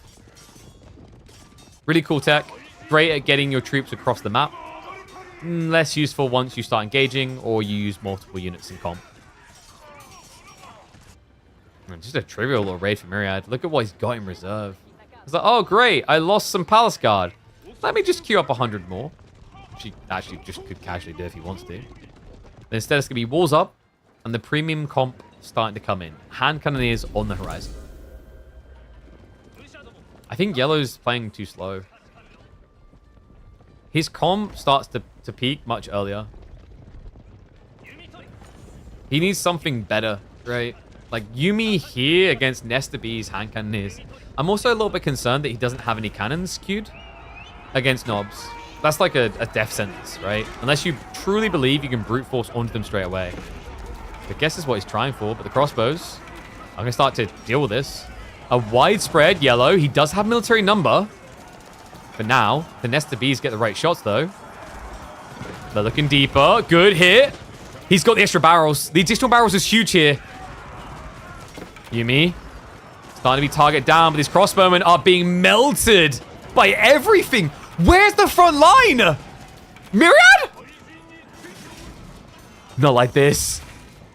The hand cannoneer switch is slow. The Palace Guard queue wasn't there. How has this man got 10,000 food in reserve and nothing queued in reserve?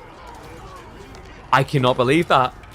I mean, Myriad, maybe a little bit overconfident in positioning there. I assumed we had a second wave of something coming. Yumi lasting just long enough. The thing I'll give it to, I think Yellow microed that phenomenally well. That spread was super wide. The Nesta B shot was never big enough at first. Gonna start falling back to the Great Wall Gatehouse. Hand cannoneers now starting to come out. Palace Guard on the choke points as well, so not something that easily dies. And I mean, that's the thing that's been missing in that last engagement, but it might be too little too late. If Yellow can just keep this pump coming, which he can with 28 mounted samurai in reserve. Where the hell is the army for Myriad? He's got 6 Raxes. He's not queuing up reserves. A keep drop now rushing in out of panic. The hand cannoneers is also just a slow unit comp to build up. It's not going to get out quick enough. The farms are going to get stagnated here. They're going to get shut down. The castle drop, it has been scouted. He's going to dive across now. A rush comes in. Yumi now starting to snipe him down. The workers should be able to build it up. But what has this game become? I cannot believe this. I had this belief that we were going to be seeing a queue of a 50 Palace Guard in reserve. But you look up after that fight and you go, Myriad, why is there only 5 Palace Guard? What are we trying to do here? Myriad, good guy. Myriad is like, well, you see, KP, the thing is, there's a lot of people in the world that are starving out there. I don't think that's right. Okay. So what I'm going to do, is I'm going to put aside 70% of what I gather. Whoa. And I'm going to give it to kids in need. That, Myriad, that is so wholesome. You're so wonderful. But I've got a question for you. How many extra people can you feed per year if you're dead? The answer is none. No one will be there to bank the shipments. And right now, it looks like Myriad is absolutely dead. And he calls it an absolute disaster. Myriad, it looked like he was in cruise mode. It looked like Yellow had missed the window of opportunity. But an overextension into an overgreed, into a lack of production is one solid way to completely unravel the late game Chinese plan. I am mind blown. Oh my god.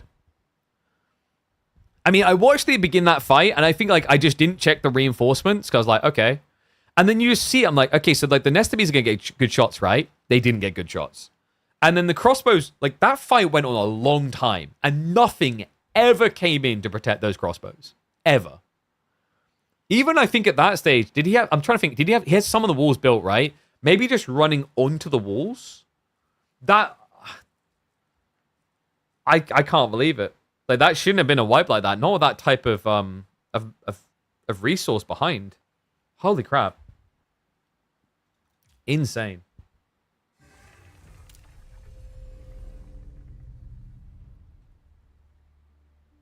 What do we call that one?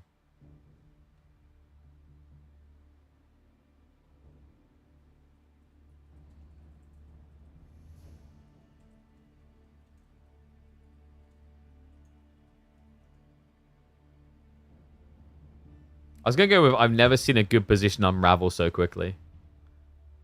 Like, he had me believing. I was like, okay, there's got to be a reason he's up here. I blindly believed, which is my mistake. But, like, in that type of position, you just assume, like, when you see 10,000 food, you're like, okay, like, he's going to queue stuff up. Right? Like, you have to queue stuff up. That's wild. And it's not like he was kind of lacking units to build production with, etc. like that, right? Unbelievable. Holy crap. Let's have a look and see what we got next. So he's now in a game against Motherload. Do you want to watch another mirror game? This person's ranked 58th. I'm not sure who this is. Is this maybe like a Mahodo alt or oh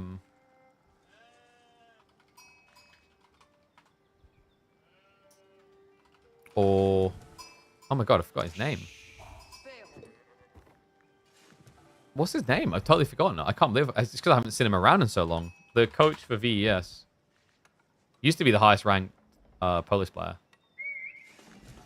My brain has legitimately forgotten his name.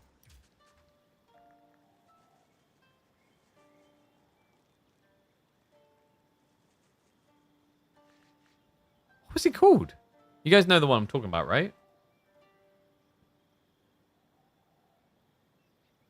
I've forgotten his name, and I'm trying to desperately find it. It begins with M. Was it M as well?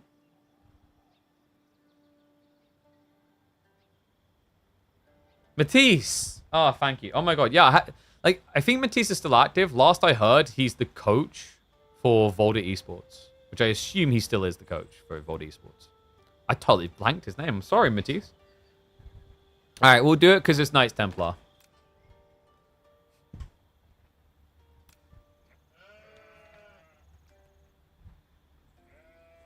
It's the Holy Order versus the Maid of Orleans. Music to my ears. I never get to see this matchup. Welcome back to the channel, folks. It's time for Knights Templar to sink their teeth into Jean. Wait a second. That's probably not the best way to...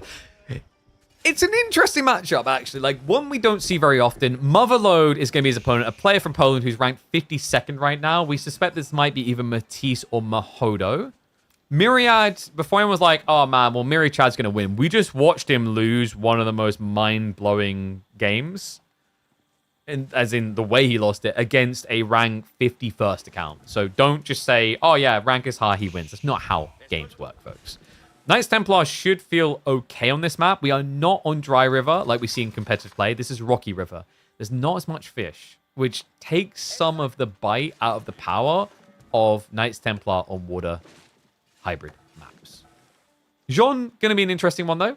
Haven't really been seeing much Jean lately. I feel like she's just fallen off in popularity, both in competitive and in casual play. So definitely intrigued to see how she plays out here. Especially against Knights Templar. Like, this is the matchup we never really see. Like, in theory, Jean should feel decent because you have Archer spam quite good as well, but your advantage is meant to be your Knights, right? Like, your Knights individually much better than the Knights Templar Knights, which I assume we're going to be seeing Myriad go for here. We also do need to do a payout. Have I got a mod around? I don't think I've got a mod around right now. So we'll do the payout. Someone won big on that last game. And we'll put in predictions again.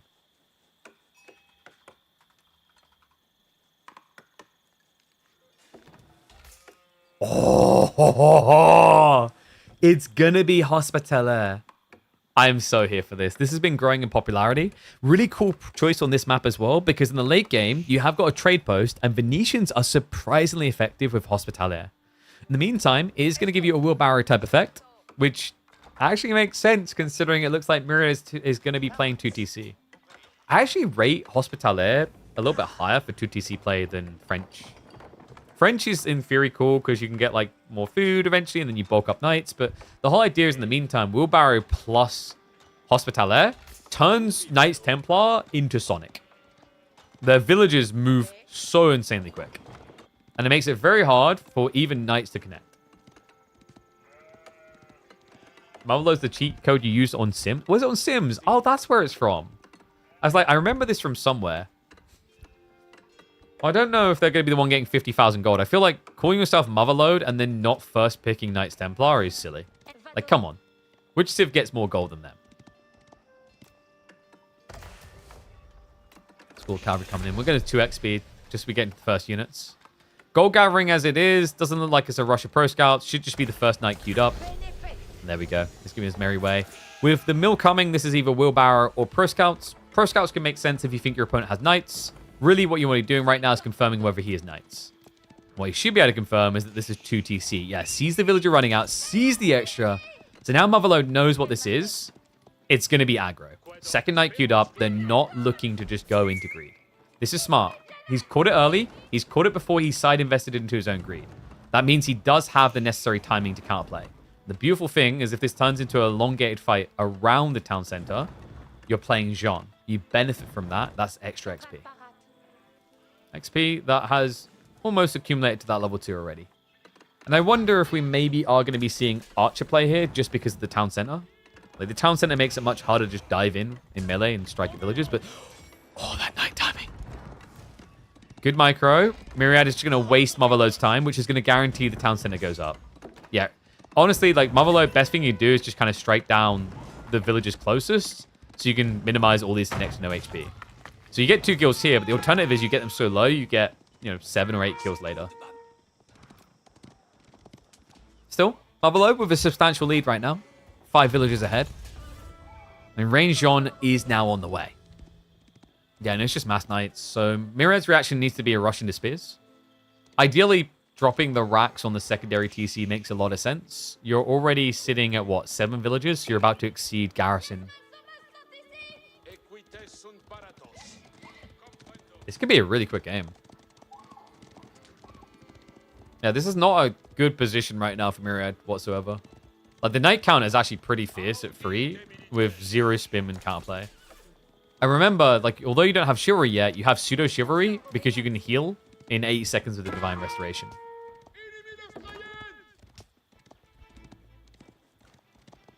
He's checking for the gold gathering. Nothing happening there, but Rax drop is going to be in the main. Now, I said earlier about dropping it here. It makes sense now not to. Because earlier on, if he rushed the Rax, you get spimming together kind of quick enough. But now that Jean's here as well, you just be trickling into death. Jean. He's going for the poke and prod.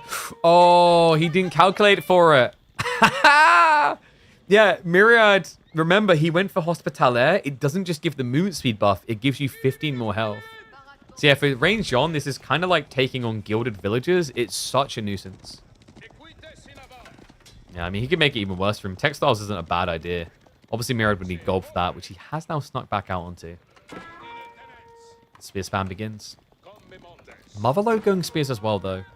I actually love the idea of Myriad just kind of like spear plus hospitalaring. Because then your spearmen can just get healed up so they never really die. It's pretty smart. Let's see if he leans towards it. He's definitely looking to open up the gold passages, as we have got safe passage down the way. Dive comes in. Excess workers. This is the thing we feared. Yeah, so target fire from the TC is going to be on Jean just to keep her away. His goal here is he's probably going to lose villagers, but at least he can make sure he does not lose and give XP. In fact, Jean, whoa there, Motherload. Has to stand still for the Divine Restoration. That's going to get him killed. No, wait, what? The TC? The TC lost range. It's on the very edge. 17 HP. She stays alive. And the dive continues. I actually think Miro might just be dead. It's an irrelevant TC, it feels like. He has at least got Pilgrim sneaking because of this, though. I think like the ideal situation here is that you just sack the villagers. Don't lose the TC, but build spearmen on the side and then counterplay when you've got enough. Myriad, he has got enough sheep to achieve that. He's got 18 sheep, so it's definitely a realistic goal. Tower would have been cool. Towers take a very long time. 1 minute to build that while you're being dove constantly. It just doesn't seem realistic.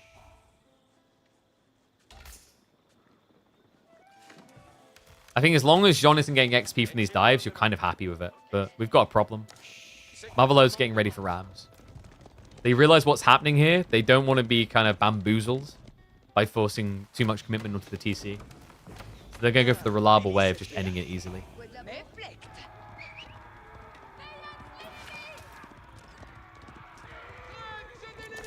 And it's still proving to be a nuisance. He's just trying to eliminate food access. I mean, Myriad, he just wants wheelbarrow, guys. We remember what we said. Wheelbarrow plus Hospitaller effect. It's like when you try to chase a Mongol player. Remember that clip we had where B just microed against Knights, lost nothing? Easily replicable when you've got your hands on Hospitaller Wheelbarrow.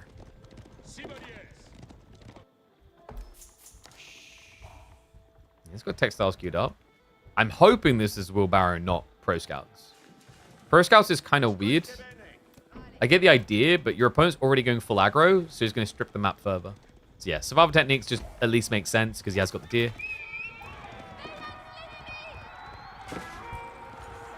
Just out getting dove. Ram's here to stay this time, and he has got Spearman as well. So just massing blob, really. Villager pool. It's going to take a lot of effort to try and get this kill.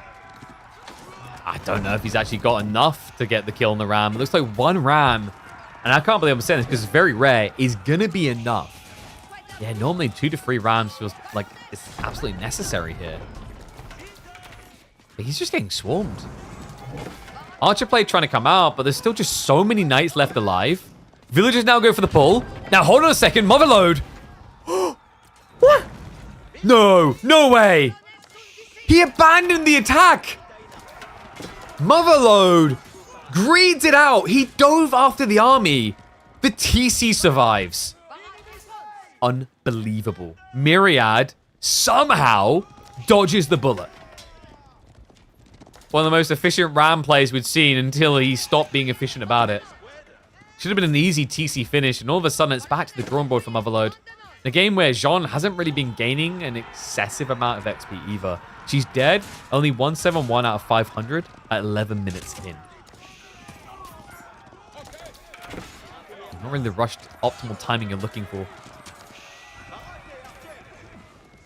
Myriad now. Just trying to blob into archers pretty hard to defend against the spears. Really needs to recalibrate on his own spearmen though. He's done well to survive this far. Now, funnily enough, the mill never actually went for the wheelbarrow.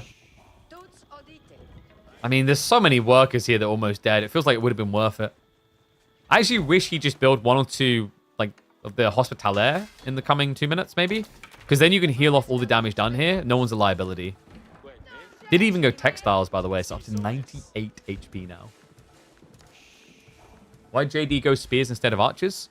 Torch damage dive. It's a little bit more lean, especially if you're gathering like off of deer. You're getting more food than you would if you gather wood. So the idea is you know, hey, I can kind of afford more of these. It is weird against Knights Templar. I can understand the concerns there because like, why are you building Spearmen into a civ that loves archers? The only thing I can think is that Motherload never confirmed that it was Knights Templar, and they thought that they were up against the French commandery. So then they have Spear Knight because they think they're going to be up against Knights, right? And Motherload does not have survival techniques. That is a huge blunder. 15% gather rate buff that's being missed out on for 11 of your workers. So over 25% of your economy is missing out on that easy buff that only costs you an idle 65 resources. That's wild. As are these wolves. Wait, what? Myriad now hunkering down. I'm kind of shocked this game is not over, guys. But it might be soon. I think Motherload has maybe like 1 more attack left in them, and then they're probably dead. This doesn't look great. Like, what's your upside? You need a break. You need it now. Comes in with the dive. Spear count is low.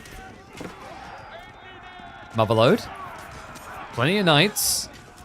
The Steel Arrow is there, though, and the Undermesh is not. Okay, so this is expensive.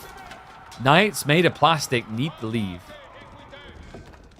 Gets a few worker kills, but ultimately Myriad maintains the lead. And ultimately, he's thinking about castle now. It's not far off. I don't know, man. I think Motherload is slow-rolled this now after rushing an end, right? Before they went too fast, now they're going too slow.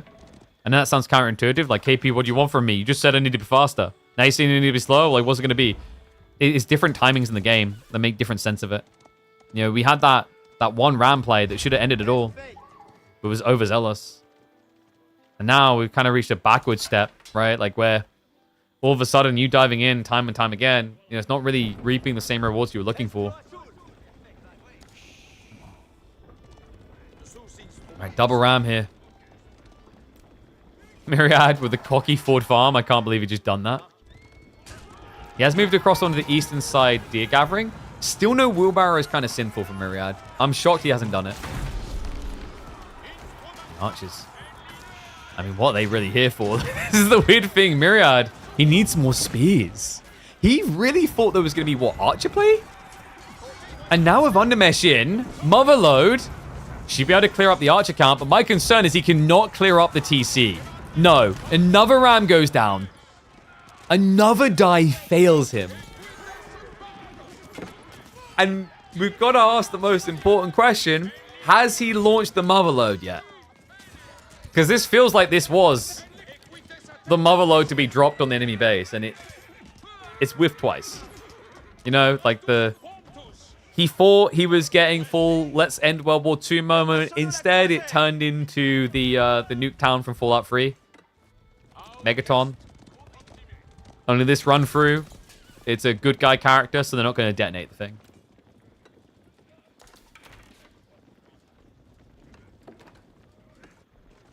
An archer switch. Oh no.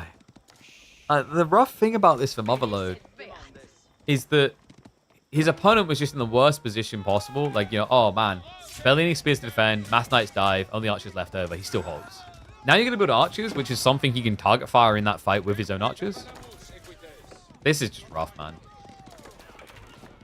I like that Motherload's now thinking about raids, but I wish he'd been thinking about it sooner. Just peeling off 1 or 2 knights earlier on. Just think about the damage it could have done when Myriad had everything defending forward. Like, his position in this game was very shaky.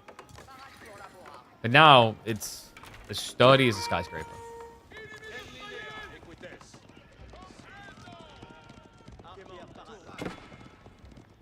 I mean, Knights can't even stop off the kills at this stage. And Myriad has the gold necessary for an age up. He's got Wheelbarrow on the way. Secondary dive is now coming. Motherload. Look at those workers on the deer. I can't believe he's just building farms here. This is ridiculous. More and more farm spam just on the front line. It's just, it almost just feels like BM at this stage.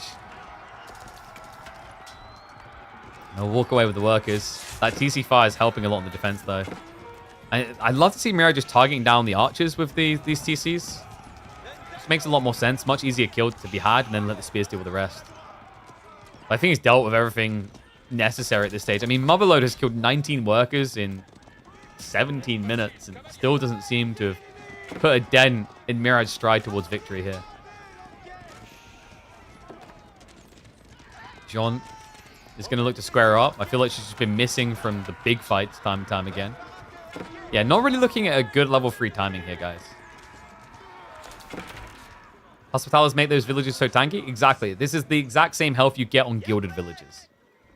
That's how good this is. We're seeing a transition, guys. It's not going to be about the French Commandery as much anymore. I think French Commandery will probably still have it, like maybe 50-60% of games. But Hospitaller is going to be coming in a big way. You know, the variance of having men-at-arms in Feudal Age when necessary is good, but the more important details is the eco buffs. It's a health increase and movement speed increase, and that movement speed and health increase, by the way, doesn't only apply to the villages, it also applies to the pilgrims, which means you're more gold efficient in the other game. It also minimizes the risk on those early pilgrims where they're most exposed. There's a lot of positives now about Hospitaller.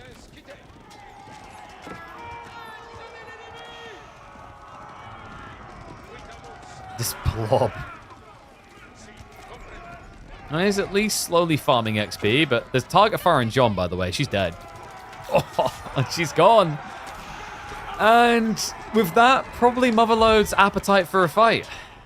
Which means Myriad, if he wants it, has CA. Also Venetian traders. I believe the traders also get bonus health. I'd have to double check. They do get the movement speed, which means they should get the health. In fact, we have a video that just went live on YouTube either today or yesterday about what I refer to as the supersonic traders. They are insane. I believe the video on YouTube ended up being called Why Louis Chose the Templar Venetian Traders. They get 1.88 movement speed. It's ridiculous. 1.88, and then they get extra. I think it goes to like 2 or something. Oh, Myriad. A threatening count of archers here. Even the knights. I think Motherlode's reached his demise. I can't believe the way he lost this game. That's ridiculous. We had a game where we're like, I can't believe the way Myriad lost the game. And now when Myriad is bent over a barrel, asking what the safe word is, Motherlode fails to unload. There's going to be unburdened in this game soon. Level 3 Jean comes in at 35 HP. Irrelevant. Even these champions, I mean, just look at them. They're tanky, sure, but there's just so much to eat through. Myriad. Just going to start a step away and take out those knights first. They're easier targets than the champions, actually. And now dive past onto Jean. She's going to be removed from the equation also. He's just winning this with archers. The spearmen are kind of like just the cherry on top. And this game is done. Unbelievable. I'll tell you what, Myriad definitely delivers some very curious games. Can't take that away from the lad. Oh, a legend. Jean with the buyback. That might get him another minute or two in this game. But like, if Myriad just goes for a tech now, which realistically can, then that should just be the nail in the coffin. Yeah, he's starting to just haul ass towards the tech up, I think. It makes sense. Jean is very, very tanky against Archer Fire from full HP. And you've done enough damage. Like, your opponent's not ahead. You've even got the forward farms all the way around the TC. As well as the one at the back as well. As cozy as can be. He's even building it in the tree line that used to be.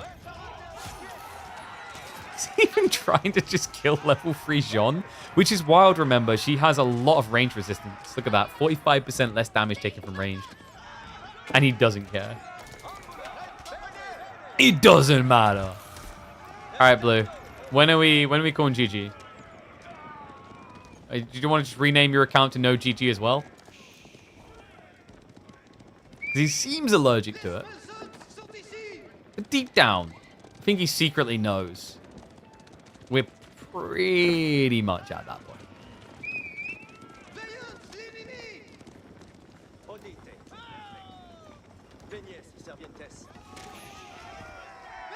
Maybe he just needs to lose Jean one more time.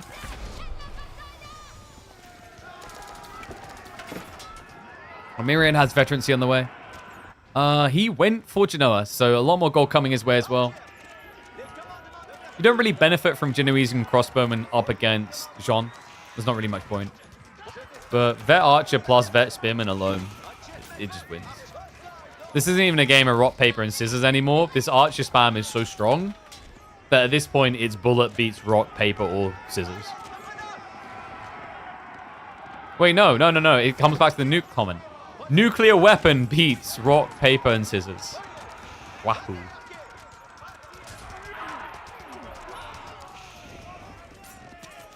I think this one might get uploaded just because the absurdity of that ram. But let me know how you feel with this one, guys. Did your jaw hit the floor as well when you saw that TC still standing? Because this feels like it should have been a day of Myriad L's against rank 50s. But he clutches up. The 2 TC play works. And I think we've now added another game to the list of ones that are going to be growing as to why Hospitaller slaps.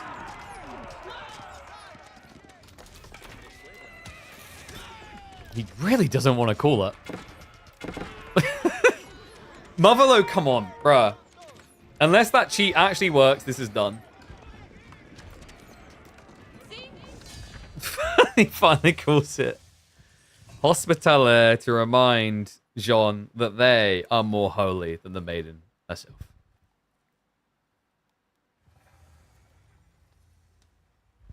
Oh, man. Crazy little game.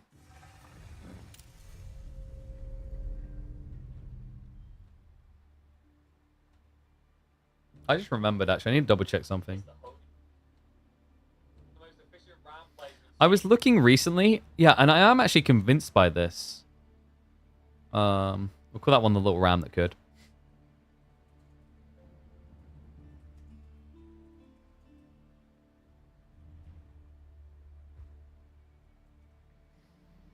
Actually, the little ram that couldn't. I'm going to change the setting here because I've been encoding with, like, the slowest encode speeds, which means it should be the best quality. But I'm starting to think the slowest is actually not the best. I'm starting to think P5 is better than P7. I think that OBS is bugged with its recording setting. Because I feel like the quality of some of the games from much older are much better. In fact, let me have a look on one of these. Oh my god, 100%. I wish I... Dude, I feel bad. Some of these games, the quality's just not going to be as good. As in, like, on the YouTube side when I upload them later. That sucks. I don't know why that bug is there. But... apparently food is ready, but I am not ready to call it a gigi. So, guys, what I'm going to do... we're going to put up an epic game for you guys to watch. While I am lit.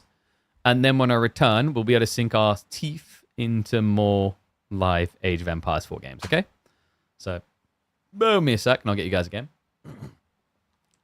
And then we'll come back and probably do like 2 hours or whatever. Ah! Oopsie.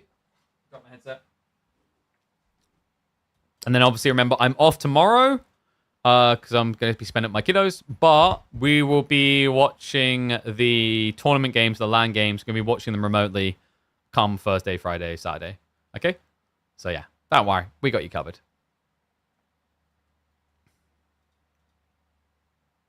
What was this one?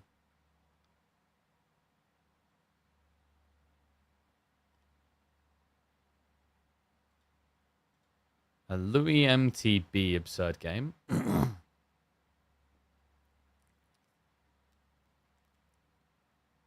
Oh, that one's from quite a while ago, actually. 1 second. I think I've got a scene on the laptop we can switch to just capture the laptop itself, maybe? What games we got here?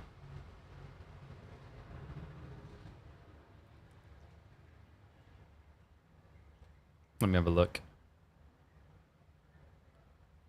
What was this one? Whoa.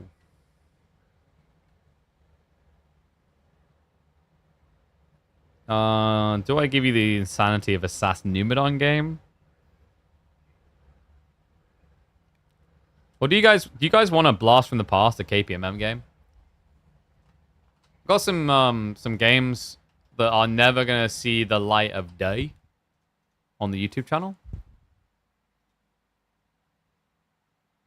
So we could do them.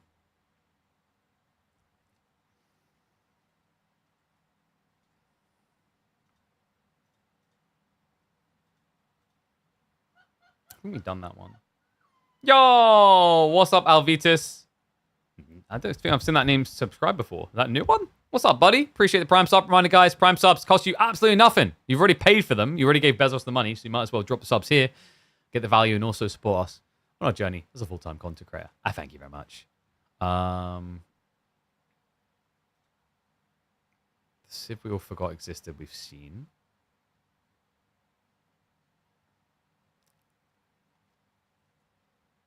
Cavalry Siege is the most depressing combo.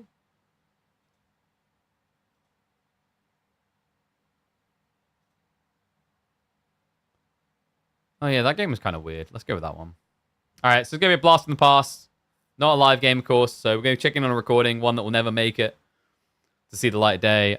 It is a game between Dumu and Wham from the KPMMs a few weeks ago. So have fun with it. I'm going to go eat. And when I'm back, we'll have more live games for you guys, okay? So have fun. And we will see you soon. One and all, we could be on our way to Dumu's speedrun into the semi-finals. We're into KPMM 24. And Dumu, master of the board, has no, got I the ball technically boys. have 3 That's right, monos, we've got Shushi coming but like through I've for got what could be the last game the laptop's queued for of Midweek Muster Enjoy for the game. Wham, who has opted for the Chinese. Now, this matchup is interesting, actually. On paper, pretty good for Shushi. I think they have a lot of like decent solutions with the way they can scale into a faster castle timing. The Lancer play tends to favor them a little bit better. We've also seen around the Pro Scouts on Pro Scouts meta, Mount Lu Academy has been the difference maker, giving Shushi more food to work with than China's capable of. Now, China has their own edges. One of them is if you get a long feudal, you get into Song, you build an eco lead. You've also got the taxation element where they will have a lot more gold to work with, courtesy of how Imperial Academy functions, and also alongside a decent economy in terms of better villager count. So both civs definitely has their quirks. One thing that works really well in Shushi's favor is their timings in general. We mentioned the castle ones, but even the feudal ones, they tend to get feudal much quicker than China because it's cheaper. And also their landmark immediately rewards them back by giving resources for doing so. Does require a good placement for it to be worth truly rushing. I don't see anything too crazy here with Meditation Garden. Yeah, he might be able to actually get double gold and the food.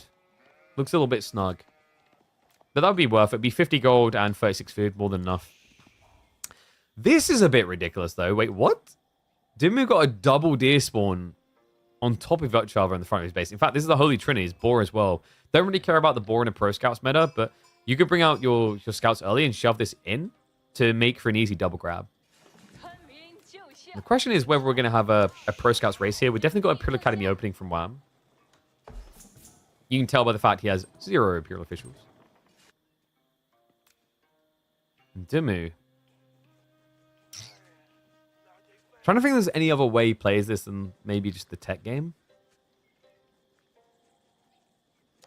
Because I feel like usually as Shushi, you're kind of happy with just the idea of greeding it up and splitting the deer, if possible.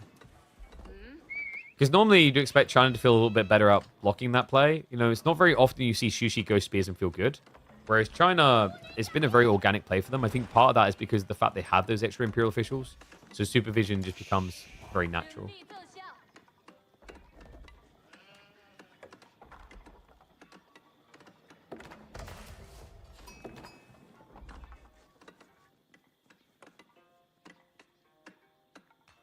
How do you guys feel about China and Shushi, by the way? Like, I'm curious on the community's feeling. We've heard rumors recently that Jean is going to be made much more different now from French. One's if you feel like China and Shushi are different enough, or two's if you prefer to see them be even more different. Because sometimes, like, even though different things are happening in the early game, I do feel like the early game can feel comparative for China and Shushi. The late game is okay. I think the late game is drastically different. You've got the unique cavalry, you've got the lack of hand cannoneers. Early game, although they do different things, it feels like maybe it's just the meta and they tend to align towards the same ideas. Maybe China a bit more all-Indian feudal than Shushi, who I feel like I rarely see do it these days.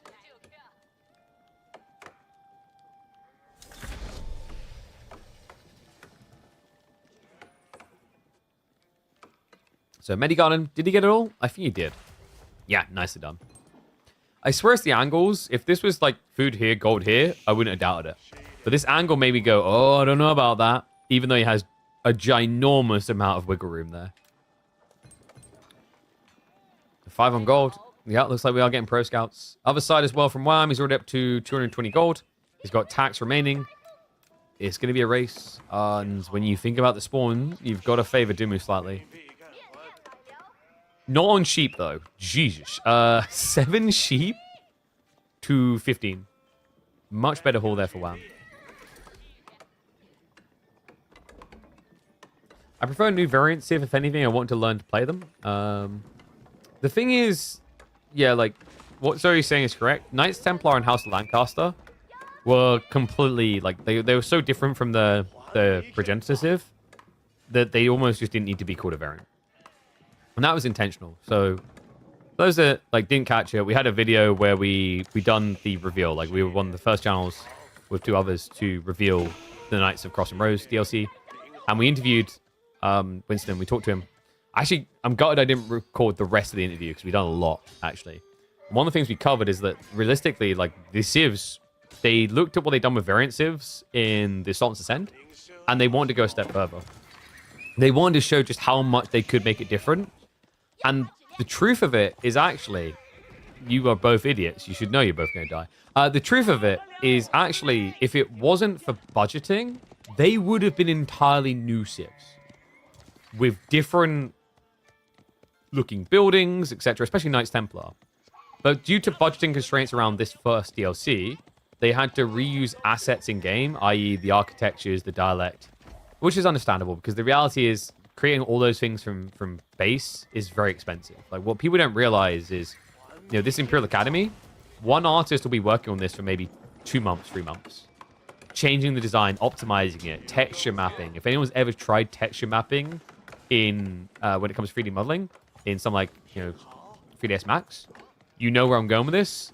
It is horrible. There are some people, I consider them to be psychopaths within the artist community that enjoy texture mapping because they see it as a fun puzzle.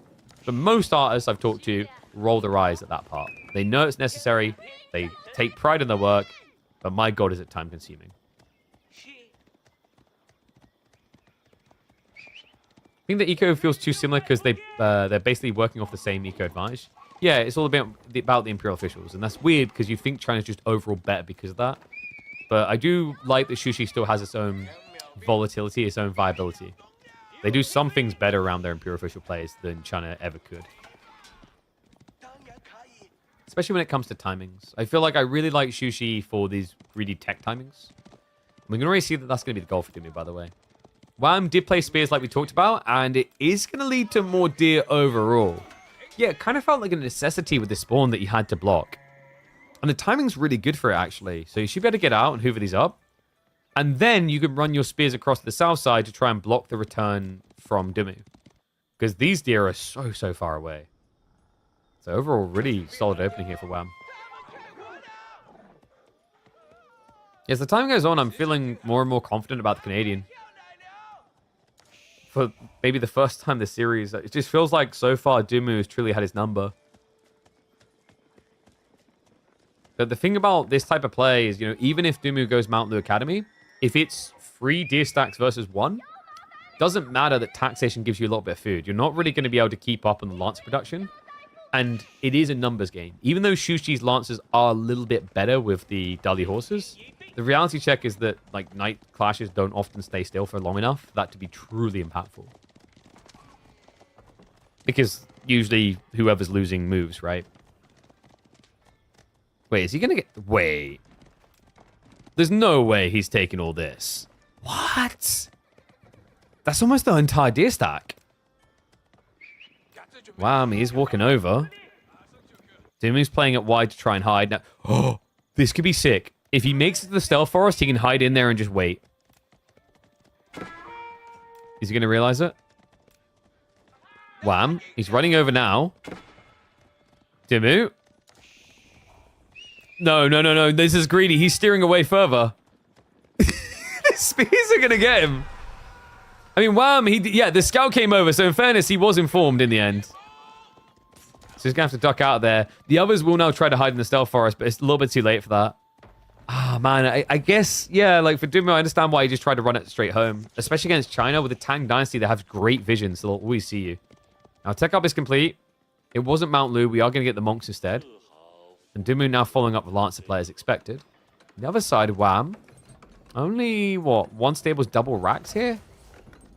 Could be we see layering in a few spears, but usually in this matchup, if you stop building Lancers, you feel like you've kind of forfeited control. At this key point in the game, it is a relic race, and if you have to add in spears, you shouldn't really be winning that race.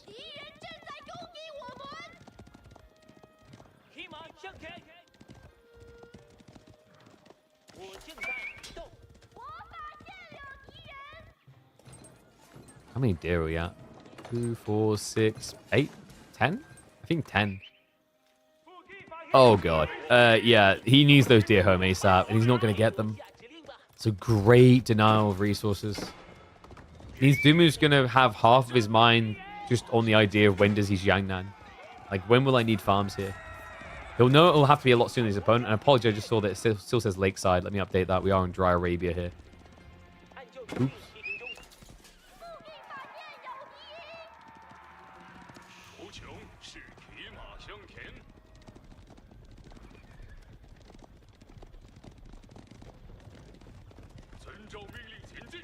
A lot of spears for Wham. Did actually vet them up. Not too surprising once you're at 10. I wonder... Oh, yeah, he's going to keep adding them. Spear plus Lancer here. Does make sense. Dumu already has a clear edge on the timing in terms of cavalry count. And you can use the spears to escort for relics this way, while also guarding home. The idea is your Lancers can just kind of raid. And we'll be able to get away. And we'll go for the re-engage. The Buddhist Bonk won't be able to get home this run. But wait, KP, he has a stick. Blunt stick, beat stabby stick. Yeah, maybe one-on-one. But that wasn't a fair fight. I've been rewatching Gotham. This is like that scene where Bruce is like, yeah, I'll fight you guys. I'll beat up your boss guy. He's like, oh, you think the rest of them are just going to watch? You're an idiot.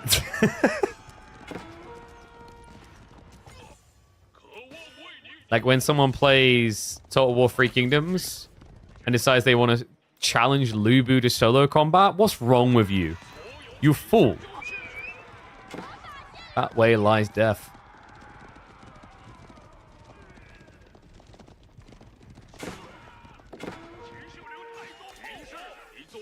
He's finding these trickle lances on the flanks. This is actually really good for him. Once he shuts them down, he can just kind of full barrel towards the enemy base and pin him in. And that's interesting because if that happens, you know, at a point where he's got to uncomfortably make a farm transition, there'll be no pressure from Wham. So like, there's a really good timing here for Dimu if he keeps this spacing up. Nice. Now another relic to be secured there. So that is looking like a 4-1 relic split, folks. Wham has only got a single relic coming home, but he's not looking to let this one go for free. Oh, man, that was so well played, though. Dimu, he goes deeper, he makes him choose. Either stop the raids or stop the relic. And whoa, boy, whoa. He thought about it, then remembered that this guy has double the health of a standard monk.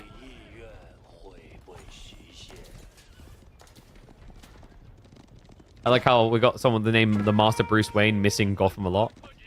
Yeah, I never finished it off, so I've gone back to watch it. There's so many things I need to watch. I never have time. I still need to complete Claire Obscura, goddammit. You know when you're kind of like envious of an RPG streamer?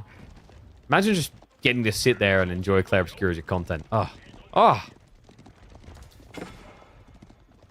Instead, we just have to sit here and enjoy all this incredible Age of Empires 4.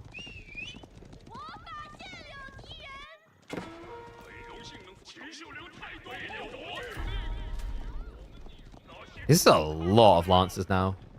Dimu's making an interesting switch, actually. It's like big boy archers. He's gone for Springald with Lancer. You got super fast and super slow in the same army. Not always a good feeling combination, but when the Lancer count is high enough, you don't care about your super fast being now super slow. Because they're just super tanky. Does reveal the Springals early, though. I'm doing a quick job of killing the Lancers, actually. No, please. Repair. Oh, just in time there. Yeah, 2 Lancers not too threatening. 3 would have just mincemeated that entire load.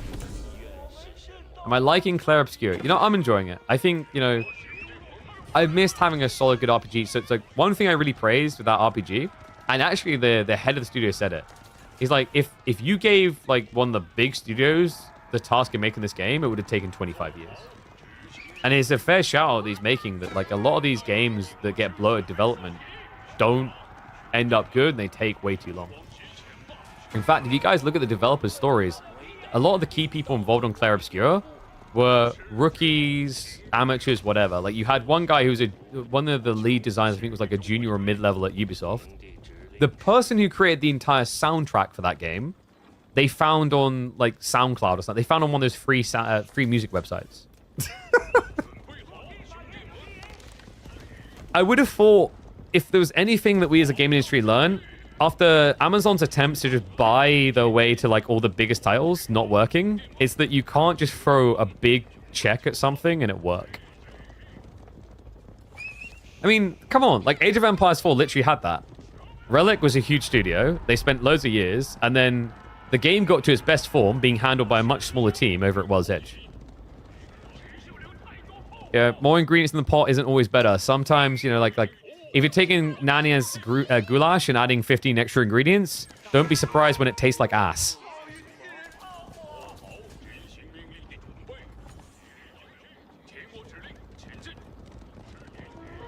How has he managed to get across the map with this, by the way? Like, how has there not been more deaths back at home? He's also propping Jiangnan, so he wants to get towards the farm transition while he's fording towards the enemy base. This is a pretty funky strat from Dumu. I don't think he can go much further than this because it's just too risky. At least it should be too risky.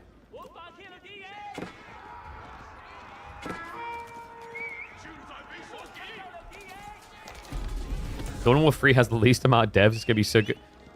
So you mean Dawn of War 4? Wait, you're capping, right, Moo? Did you not know Dawn of War 3 was already a thing? Please, oh. It would be a bit adorable if you're like, wait, that happened? I'm like, you didn't miss anything.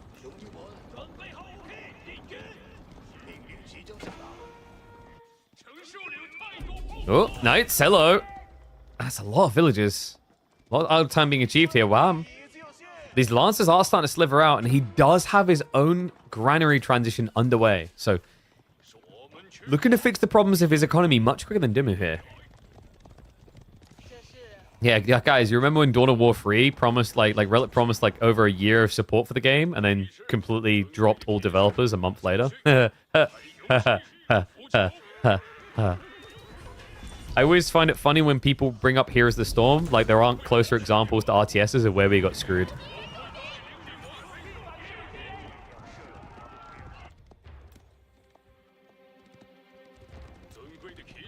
Lancers on the farms. Yeah, Wham's in position. I'm surprised we haven't seen more of Wham's walls, actually. This is very unlike him. Usually walls a bit quicker than this. It's so difficult in this season to get those up, though. Oh, yeah, by the way, the whole point of money and the increased cost of gaming, I am XDing the amount of devs that are going to use GTA as an excuse to increase their prices. Like, their games are comparative to GTA. You know? That's like saying my raids are comparative to this. Nah, dog. When I raid, I lose 5 nights and do nothing. But this guy right here, Wham is partying hard on this berry line. Wait, you mean Spriggles don't counter Lancers? Yeah, who'd have thunk it? If these 2 Lancers weren't here, all the berry workers would be dead. This is classic Dimmu. He loves to just gather resources where there's a fight. But this is an example where it may have just cost him the game. This is ridiculous. Even more workers dying on the north side. That is now a 20 eco lead for Wham. And one with a song that will escalate.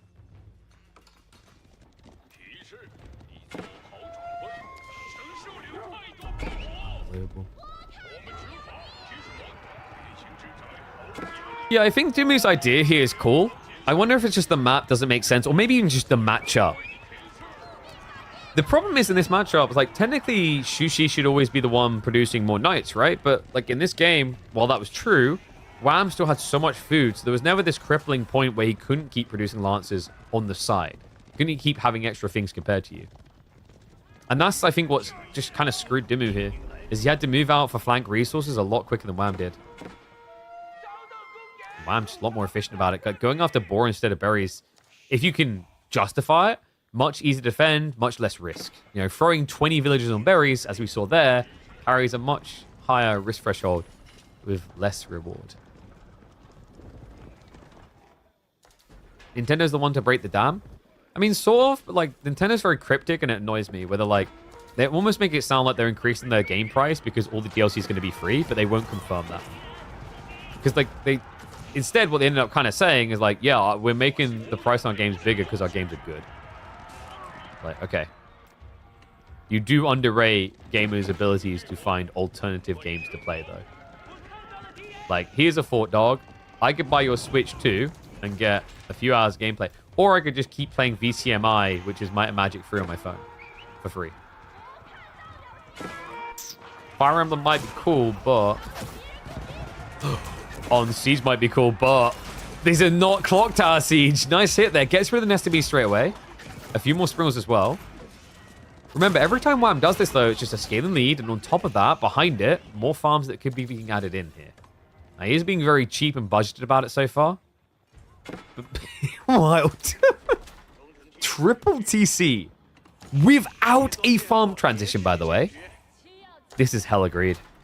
There's not much food on the maps at this point, right? He's got the boar and what remains of these berries. So Ben playing a very dangerous game now. That's crazy.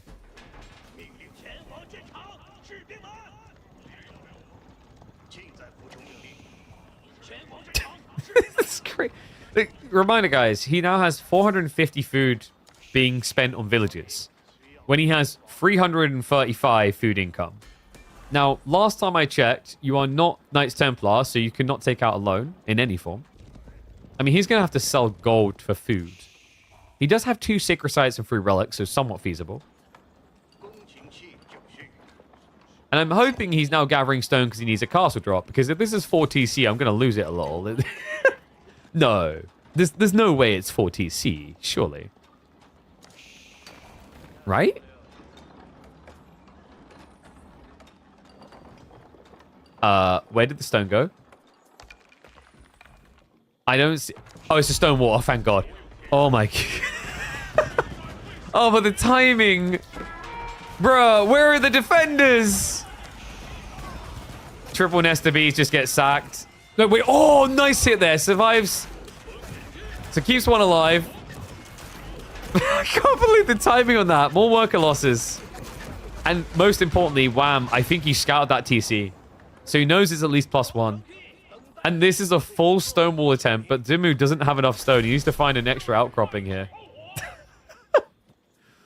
Yeah, not often you see someone stonewall like this. That usually happens much later, or it's only done the flanks. But he's just looking for a full hunker down in the corner. Granaries now to be added in. But Wham, a lot deeper in that affair. He's already got double cluster, and third one coming in. They're a bit ugly on their placement, but once the trees have been taken out, that problem would be fixed.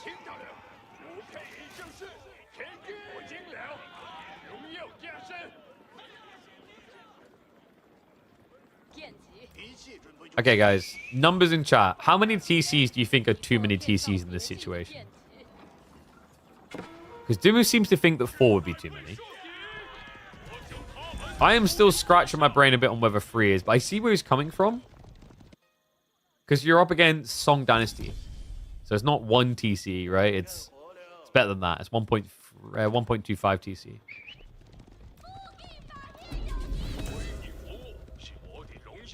This was scary to do before a farm transition, though. This could have went wrong in so many ways. But Dimu, he's like, well, if I'm stuck in my base, I trust in the siege. The siege will stop a dive.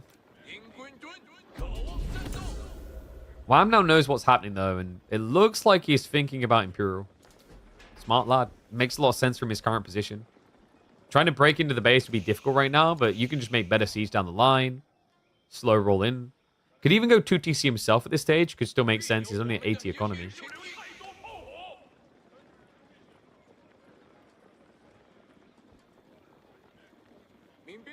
I wonder if there's even a world in which he ages up not with the Great Wall Gatehouse, but with Spirit Way.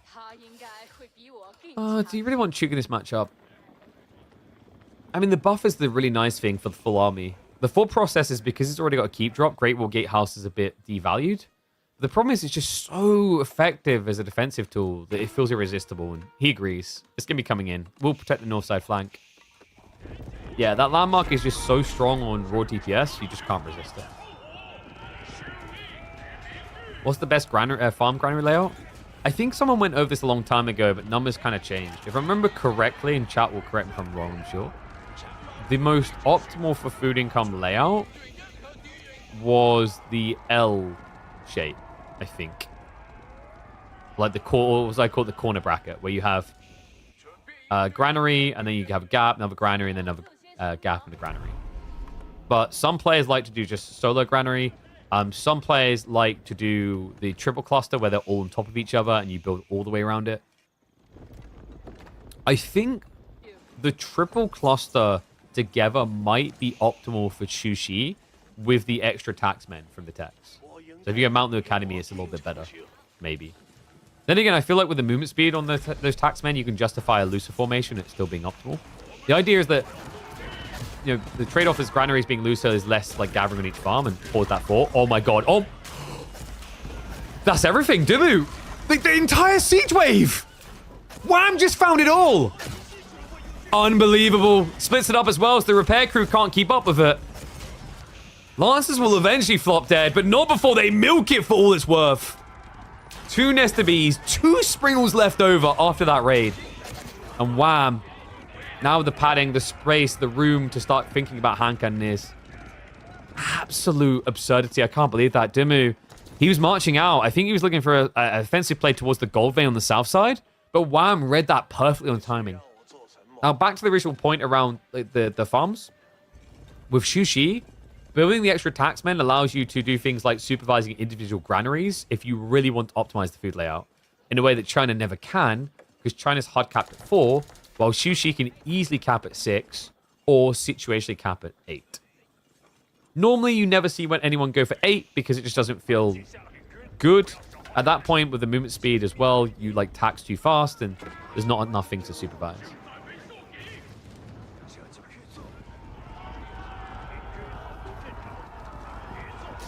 So Ram just needs to defend now and then look for another attack. He's now going to the best unit comp, the hand cannoneers, but obviously that's a composition that takes time. Definitely will require additional gold secure, so wouldn't be surprised if he's going for a keep drop up here, gets the stone plus the gold. Or he plays south side if he's thinking that Dimu's more likely to go there, but he already has an outpost to early warn him if there is a move down there. Dimu knows he's going to have to creep this, so we'll look to secure the stone in the area. And then afterwards, we'll probably see like a kind of hop, skip, and jump towards that sacred site.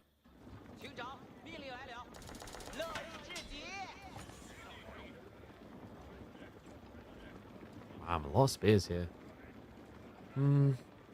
Makes sense against this many lancers. I think he wants a quick clear. Dimu's doing that thing I've been seeing a bit more of recently, and I'm still not convinced in the games that I've watched. Shushi Library is on the way. The problem with Shushi Library is, like, compared to the alternative, getting the Temple of Sun, with a defensive strategy, it gives Nesta Bees more range to engage from. With a rush strat, it gives you more movement speed to get your infantry in. The issue I usually take with Shushi Library is, do you have enough gold, and what are you doing? Now, Dimu only has 2.5 gig gold in reserve. That sounds like a lot for a Shushi Library until you remember that Elite Text is going to cost 700 apiece. So, usually the way I see Shushi Library look good is Dynastic Protectors, because instead of needing to worry about Elite Text, you're unlocking a new unit type. Instead, though, Dimu sticking to the Lancers, Elite upgrades on the way for them. I've seen a few more players going Roar the Dragon. Most notably, I think it was Louis MT was doing some cool experimental things. And yes, thank you for actually highlighting that. I forgot we're watching Wham. He does have this happen more often than other people, I feel like. No blacksmith gameplay. I just didn't really focus on it because I've seen Chinese not care. In fairness to him, when it's Lancer on Lancer spam, it's a little bit less relevant as the base damage is so high that a +1 doesn't make a huge difference.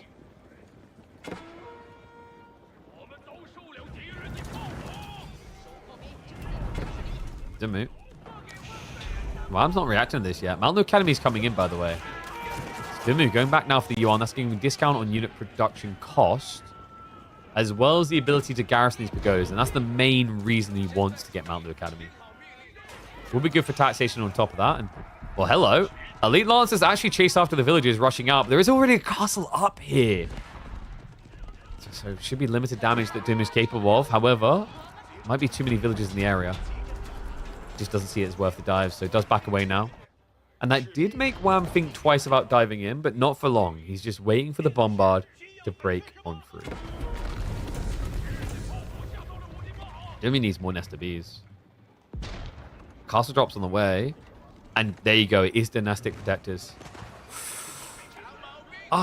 So let's talk about the issue of Dynastic Protectors, because I love to talk about this one.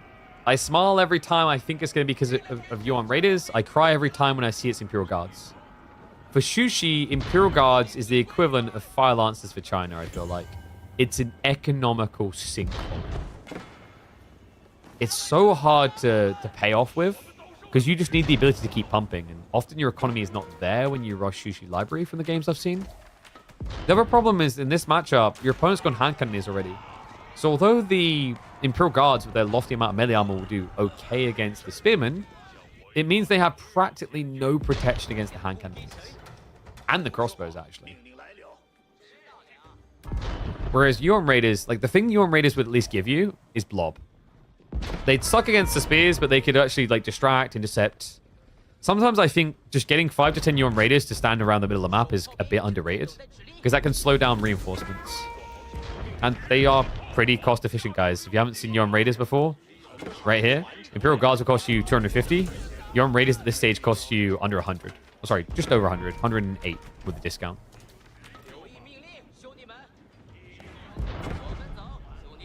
He's got regional inspection coming. He feels like he can't get these out quick enough, and I understand why. Look at Dumu's economy. Yeah, there's a huge choke in terms of production. This is definitely not optimal. Flooding 3,000 food. He's got plenty of room to work with on population. Meanwhile, Wham, now into the Yuan. Yuan, of course, a lot more impactful for China than it is for Sushi.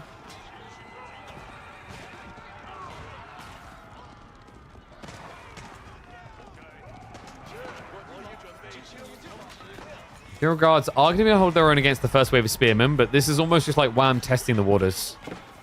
He's got max pop. He's building a reserve. He's up to a healthy 27 hand cannoneers now, and the Bombards are getting ready to break in. Yeah, and Dimu, with no Temple of the Sun, he does not have that extra range. To make matters worse, Wham brought a repair crew, which just doesn't feel fair. Castle about to drop. Timing looking good. Dimu is hiding Nesta Bees, and Wham seemingly aware of it. So difficult now for Nesta Bees. With the Yuan, your opponent can actually dodge you quite fluidly. Hand Cannoneers, of course, now just moving at 1.29 movement speed, i.e. quicker than archers. And we got Wham's walls at home. Wait, what is this? That looks so cursed. Huh? We got Wham's walls at home, and then we got them abroad. He's looking to block Dimu in. Dimu can make monks. He could definitely afford it. And we should be having pagodas by now. Yep. So he could be producing them. Why not, though? Maybe he's a bit worried they're too slow. He wants someone that can gap close. But in fairness, I think maybe the monks could be justifiable as cannon fodder to protect the siege. Because right now, the problem for these Imperial Guards is they have to be defender and aggressor. They have to somehow protect the siege while also attacking the opponent. It might just be an issue for Dimu with population, though. Like you can see, it's 134 eco. So because of how slow the monks are, probably feels like they're not very population efficient. Good guy Wham is going to help Dimu out of that population. Frees up a little bit of space.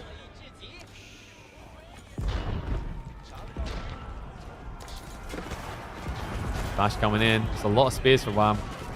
No easy breakthrough. He's looking to snipe that bombard to slow it down a bit. Siege line from Dimu does look thick. I have a bit too much to chomp through here, though. Yeah, and on top of that, the bombards are just sniping him out. I mean, this is the difference between China and Sushi in the late game. Siege game is very hard to win without the Temple of Sun because of how tanky the enemy siege is. Clock Tower bombards at 315 HP. By the way, he does not even have siege works yet.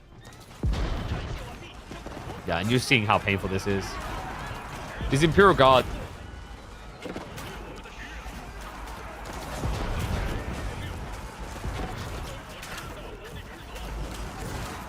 Oh, overextended here. Looking for the good pierce, but not able to find it. Nice spread there by Wham. Beautiful micro towards the end. And that is going to be a wipe. He's done it. Finally, Wham has proven he can get a game out of Dimu. Had to take it to his comfortable late and show us why China is still kings of the late game. And Sushi, I mean, Dimu, if nothing else, on one of his favorite civs, we can mark this up as maybe a justifiable game to show the devs and say, can we get Imperial Guards buff? No, please don't do that. They're just a tricky unit, man.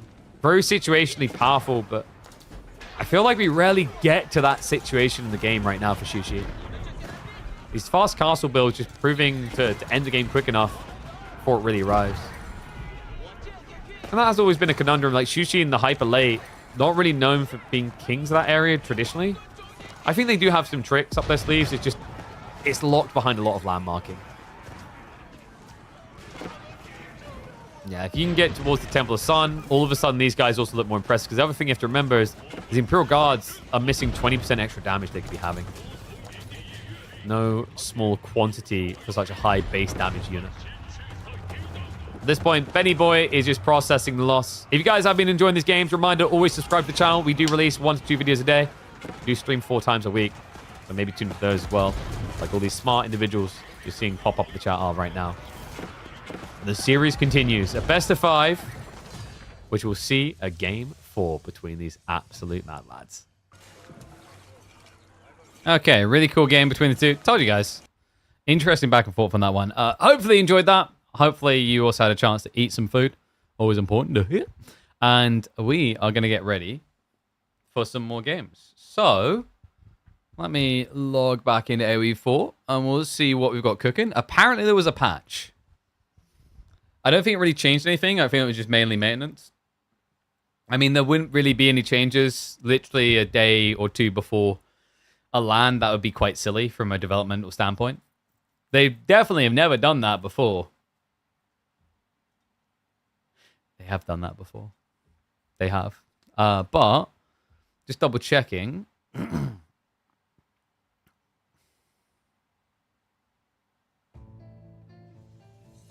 think it's just something related to the game mode, the Chaotic Climate game mode. And then, yeah, it's just I don't even know if anyone's really looked at the Chaotic Climate game mode. I didn't even like know what this mode done. But yeah, that's the only thing really. Help convince devs to bring us AoE to Korea on AoE 4. Maybe it'll eventually happen. The problem is like Korea. I'm trying to think like Korean history around the time period of AoE 4. It was a little bit quieter, if I'm not mistaken.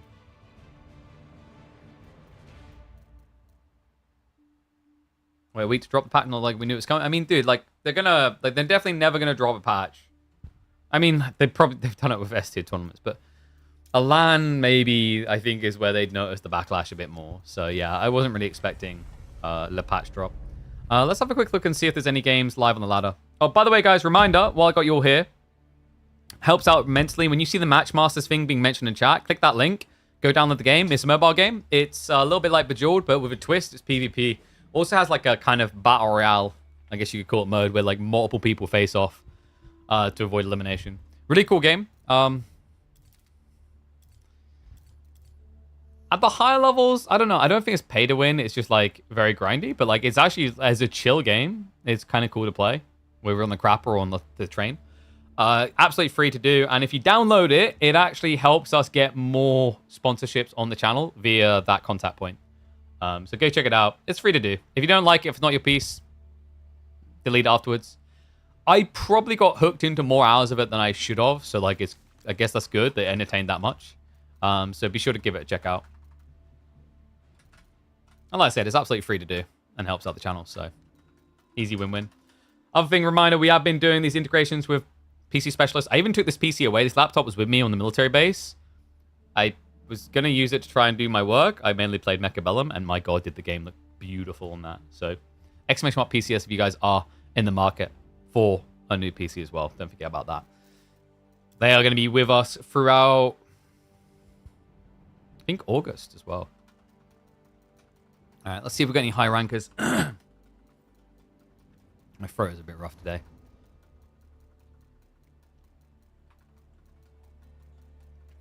I don't think so. AoE 4 kind of a ghost town right now, right? Koreans in the Middle Ages come from fusion of 3 kingdoms. Yeah.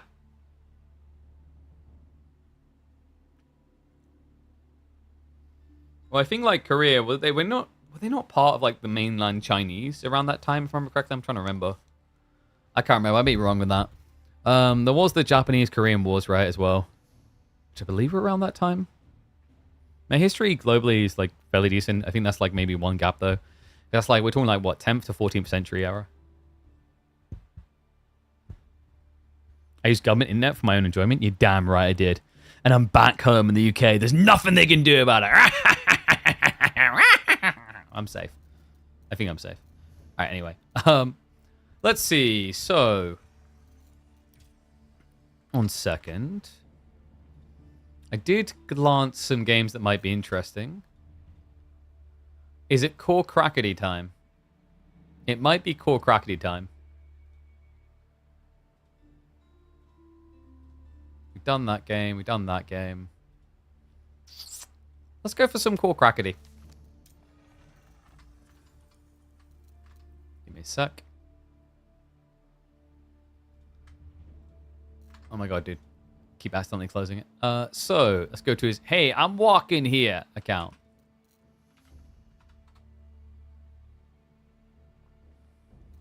You know the trick with people like, "Hey, I'm walking here"? You're meant to trip them on a hill and then they're rolling there. You stop there after deployment? Oh, nice. Yeah, dude, it's absolutely huge. It's like I was explaining, like some people have this idea of, you know, like, sorry, I had to pull the shorts up. So some people have this idea of just like military bases being really small and all this kind of crap and whatever, blah, blah, blah, blah, blah, right? But in actuality, a lot of the military bases function as their own mini cities, but Ramstein is like to an extreme, right? Because Ramstein, I believe, is bigger than, I want to say it's the biggest military installation that the US has in Europe. I asked the guy, like, how many people work there? And it was something like 50, I think they said 50,000 personnel in and out of that place across a month easily. I think they have like 7,000 like armed station permanently soldiers in that base. It's crazy.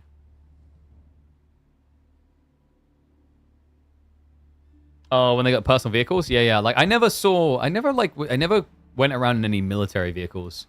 We're always going around in like, you know, civvy vehicles on the base. European hub? Yep. But it's like, the US is responsible for upkeep primarily, right? And then obviously it's leased to them by the German government. But like you've got all kinds of different forces going through there. So you get the American, the British, the German, I think French also go through that base. But like for that event, we had French, American, and British forces representation. So guys, we're gonna have to try and find some live games because this patch is kind of cringe. We lined up some very fun core crackety games that we now can't watch because of the patch that absolutely wasn't needed. And if it's a maintenance patch, absolutely did not need to kill old replays. Thanks, devs.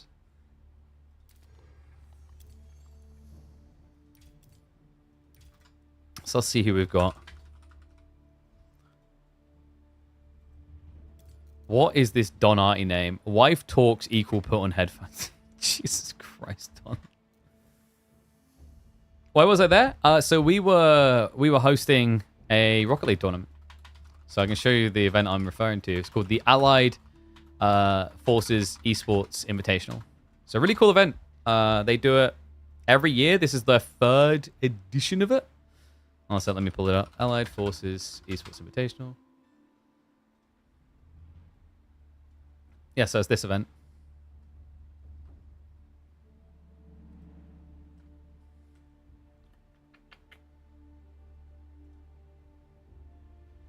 So this is pictures from last year. So the new one will probably be up in a few weeks or whatever. Yeah, Rocket League. Whoop, whoop. What's this? DVids? I don't know.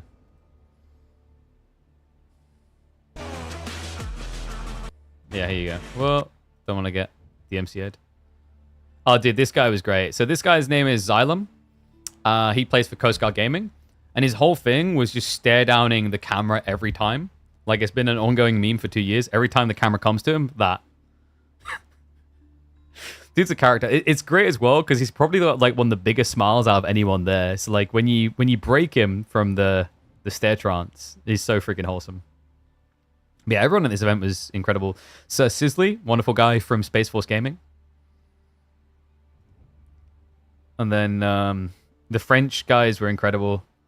Like, it's so nice to do some Rocket League. I was saying at the start of the stream. So, like, this is where I was, guys, from Wednesday until Monday. But yeah, had an absolute blast with the guys. Really big shout out to the Rally Cry crew for inviting me out. The Air Force Gaming who organized the event. You had the 86th FSS that brought it all together and kindly hosted us. And then, yeah, you had forces from the RAF. So you had Royal Air Force had 2 teams there. Then you had the French Air Force had 1 team. And then the Americans had 3. They had the Coast Guard, they had the Air Force, and they had the Space Force. Apparently there's like a lot of military esports events, by the way, that get done. Most of them get done on the US military bases, so back in America itself. But like, this is probably the biggest one that they activate, the AFG, Air Force Gaming, activate outside of the US. But they actually do a lot. I think they said they do a bunch of more Rocket League, but then the other things they do is like Call of Duty and they say Madden? They might say Madden. Call of Duty is the other really big one with the military. But I heard mixed experiences about how people feel about Call of Duty, which is no surprise. I mean, as a game, it's been kind of a rough ride the last few years, and I think also it's fair to say like the COD community compared to the Rocket League community. I mean, like Rocket League, I don't feel like I've had many instances I've heard of people like, you know, slandering each other's mums. Whereas Call of Duty is an absolute classic for that, you know? It's in your blood. It's almost like you got to. Alright, so bear with me one sec. So I think we're gonna have to wait for someone to queue into a game now that the patch is literally just dropped. I could put another recording up, but I don't know if you guys really want that. Could do that.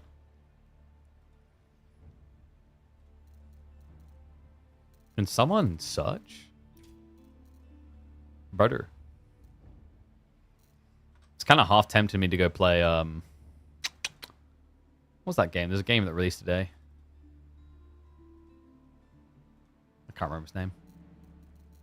I did get sent a code for Stronghold Crusader Definitive Edition, actually. Wasn't able to play it because, like, we were flying oot when it came out. Okay, so Ravane just locked in, but is against a guy called Talak. I don't even know if that's a high-ranking account. Ravane is very high-ranking, for those wondering. Let me have a quick look. Talak is ranked 284th from Hungary. So probably not going to be that close of a matchup if we go for that one.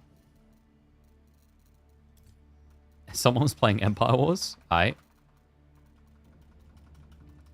Let's see what we got here. Because the thing is, we have a lot of the high-ranking players already added, right? It's like we know if they're in game like that.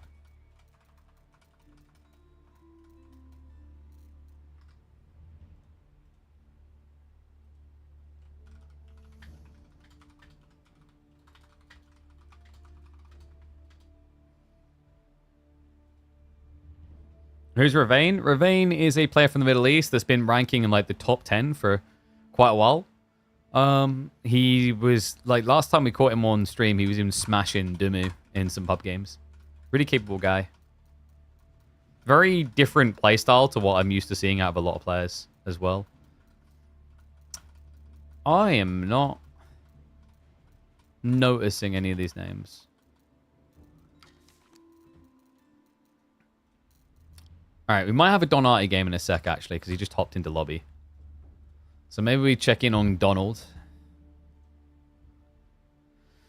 I'm trying to see if there's... I can't remember how AV4 World works and how they like let you know if people are actively searching or not. I forget. It's really weird, so I never remember exactly how it works.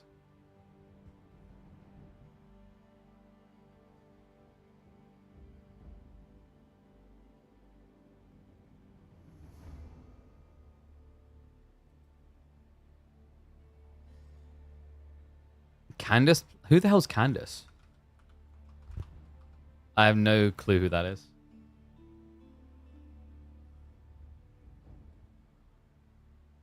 So I'm just having a look to see if there's anyone who's played like the last hour. Myriad was 1 hour ago. That was the Motherload game, so that was before the patch. Oh, such a lame patch as well. Goodness. Maybe this guy? Oh, god damn it, Hobo.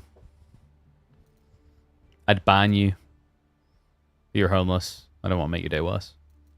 Who the hell's wife talks equal put on headphones? That, my friends, is Don.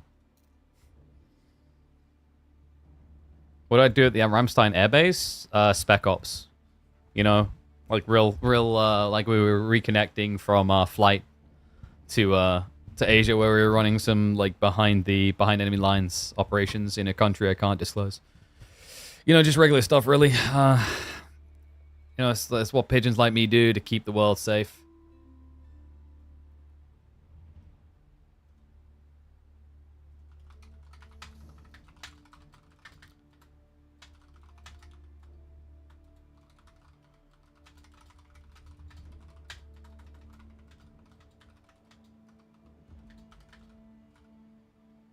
Sorry, just typing something out to someone while we wait for people to queue into games.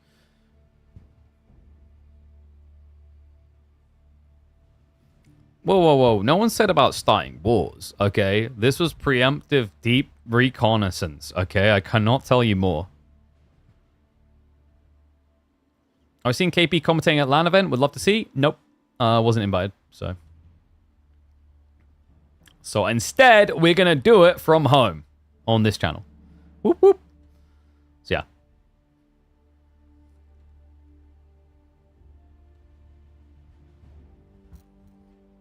Don't oh-sure me.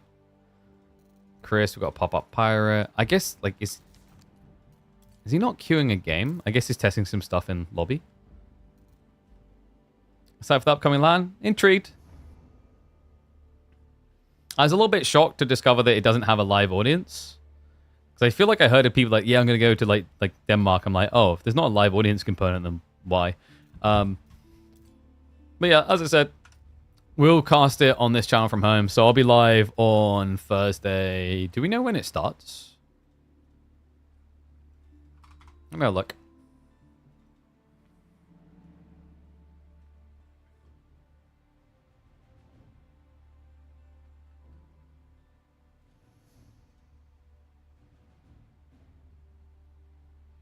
I could have sworn I saw a post, but apparently not.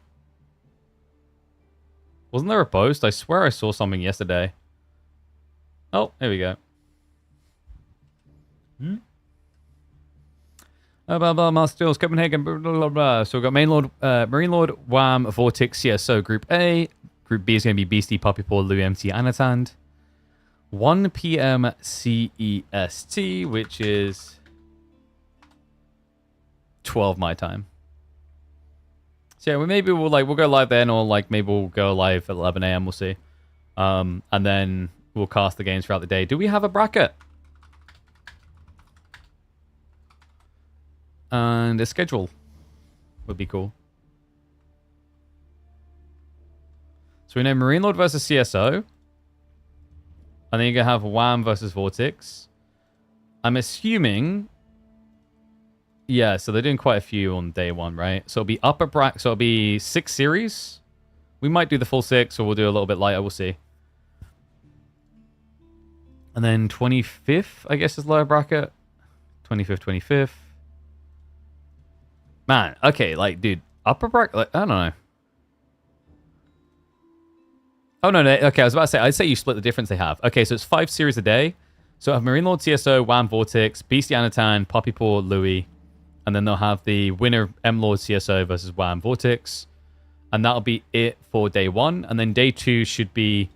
The second day will be the upper bracket final rather for Group B. And then lower bracket series.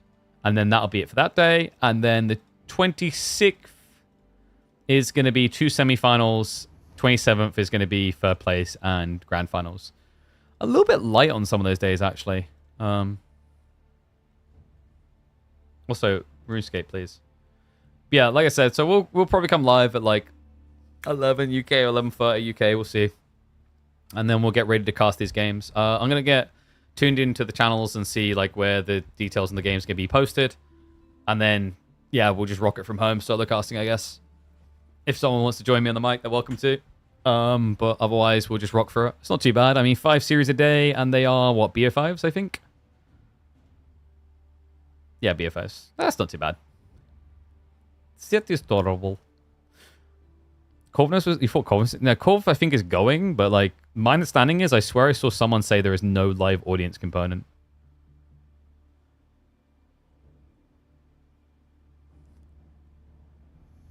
Is it said in here?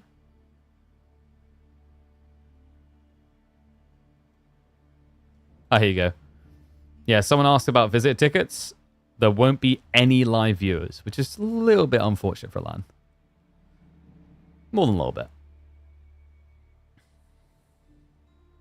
The live audience is going to be the people volunteering for the event, which are plenty.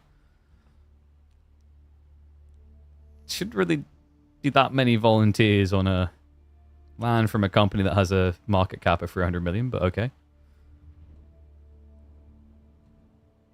I hope people... I hope there's not that many volunteers. That's what Warman said? How many people they got volunteering? I'd assume a volunteer squad of maybe 20?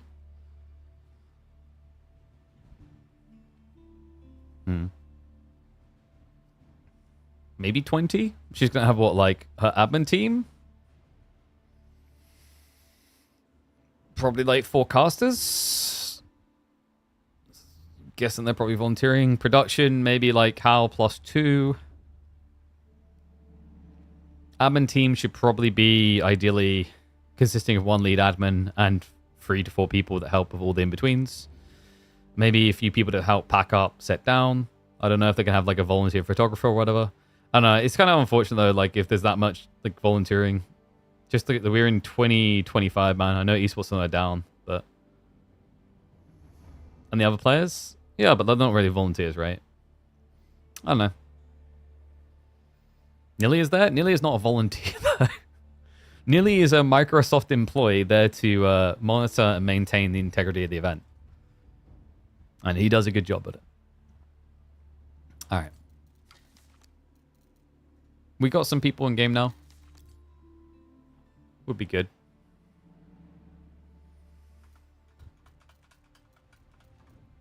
The sexy ginger. What rank are you?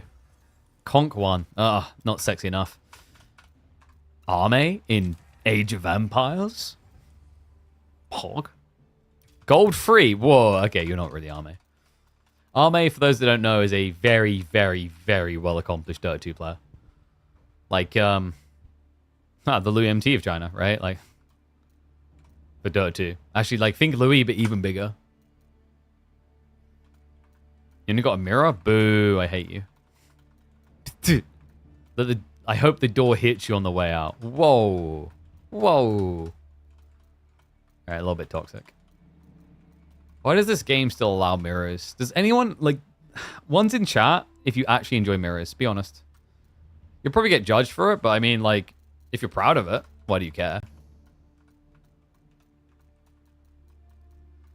Some Abbasid main's gonna be like, I love mirrors because then we just get to build TCs and more TCs and more TCs.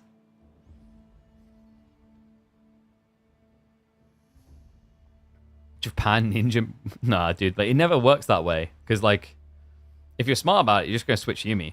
And then you just get clapped, right? Like, whoever doesn't switch Yumi gets clapped.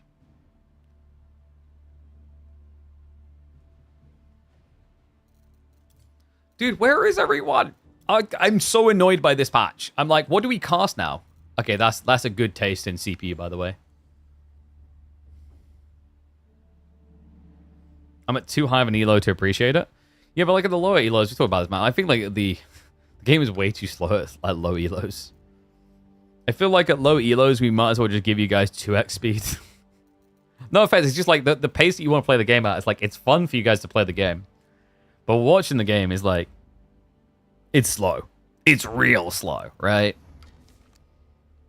It's grandpa, start cooking the baked beans. We've got a few minutes though, you know? We can see low elo games. Do you mean slow elo games? Oh, no, this can't be so funny. Ah. All right. What rank was Chris? Plat? Got some Plat gameplay? Pop-up pirate? Wait, who is this? Oh no, the level 653 in gold. Intriguing. What are they doing?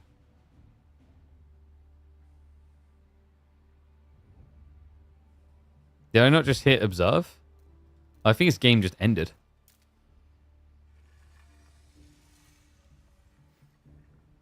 Chorus playing? I know we said like gold and plat and low ranks, but you don't have to be mean about it. Eyo! We got him good. Das was good.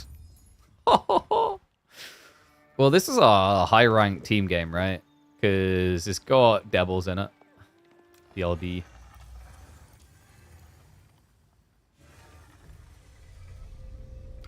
Is core playing? Why do I think esports is declining, in my opinion? Did I say that esports is declining? The esports has already had its big decline, and now it needs to try and claw its way back up.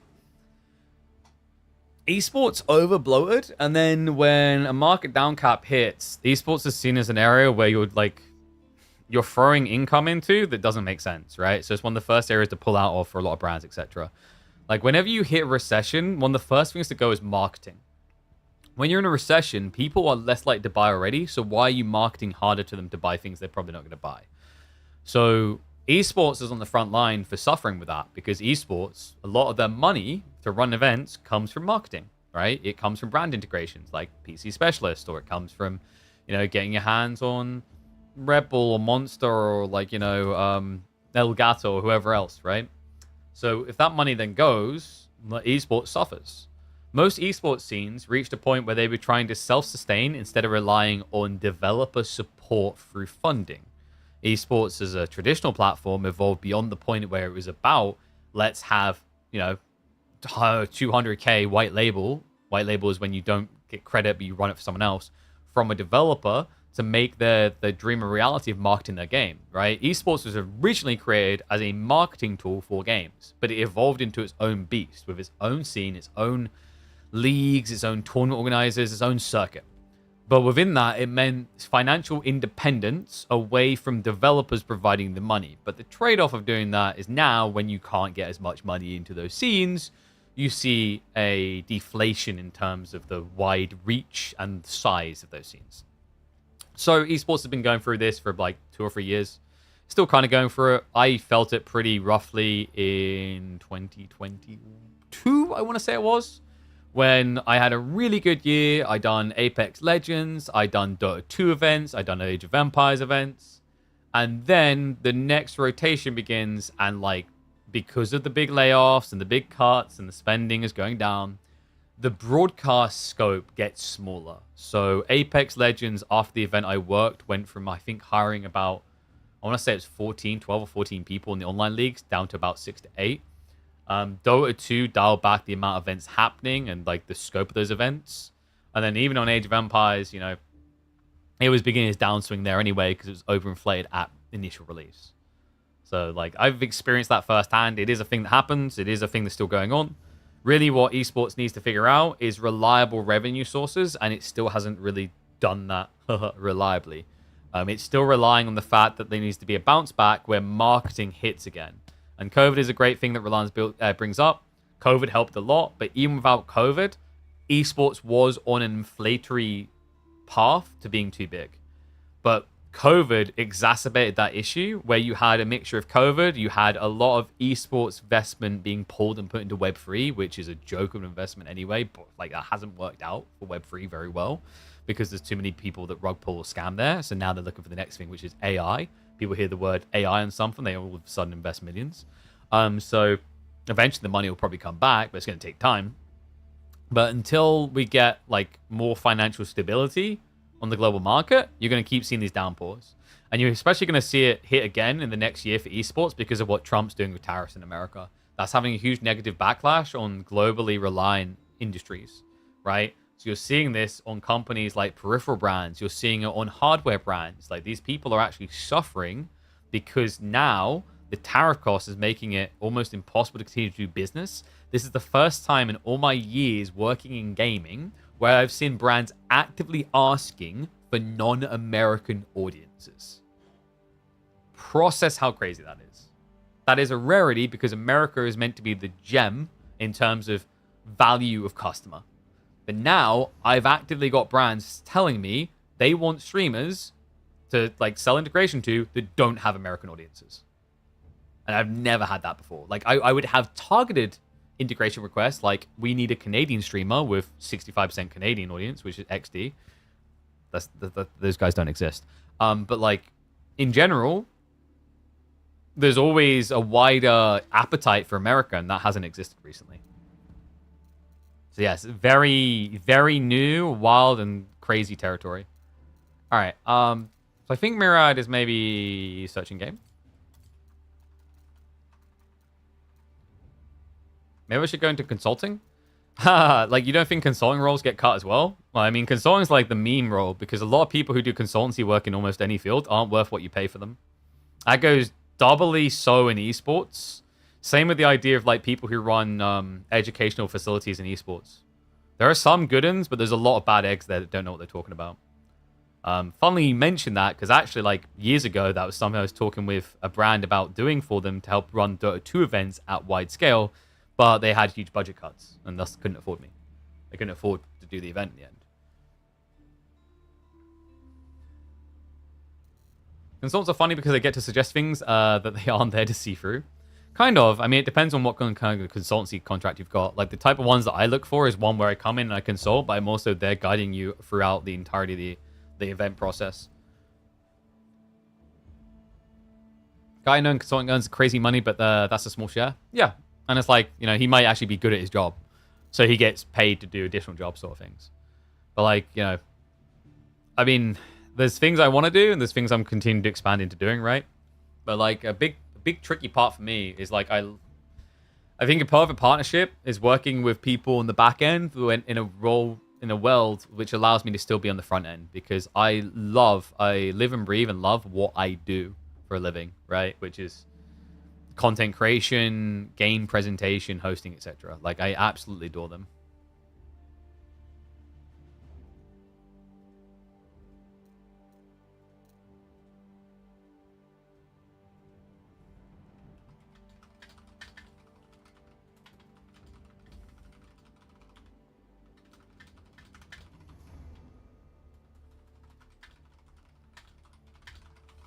And now I have admin issues for KPMM.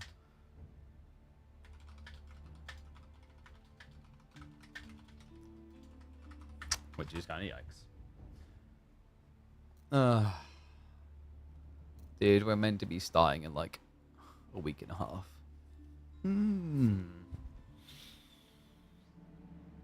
Deep breaths. Deep breaths. All right. Shall we follow Myriad into glory? Guy's searching for a game now. We'll hop in a sec. But yeah, so when it comes to like esports, etc., I love like consulting. I'd love to do more of that. But it's a challenge to find those roles. The problem is, just like many industries in life, there's a lot of cases of people failing upwards who like put in those positions that like don't necessarily do a great job. I remember talking to one of my friends about this, with like Yuki has this in the UK, where like they're a great conduit for making contact points with like smaller dev studios and whatever. Those dev studios then go and they whiz away like 20 or 30K on an activation that gets done on their own channels that gets like maybe maximum 50 people maximum watching their new game, instead of like working with someone like me who has diverse experience that can help you put together a broadcast and then co-op with a content creator who has like 3,000 average viewers to get them to fly out and do like an event in person. Have someone like me on the show as well that helps facilitate like the serious side of things while also capturing what works for that creator. Like things like this. It's just too many people being sold on something that doesn't generate viewership and then wondering why they don't get sales. It's a big part of not just esports, but gaming in general.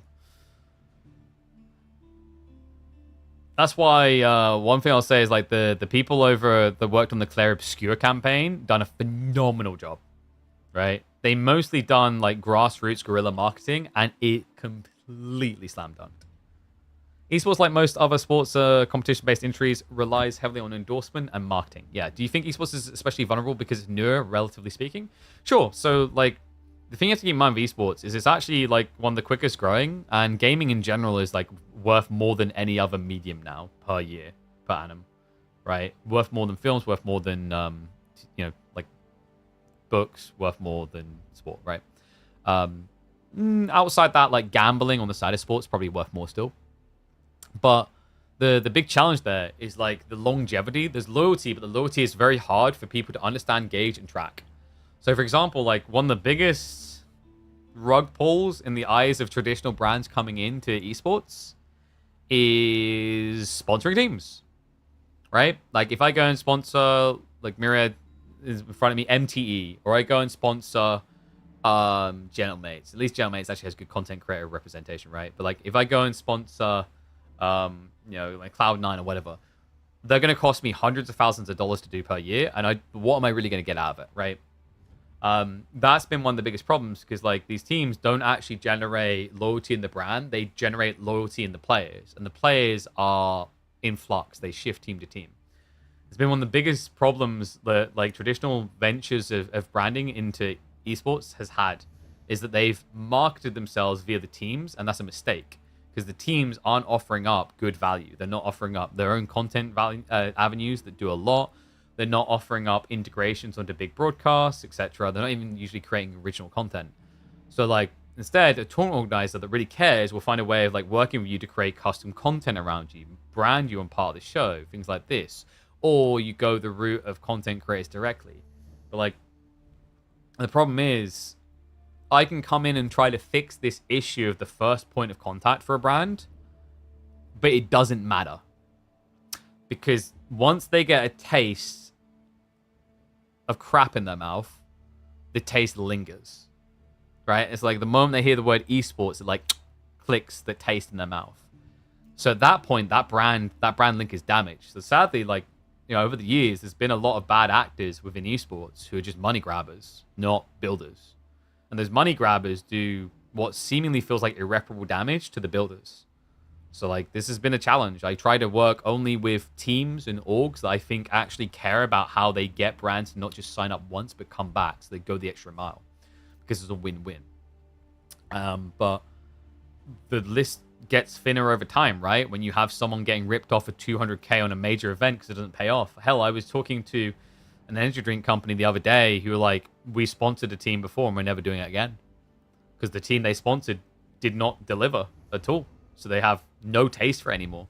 And like the guy that I'm talking to understands the value prop and how like it can be worth it. But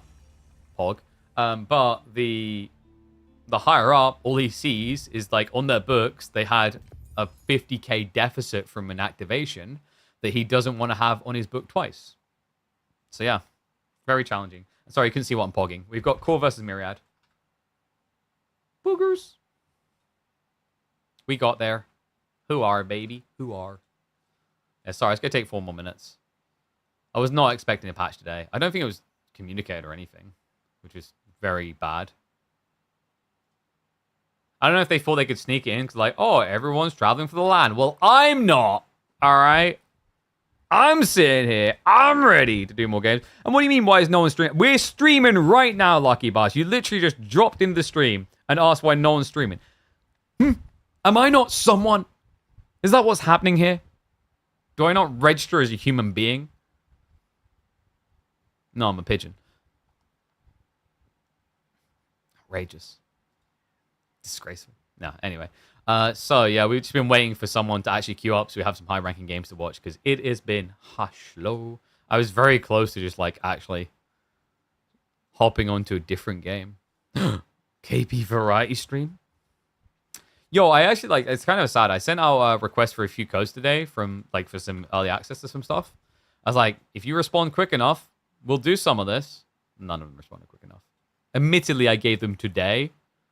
Because it's like someone that popped into my brain. So maybe we'll have that for like one of the other days. But the other days, dude, we're going to be like busting our ass off watching the Denmark LAN games on this channel. So we'll be a little bit busy. What's up, Nod? Hell yeah, we got you covered. But yeah, like I said, I'll probably on Thursday look to go live around like 11:30. And then we'll sink our teeth into 5 BO5. So that's not that much. Trying to think how long my days were in Germany. They started at... Did we start at 8 on the broadcast or 9? I think it's 9, and then we ran usually to about 6. So 9 hour days, But also, I had to be there like an hour beforehand. My days were long. They were really long, actually. I'm still I'm still sleep taxed, man. I'm still playing catch up. My eyeballs. Whew. And then tonight, I've got a bunch of influencer activation stuff for my roster I need to go through. I need to pound through, man. I'll try and get at least half of what's on my list done tonight. So, yeah. Busy. Very busy, yeah.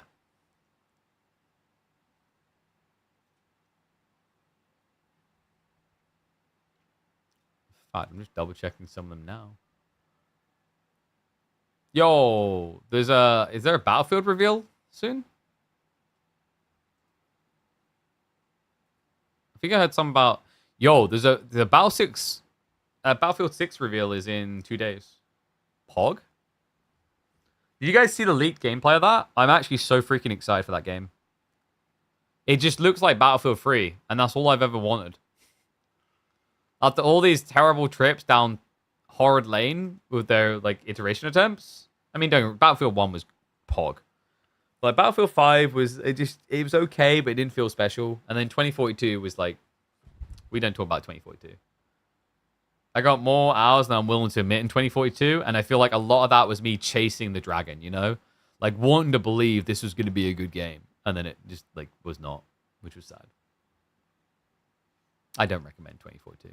I think they had it discounted down recently to like $2 or $3, and even then I'm like, yeah. At that point, just play one of the free copy and paste games. Like, I don't know. Go play Heroes and Generals. World War II.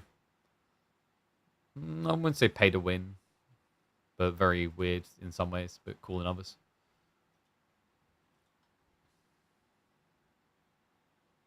I think Core's going to win this. Whoa.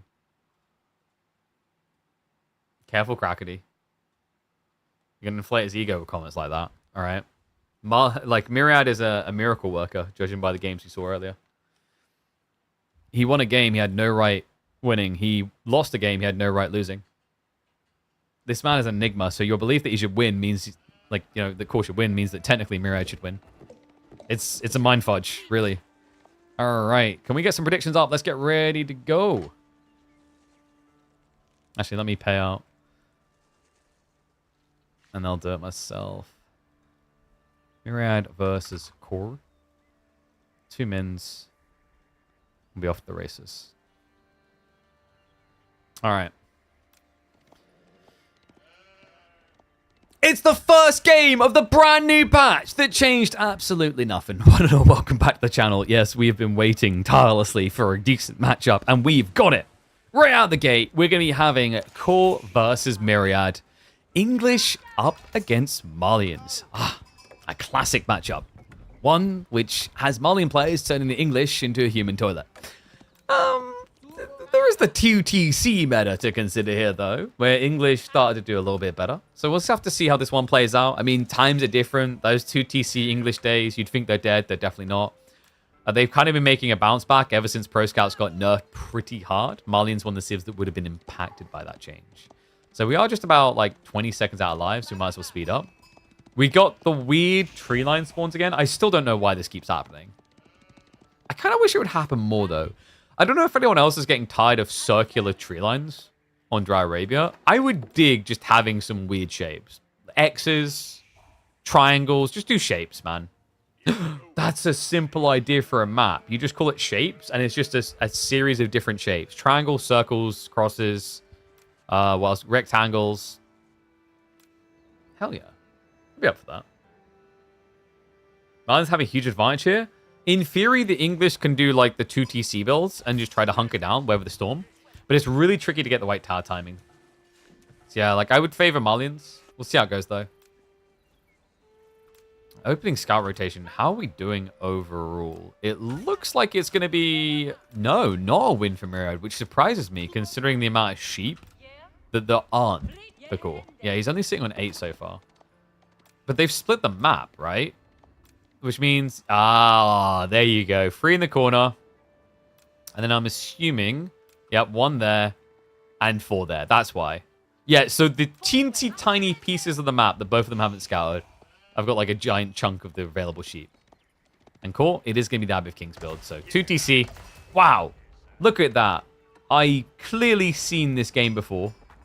I haven't. It's live. It's just really, what else is an English player going to do? You could build longbows.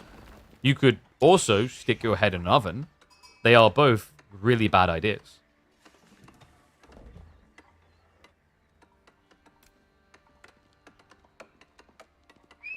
Wait. What? Wait. Just to double check, is the Gamba that one-sided? 100% for Myriad, and then you've got 10 points on core. Oh my god. Yeah, that's about as lopsided as it gets. When even Twitch's prediction system shows it as 100%, but there's still 10 points put on. Yeah. So Manticore is going to be coming in on the other side. Notice the core's timing is a lot slower, but that's to be expected here with the timing optimized around getting 2DC. Second town center, probably going to be hunkered down the gold. You could try for the deer, but it does feel like quite the stretch. It's really far out there. I wonder how Mira's going to react. He hasn't moved people across onto gold. Hasn't even got an active mining camp. So possibilities here, like you could be gradually building into Fulani. Alternatively, he could be trying to punish 2TC.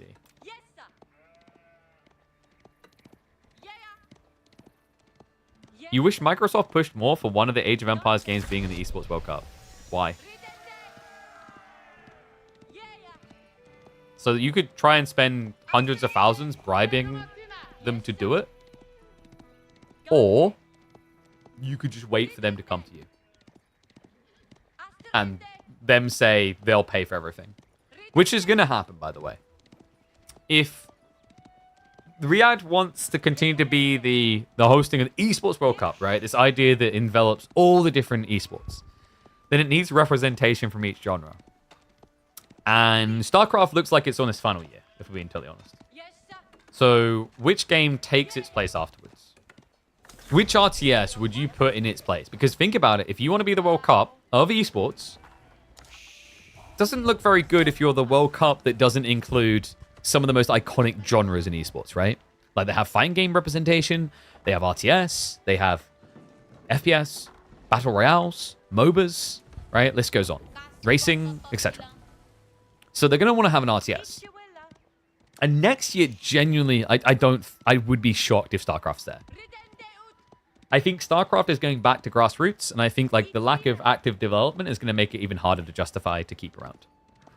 So open door and into the room Age of Empires 2. And AoE 2 would be the obvious one to step in there. Sorry, AoE 4 fans, but like based on like peak size, you know 2's going to win that one. So you will likely see Age of Empires next year, I'd expect, if we get another Esports World Cup, which I believe we would, because I think a lot of their deals are signed through until like 2026, 2027. But if AoE 4's involved, it'll be a small part of it. So, focusing on the gameplay, though, we have got Sophics coming out. And we do not have too much active gold gathering happening. No, second pit mine being set up. Sophis is a pretty interesting idea here, though. You're probably wondering why. It's to chase the king. Sophis are not much quicker, but they are quicker than the king. So you can just kind of semi-consistently harass him to keep him away from diving. Also, if the 2TC play had been a little bit more loose, you could punish your opponent there, but we see it is a safe one on the gold, as expected. Very popular to just put this next to Abbey of Kings, so you always just heal off any light damage done. AoE 2 would be very short-sighted. Nobody new would be interested in a game that looks like it's from 1996. Okay, well, here's the thing. StarCraft 2 is definitely a newer-looking game, but StarCraft 2 hasn't really been growing for a long time, no? It brings viewers, it has a narrative to tell, and you're missing the point. EWC's goal isn't to get the game that has potential growth, if that makes sense. Because, like, they're not going to be there to grow the scene for AoE 4 throughout the year. Their goal is to make the biggest legacy mark possible on the scene. If your logic held the logic you think it does, then Red Bull would drop AoE 2 and just do AoE 4, no? They don't. AoE 2's viewership is much larger than AoE 4's. That's just a fact currently. And it's built a legacy that lets them trust and believe those people aren't going to be fickle investors in watching the game. Does that make sense? I know we have a lot of loyal people to AoE4, but we're being much more youthful. There's a little bit more teeter-totter on whether they'll be there to turn up each time. AoE1 is enormous in Vietnam, but it's so niche, it's so pocketed in that regard. If you had to tell, like, if you, okay, so let's put it this way. If you were to pull from around the world 500 people and ask them which Age of Empires game do they know, the most are going to say AoE2. I'm certain of that. Right?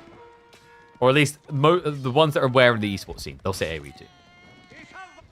Now, focusing on AoE4 a bit, we do have core pushing spears, which I like. Archer reaction is coming in, though. And he has got the horseman on the way, but remember that Myriad's already been building sofas. I think this favors core, though. Like, the problem you're running into for Myriad is he's defensively reacting to the plays right now. He's still ramping up the Fulani. I'm just not sure he's ramping it up quick enough here. Against 2 TC, like, the only negative for core would be a lack of farms, but that's already on the way, courtesy of the cheapness of them and the fact they've recently got buffed, remember. They increased the harvest rate in the first 3 ages.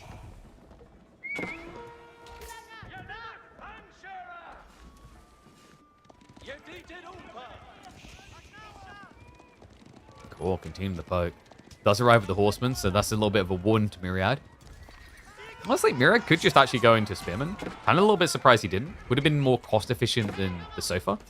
But it feels like what Myriad's trying to do is he's trying to prep for the 3rd age before he's even in it. Right? You've got archers, you've got Sofas. This is the perfect 1-2 comp for going into Castle Age.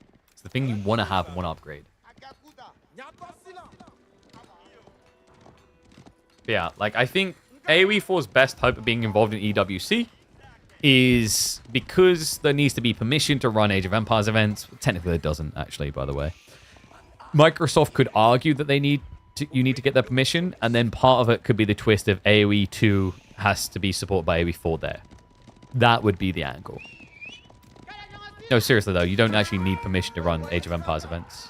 I have to double-check the exact wording, but I think there is no constrictor requirement. The only case is, like, you know, if you won't have Microsoft money. Horsemen? Not able to stick to their target, really. They get stuck on the sofas. That was actually a pretty decent engagement for Myriad. Spears are now arriving, but the archer count is almost high enough to one-hit kill them. The sofas are overextended. Myriad! What started off so well turns into a critical blunder there. Pricey price on the sofas. We'll get into the choke point.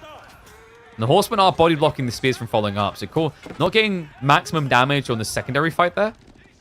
But every sofa loss is insanely expensive, guys. They are 180 resources. Your goal here is to scale and tech.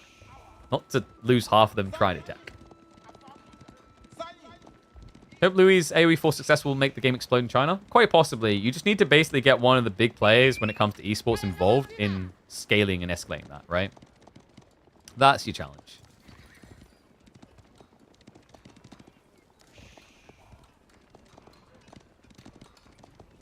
One sec.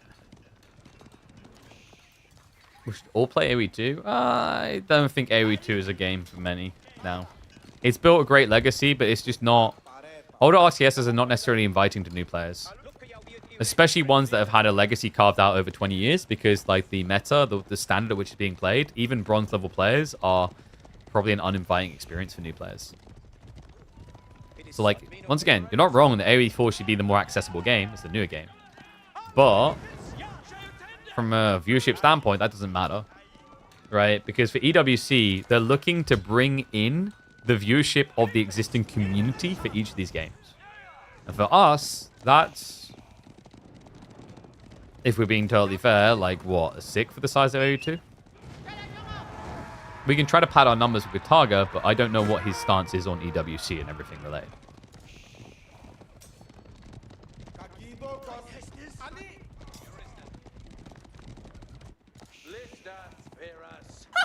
Yo, what's up, White Walker?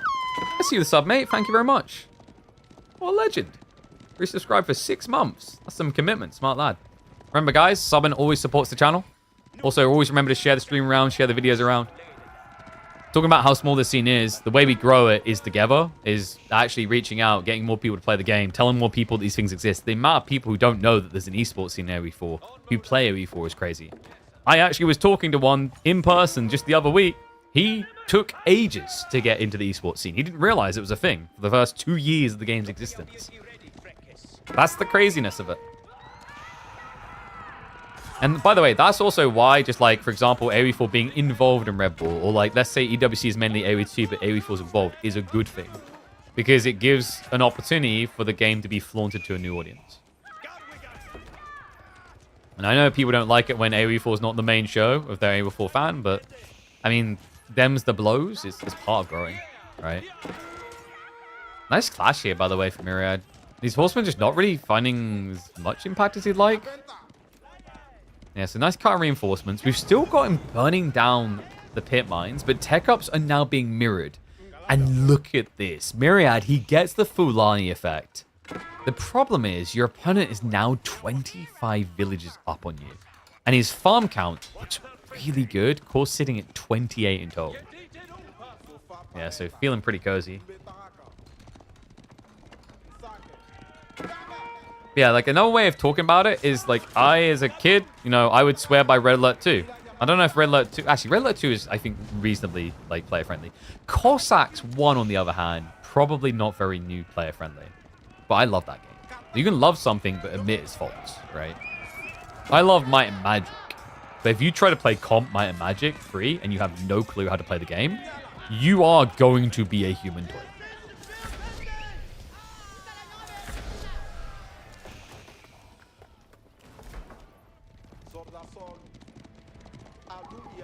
So overall, Myriad's in a kind of okay position if he can get the relics. I'm a bit concerned Core's going to play for it sooner. We have got the walls coming up. Was AoE2's learning curve is much higher for new players? Exactly. And it's like, so there's something about the granularity of older RTSs that will help them survive for a while. But it also is what will keep newer players away. So it's kind of like, the way I compare it is, it's almost like EVE Online. If you guys ever seen that game has a ridiculous loyalty band because you can never truly complete it. But it also means new players are incredibly hard to get into the ecosystem.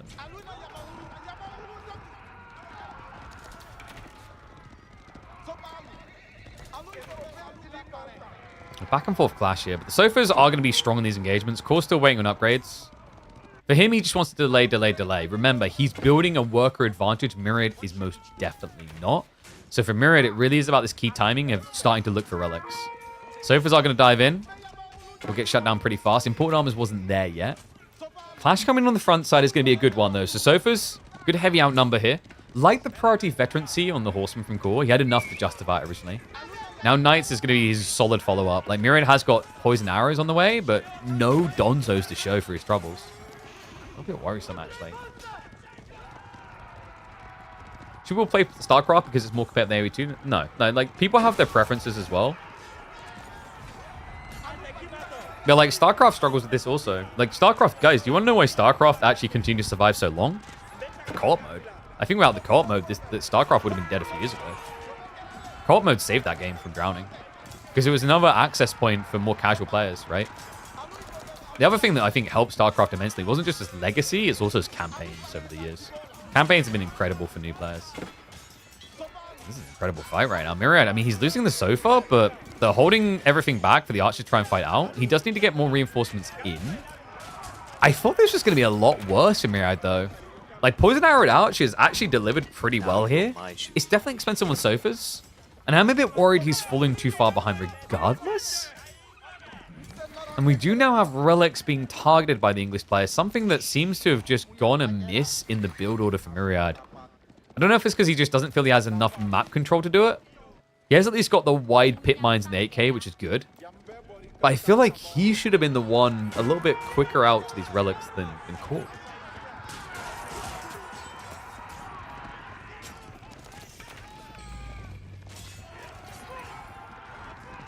Also just feels like the sofa spam maybe not fast enough.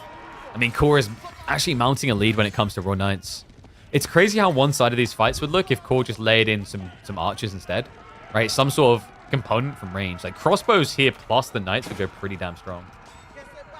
And yo, is that my boy raiding through? What is up, my wonderful Australian friend? It's been a while. I hope you're having a good time. I hope you had a good stream. Welcome, one and all, to good old classic Age of Empires 4. These two are very high-ranked players. They don't make the deep runs in tournaments, But they usually provide a sweat of fun back and forth when watching. And we have just been discussing in depth RTSs on a wider scope. So it might be a fun discussion for many to chip in on. AoE 4, StarCraft, AoE 2, so on and so forth.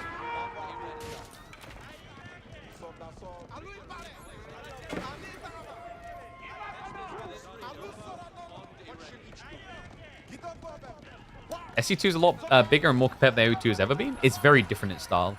The thing is, Age of Empires games, so how to put this? StarCraft 2 is more about repetition into skill expression, if that makes sense. Most RTSs have this, but because of the rigid static design of StarCraft, it's had that to a bigger extreme than maybe games like AoE 4 do. AoE 4 is meant to have a more dynamic opening within reason. There's still a rigidity about the build orders and the approach to games, but there are elements and affairs to the map that change the way you approach it each time. Like, you don't load up Dry Arabia and always do the exact same thing. You might change it based on your deer or your board location. And that can be sort of more engaging in some ways for people. Another very big thing that StarCraft has had going for it over all Age of titles, really, is the pacing. If you're just someone who cares about big blobby action on screen and die, then StarCraft is probably going to apply more to you than, like, AoE 2, AoE 4, etc. Those games do get that, but they take longer to get to it. Right? That's actually also the thing that makes a game like Age of Empires 4 a lot more accessible, though. Right? It's flanking here. I mean, remember, for Core, he can afford to lose some workers and still be fine. So while Myriad is still maintaining a lead on military count, what he really needs is some sort of permanence of positioning here. The farms aren't really getting shut down. We do also have a longbow switch on the way. And for some reason, Myriad really, really hates deforestation. And he's like, these areas are protected woods.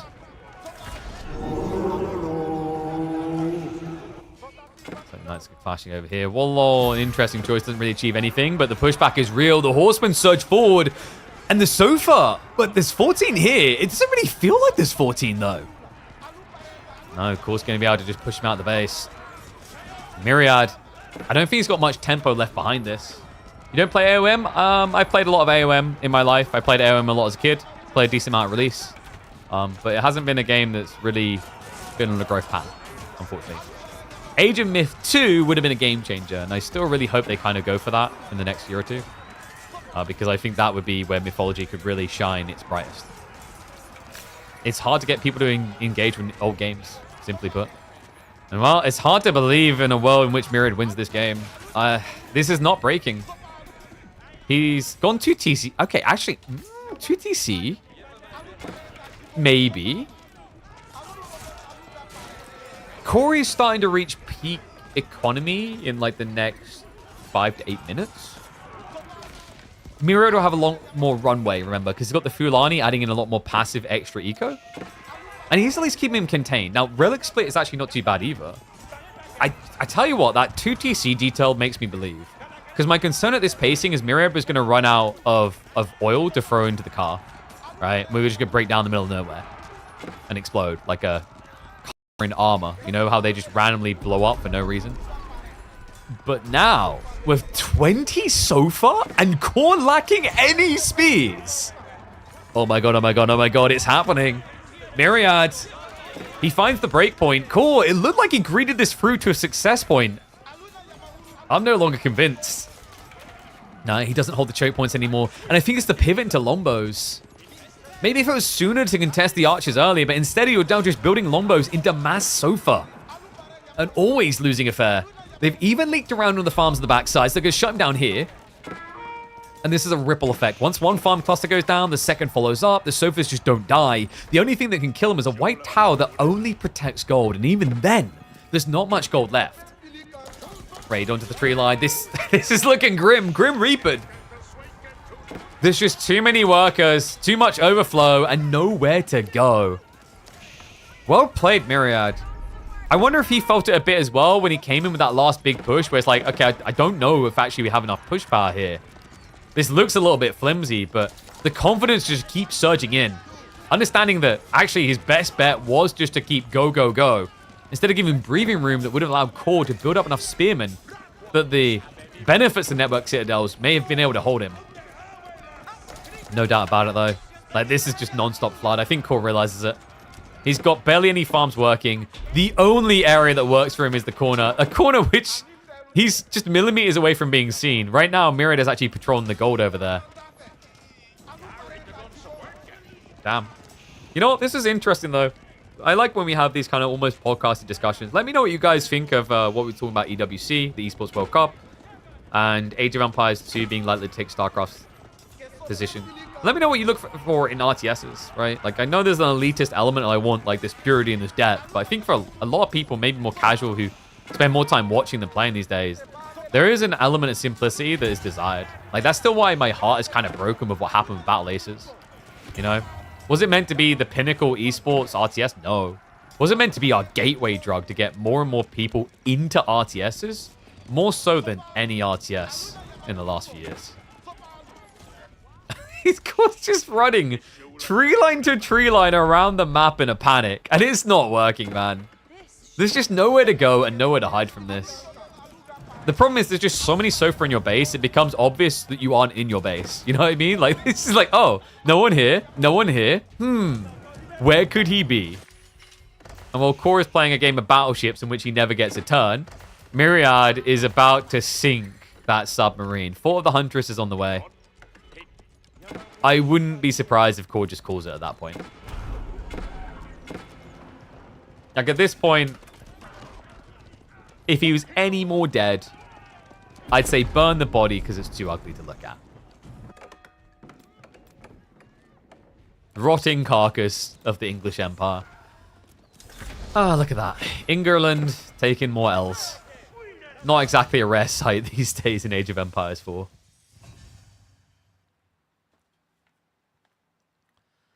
But yeah, hope you're doing well, boy. Appreciate the raid, mate.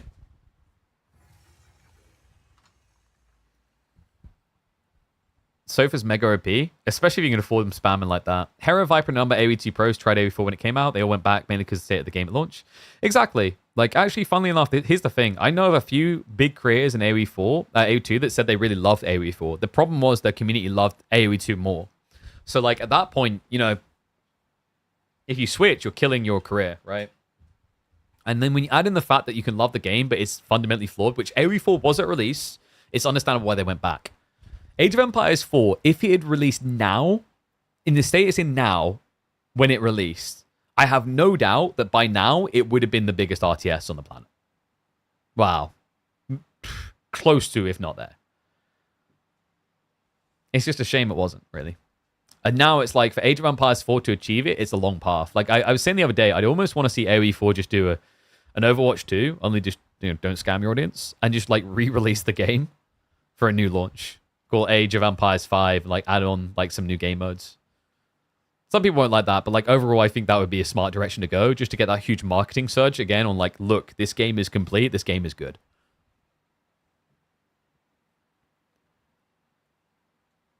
All right, what else did I miss? And that was the other thing with Age of Empires 4, by the way. It was genuinely the most obvious example I could think of coming together of multiple different RTSs. You had Age of Myth players, Age of Empires 3 players, Age of Empires 2 players, StarCraft 2 players. You had an Overwatch pro who transitioned to try and go pro in AoE4, for goodness sake. It's crazy, right? Like, that was the one. That was the one that could have done it. There hasn't really been an RTS release since that had that capability. I'm sorry, I know we just got a lot of Myth fans come through, but I've talked about this. I love Myth. I get your love for it, right? But also, it's an old game being remastered. And the problem with old games being remastered is the applicability to new players is low. Because they were designed in a different time, in a different way. And also, just like most people see them as the old game still, they don't see them as a new game. And you still have that element of, like, the people who played the game for years before are going to be substantially better than you, right? Which is a really big turn-off for new players, actually. Like, you don't just want to be entering an environment where you're 7 years behind all the competition.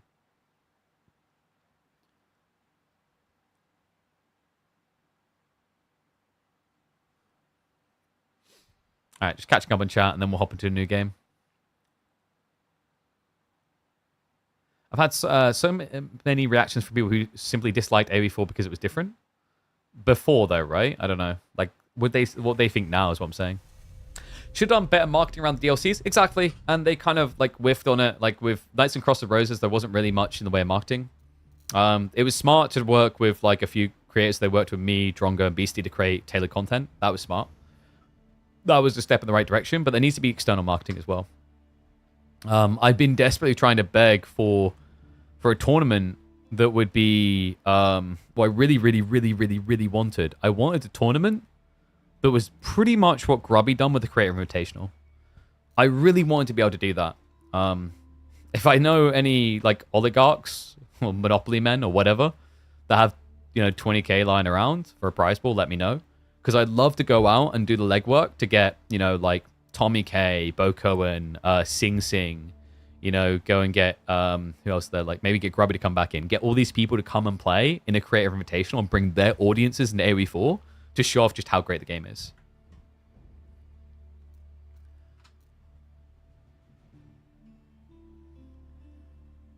You start AoE4 and you're really disappointed you didn't hear about it before. In some ways, it's a good thing. If you heard about it back when it released, you would have probably hated it. It had a lot of flaws. But like, yeah, now it's in a great place. Don't want Spring changes that changed. I mean, so like Spring changes were necessary because actually, like, to put it another way for you, Raven, Springalds, the meta, the way it was when it was anti-siege was really bad. It was just, it was very simply dumbed down to whoever had more Springalds won. Or if you happen to be playing one or two civs that were broken for Springalds, they won. It wasn't good. So actually, the Springald changes overall, I think although some people have backlash at first, they've accepted there's probably still one or two steps that need to be done around what counts siege now. But I think most people have come around to accept that it was a positive direction overall. So let's see if there's anyone we know live.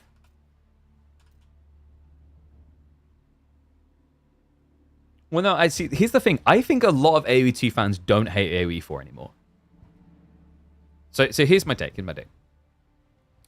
Originally, a lot of AoE2 fans hated AoE4 because they thought it was going to kill the game they loved.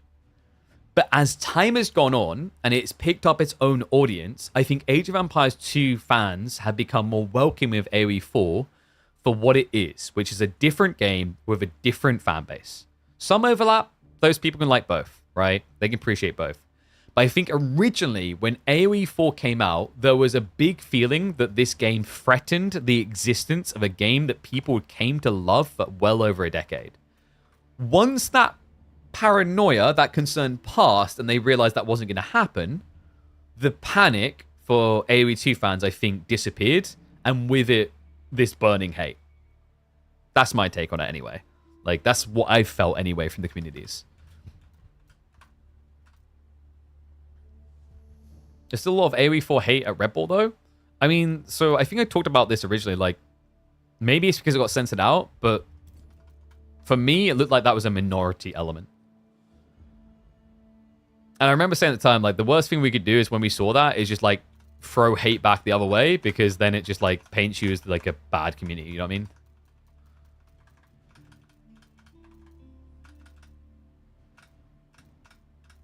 Like, there's always going to be a toxic element. I'm not saying there isn't, but I think compared to what the hate was from AoE2 for AoE4, like, it's simmered down. It's nowhere near what it was when AoE4 released, I think, from AoE2 fans.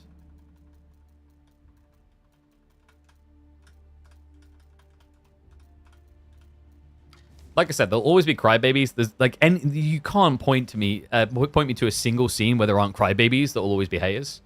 But I do feel like, from my POV and my exposure to both scenes, it is heavily calmed down to where it was 4 years ago.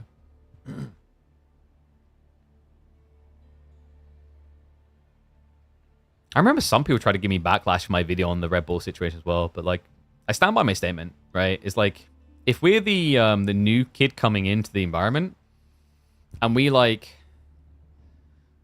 get over rowdy about like the problems, right? Like, there's problems that are being dealt with, but I think like there's some elements I just hated from the moment they've said like, we don't need Red Bull, we're better without them. It's like, that's not true, right? Like, events like Red Bull, events like, let's say you're part of a DreamHack and all these different things, and we're talking about EWC as an example. If they give you exposure to a new audience, they potentially grow your platform. So that's not a bad thing, right? Like Red Bull is not a bad thing ever. And I don't like that some people had that attitude. I think that was really negative. But I think the thing that people misunderstood when I went over that crap is like I said that we should have done better on our side. Like, and I meant the people that were being toxic in response, not the entire community, but the people being toxic in response is like the best way I can think to put it is like have you guys seen the Counter-Strike piece? The Counter-Strike piece with the girl who like just goes completely unhinged on the segment. You seen that one? It's wild. So like the thing that I remember about this is that the way I've described it, I think like actually I think it was Richard Lewis said this about this segment, is that I'll show you the segment first and then you'll see what I mean. Right, so I think this is the one. It's something from FlyQuest, and we got nada. I'm going to. Can you leave the studio? I don't appreciate that. These FlyQuest Red girls, they have been battling their fucking brains out all season, been flawless in North America, and because they can't get their nerves on their check on LAN, you're just shitting on them out of nowhere. Go play. I'm not going to go anywhere. Go and feel how it's like. Well, Sam, guess we showed their nerves though. Couldn't show the nerves rather. HSG. I don't think that you know what you are talking about. They should be celebrated. Fantastic game. Celebrated for losing. By the way, Blair, who doesn't know what he's talking about, is like, I believe he works majors for Counter-Strike as well. So, yep, just that. So that was like full unhinged Pepega, right? So the best way I heard described, I think it was Rich Lewis. I know some people have mixed opinions on him. Yeah, whatever. Like you can say what you want, but you can't fault the guy for like his journalism. He's done a great job there. And his take was 100% right in this. He praised Blair because he said Blair's reaction was 100% correct. When you see a child screaming and throwing a tantrum, you don't throw a tantrum back at the child. You assert who the parent is. You ignore them. You rise above it, which is what he done, right?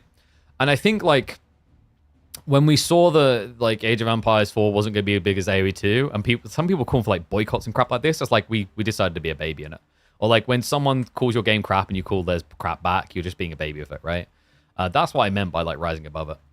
Because like the thing is, if you look like the completely positive outlook community, right? Like I'm not kidding when I say it goes a long way towards brands wanting to be involved in those scenes when they see that it's an overall good experience, right? Like the event I went and worked in Ramstein, from like a viewership perspective, is much smaller, right? Like it's not like I'm going into a stadium of 50,000 people. But I love doing it, and I'd love to go do it again because the people made it so fun. Even the production said to me, the people here make this so fun. We look forward to doing this event each year, right? You would be shocked, in awe of just how much extra effort companies worth millions and millions of dollars go to, hundreds of millions of dollars go to activate in spaces where they like being there. It is crazy. It's actually a big part of why Red Bull has done AoE 2, because if you think about the size of AoE 2, Red Bull Wall looks very big, but compared to running a League of Legends event or a Valorant event, if you pull up their numbers on their independent events, like Age of Empires doesn't necessarily hold a candle. They do it out of real love, right? They do it out of the love for the game, the community. So yeah, that's what I originally meant when we talked about that stuff in the past. Like it's a big deal. But I know you guys enjoyed the talking head parts. Should we get into some more live games?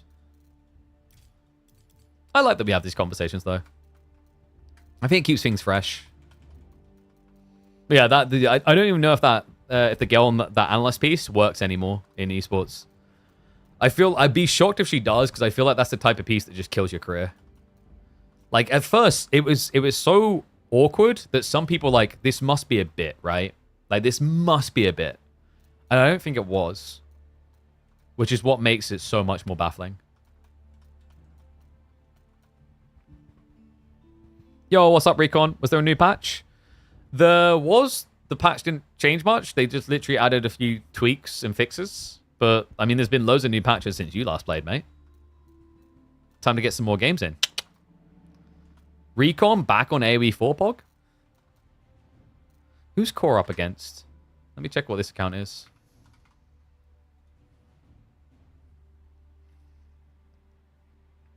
Rank 123rd. Well, if you're already playing, I don't know. I know. I always know if you're playing. You can't hide it from me. I know when you're playing Call of Duty. I know when you have to take a break to feed the baby. I know about that time last week where you were sitting there casually watching TV and you wet fart and it went through a little bit. And you didn't think I knew about that. And you didn't think anyone knew about that. But now 300 people know about that. I know it all, Recon. I know it all.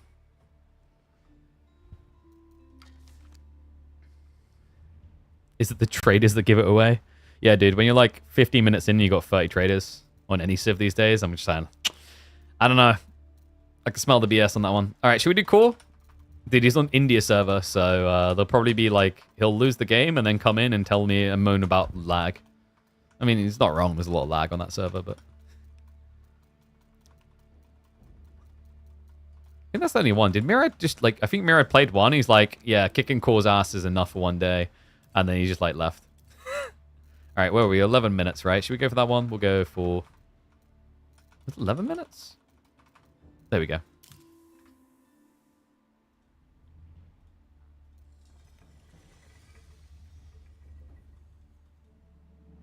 All right, fine, dappy dozy.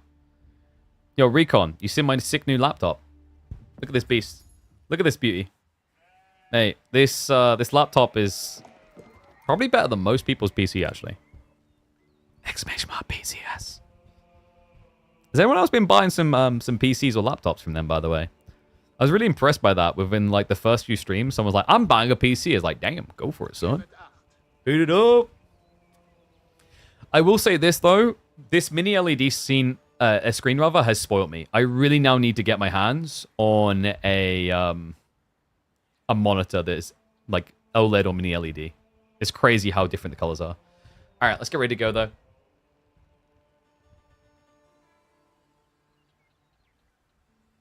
You don't know if they did that? What do you mean? What problem did you have? And how long ago was it? I heard this from one or two people, but like my laptop is absolutely like baller. No problems at all. So maybe it's like there was a QA issue a few years ago. Yeah, I've heard this from a few other people in the chat. I think what happened is PCS maybe had a complete revamp on the quality control. Because this laptop has been outstanding, by the way. Like this thing has smashed it. No issues whatsoever, and like actually exceeding my expectations. But guys, let's get ready to go. It's your favorite time. It's Core Watch! That's right, welcome back to the channel, folks. It's time to watch some Core clashing with China, a rank 126th in the world. Intel playing as HRE, which means it's like playing against a rank 50 because it's HRE. Core, on the other hand, has gone for Iobits. Interesting matchup. Iobits HRE, you know, a few months back, it was widely considered to be like maybe a 55-45 matchup in favor of HRE, possibly 60. Then the Pro Scouts meta hit, then it passed. I think we're back to this actually being like close to a 50-50 matchup. Still probably slightly in favor of HRE, but Iobits have got a lot more robustness to them these days when we're seeing things like the Dervish builds, the early Desert Raider plays. Desert Raiders actually perform quite well against men-at-arm spam and force HRE into a very predictable Archer spam.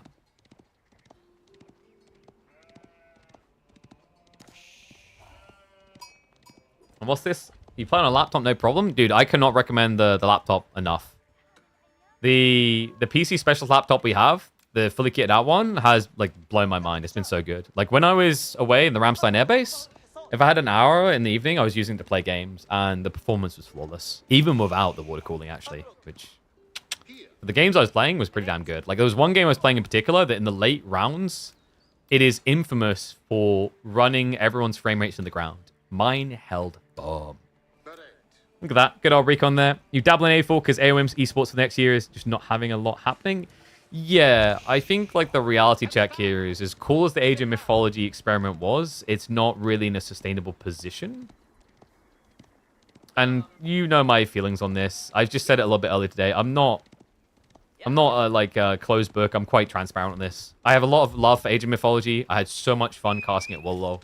The reality, though, for that game is if Myth ever wants to go big, it needs to go back to the drawing board and make Age of Myth 2. Age of Myth 2 is the way that they can make a big impact. It's just not, like, it's not easy to make old games successful, really. There's some exceptions. AV2's done a remarkable job with that, right? But like for a lot of games, it's very hard. And as amazing as Age of Mythology was, for anyone who actually tracked numbers and looks at stats, the numbers tell no lie. As goated as Age of Mythology was, it was the red-headed child of like the Age of series. I know people think Age of Empires 3 was, but like at least Age of Empires 3 was registered as an Age of Empires game. Most people don't even know that Age of Mythology was an Age of game. So, it looks like we're getting eco in growth, by the way. A little bit rarer these days. I've seen 1 or 2 players doing it on pub games, but in pro play, I've never been seeing this at the moment. Arc and Shackle responses to be expected. And if the stream is hazy and blurry, you should probably check your settings and up them, because we transcode into multiple different sizes. So you should be able to get 1080p easily. In fact, we even have 1440p.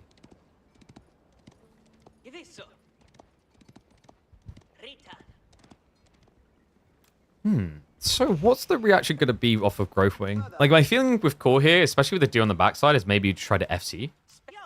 Play for Dervish would be pretty cool. The problem is you're going to want to open up with a few aggro units. Otherwise, H3 can mirror the age up and arguably do it a lot faster.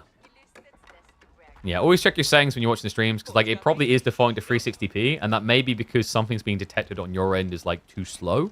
That's normally what, especially a phone will do if you're on roaming data, or a PC will do if it detects that you've got a low download because maybe you have a lag spike or something. Yeah, we've been streaming for 1440p on Twitch for like a month and a half now. Sorry, YouTubers, I'm still trying to figure out the details on how we actually get it set up so that you can receive 1440p. The input I use for multi-stream right now is being a little bit resistant. I don't know why, but we'll keep looking into it. Okay, so with Growth Wing complete, Core hasn't actually got much wood, which, with the outpost included, confirms this is fast castle. Teal, I believe he saw the outpost. I hope so. I think if you try to like, build into units here, it's kind of wasteful. Oh, he's going pro scouts. Oh, wow. Okay, so pro scouts play just means that Core's got a pretty good timing for Dervish spam here. And yo, what is this flame from Recon? Personally, 360p is how I like to watch KP stream. Also mute. Sometimes even just pause. I'd like watch your games, Recon, but sorry, bud. Usually only watch top 100s. Whoa! But wait, just to confirm, Recon. But you are watching though. You watch. Recon's going to be using this to take notes as he makes his return. Your top 100? Prove it. What's your account name? What's your account name, Recon? It doesn't exist, folks. He's in denial. Recon retired from Age of Empires 4 because he didn't like the fancy bougie food we had at our events. Once he like saw the menus at Wallow, he's like, oh god, it's not fish and chips. He was like, I'm out.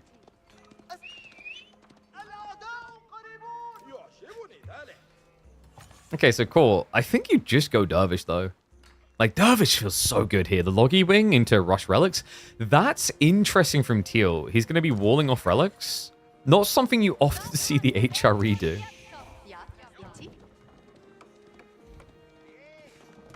I touch the game again, I'm instantly top 100. See, here's the thing, guys. When Recon says things like this, you kind of hear it in Marinelaw's voice, but he does, like, I don't know. Recon doesn't have the same cocky aura to back it up, you know? You know who would be top 100 if they touched the game again? Nevix. What a goat. Dude, I'm so bummed out about Nevix. I miss that guy. What a legend. Does he actually stream anymore? I think for a while he streamed Diablo 4 at release, which is a big oof. Oh, he plays Marvel Rivals now. Yo, Nevix gonna make a comeback. Yeah.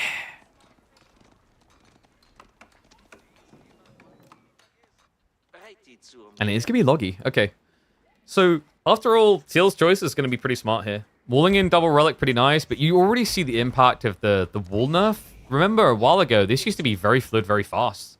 In fact, this used to be the go-to strategy when up against HRE. If you guys remember, back before Season 9, when they made those wall changes, now taking twice as long, we used to see a lot of Rus versus HRE, where Rus hard counted HRE because they built 2 TC and then walled relics. Right? It was a meme. Like, HRE just couldn't win that if they tried to fast castle. But this is, while still impactful, definitely a downgrade over what we used to see. In fairness, though, he did go pro scouts. Like, I wonder if 2TC would have been a cooler play here. His timing on a tech up is actually not going to be too bad. It's kind of disgusting that HRE still catches up like this, despite the double wall and pro scouts.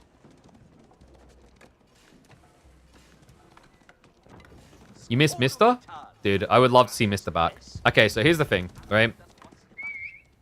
Recon, I think, is more likely to come back to AoE4. I think Mister, although he had a lot of love for the game, like, for him... For Mister, it's just, like, vibes, right? You know, he's got his career as a farmer, and he does what he wants. It's a little bit different, I think. Whereas Recon, he's now got a baby, got to provide. Feeling that pressure, man. I got 2, I can tell you, they're not cheap.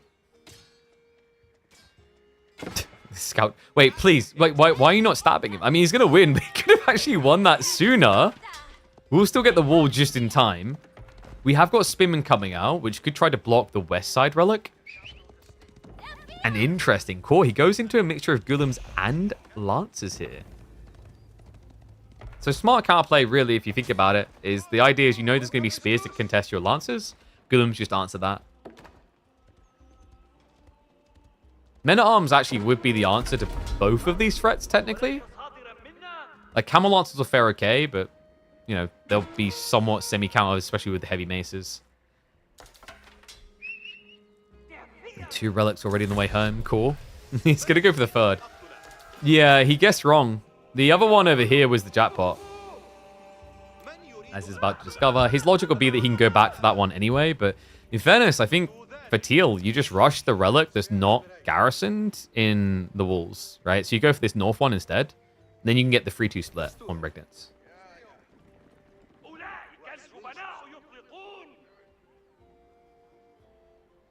You think Mister's gone for good? I disagree.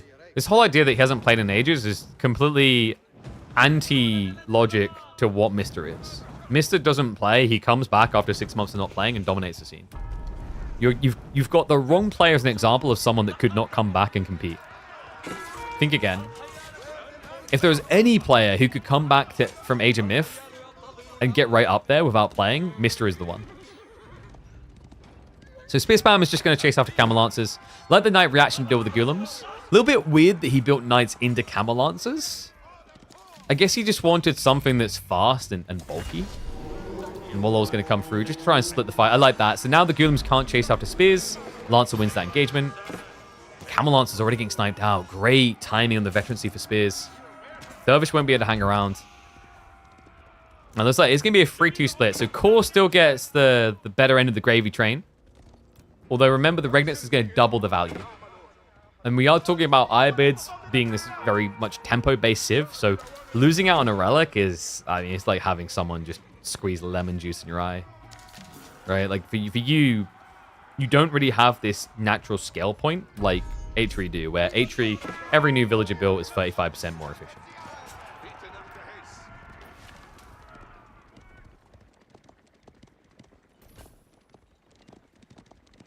AOM dies, top AoE 4. Sorry, if AOM dies, top AOM players migrate to AoE 4. I mean, that's already happened in the past, so it probably happened again, yeah. So Magic already has a lot of experience in AoE 4. Mister does, Recon does. What would happen to the other ones that don't come from that background, like Soup? I don't know. We'll see. It is always a tricky affair with RTSs. Like, the thing is, this legacy that stretches years to make the games great can also make them harder to get into. Like, actually, what makes more sense is a new generation of AoE 4 players coming through than ones from different games. And I think AoE 4 has a lot of potential inspiration there. You know, you look at someone like Louis MT. That kid had no experience in any other RTS to my understanding. He just played AoE 4 and he played it well. And now look at him. That's actually a really good sign. Like, that's a case study and a core point of value for AoE 4 for inspiring what comes next. People need to stop focusing on the legacies of yesterday and the legacies of tomorrow instead. Like, once your scene is able to start constructing its own talent from base that supersedes the existing roster of veterans from different games, that's when your esport is starting to reach its good days.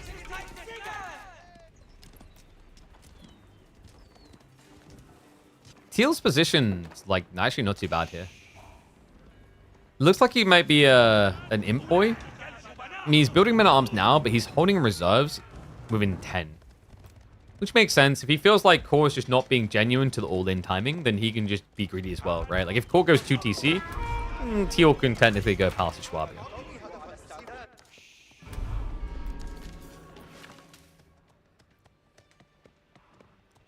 Still remember the French Imperial Rush in Red Palace TC spam? Dude, that was a legendary strategy from Mister. And it was so creatively out of left field. Like, that's what I mean with that guy.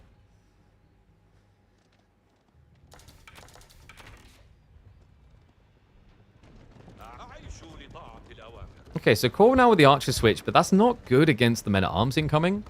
Like, in a weird way, everything he's building is countered by raw Men-at-Arms spam from HRE.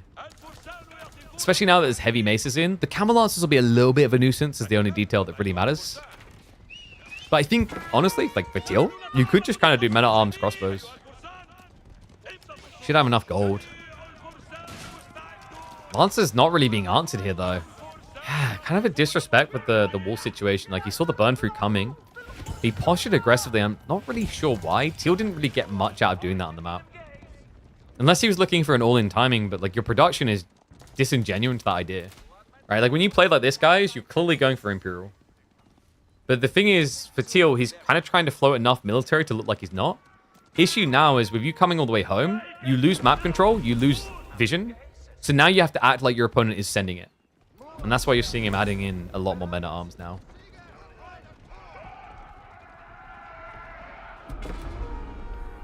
Curious game this is becoming. Core's overburdened on gold, lacking on food. Food should be good for a while still for Teal. Remember, he has got 3 deer stacks worth. Actually, 2.5. He didn't get this one. It's tricky, though, because with HRE compared to other civs, with the buff of 35%, you are going to eat through that limited food source quicker. And that's what worries me a bit for Teal, is that you've eaten through that food source quicker. You're not ahead. Look at the military count. Even Stevens. It's horseman play. He's going to dive into the archers. That's opened up and offered for free by Core. He has got that little heal effect coming in, that spread heal, but the numbers, they're going to hold. The Camel Lancers are actually doing quite well. Second wave's going to come in. This time it's going to be the Spearman, and that's enough to scare him away. Yeah, looking shaky with just the Men-at-Arms. The Spearman is enough to make him retreat. The Men-at-Arms can now just carry on through alongside Spears because the Archers are already gone. And Core, the fight looked good at the beginning, but overstays his welcome. Forced to retreat. He has, however, forced everything to be recommitted into army from Teal. Undermesh now on the way after seeing the archer reaction as well. Really important considering that Core got this timing into double ranged upgrade. This is pretty powerful. Devoutness just came in, so we are going to get that ramp up on the effectivity of the farms as more get added in. Remember, you know, if Teal can stalemate this for like another 2-3 minutes, farm count's going to get out of control. That's when Core has some very big issues to answer. I love this answer, though. You know, people saying they didn't necessarily like the spiral change. I kind of like this element about it, is that Men-at-Arms actually have an alternate counter than just having massed either a million knights or a million crossbows. Like, funnily enough, now, as an answer, you can just go into Springalds. Definitely a pain for the HRE, who historically loves spamming Men-at-Arms.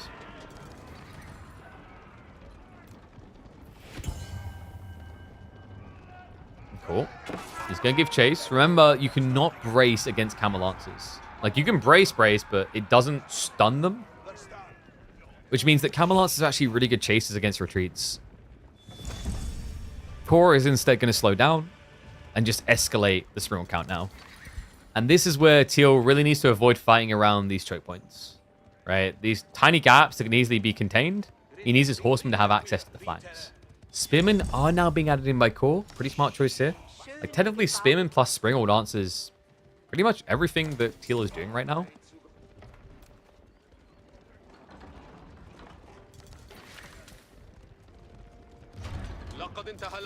Corn out to 5. Even playing for the berries. I like that he's not going for a farm transition. I think farm transition now kills cause progress entirely. Meanwhile, that's exactly why Teal slowed down, because he went into this mass farming. 20 farms so far.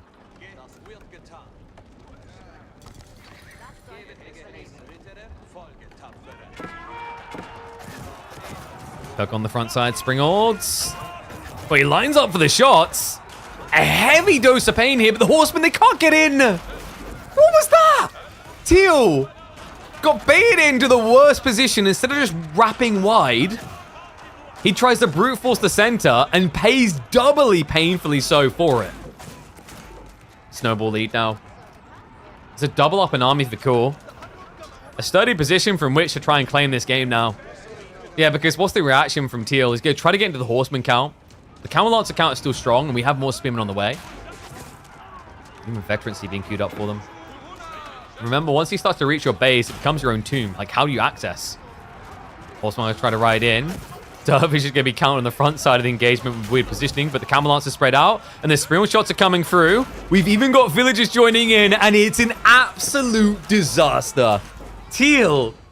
Oh, how mercilessly this is unraveled. It's going to be a GG.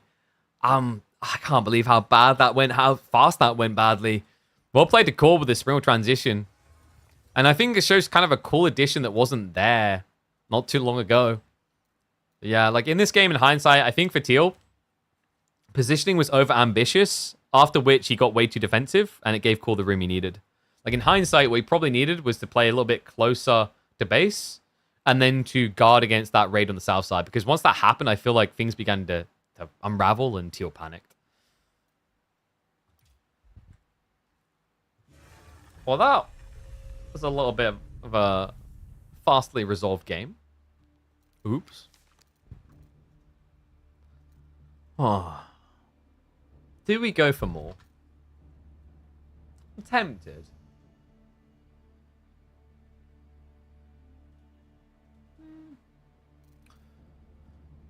I'm also kind of tempted to call it. I've got a bunch of things to catch up on, and of course, we're going to have probably quite long days from Thursday onwards. I don't think there's too many people queuing up. And we have been live 7 hours, you know? It's been 7 hours. Only 7 hours? Yeah. If I didn't have more stuff to catch up on, because I've got a lot of influencer stuff I need to sort now, probably. I need to go through an invoice on the events and whatever. But guys, fear not, citizens, for more of me shall arrive. Yes, we won't be live tomorrow, but we're going to be going live on Thursday, Friday, Saturday at the very least. We'll be casting the Denmark LAN games on this channel, so we'll be doing our own cast of it. So you better catch the action here. So fear not, citizens, for there's still more fun to be had just a little bit later in the week. So those will probably be long days. So day 1 is going to be 5 best of 5. Day 2 is 5 best of 5s. Day 3, I believe, is 4 best of 5s. Wait. 6. I think 6. And then day 4 will be 2 series, I think. So we'll be live for that, so don't worry. Fear not. Make sure you mark it in your calendar. If you haven't already, guys, you see all those those little things rotating there? The subscribe to Killer Pigeon, watch live. Make sure you're following all of them. YouTube is where we upload a lot of the bangers that happen on this channel, so make sure you subscribe there. Make sure you're watching live on the Twitch side, and also follow me on Twitter, because if you did, you would have known about the cool things we were doing at Ramstein Air Base, baby. Dude, that was such a fun event. Had a blast. But I'm going to get ready to rest. YouTube, we're going to end the stream now. Thank you for watching. Make sure you come back on a Thursday. For Twitch, keep watching. We're going to find someone to raid through to make their merry day. And then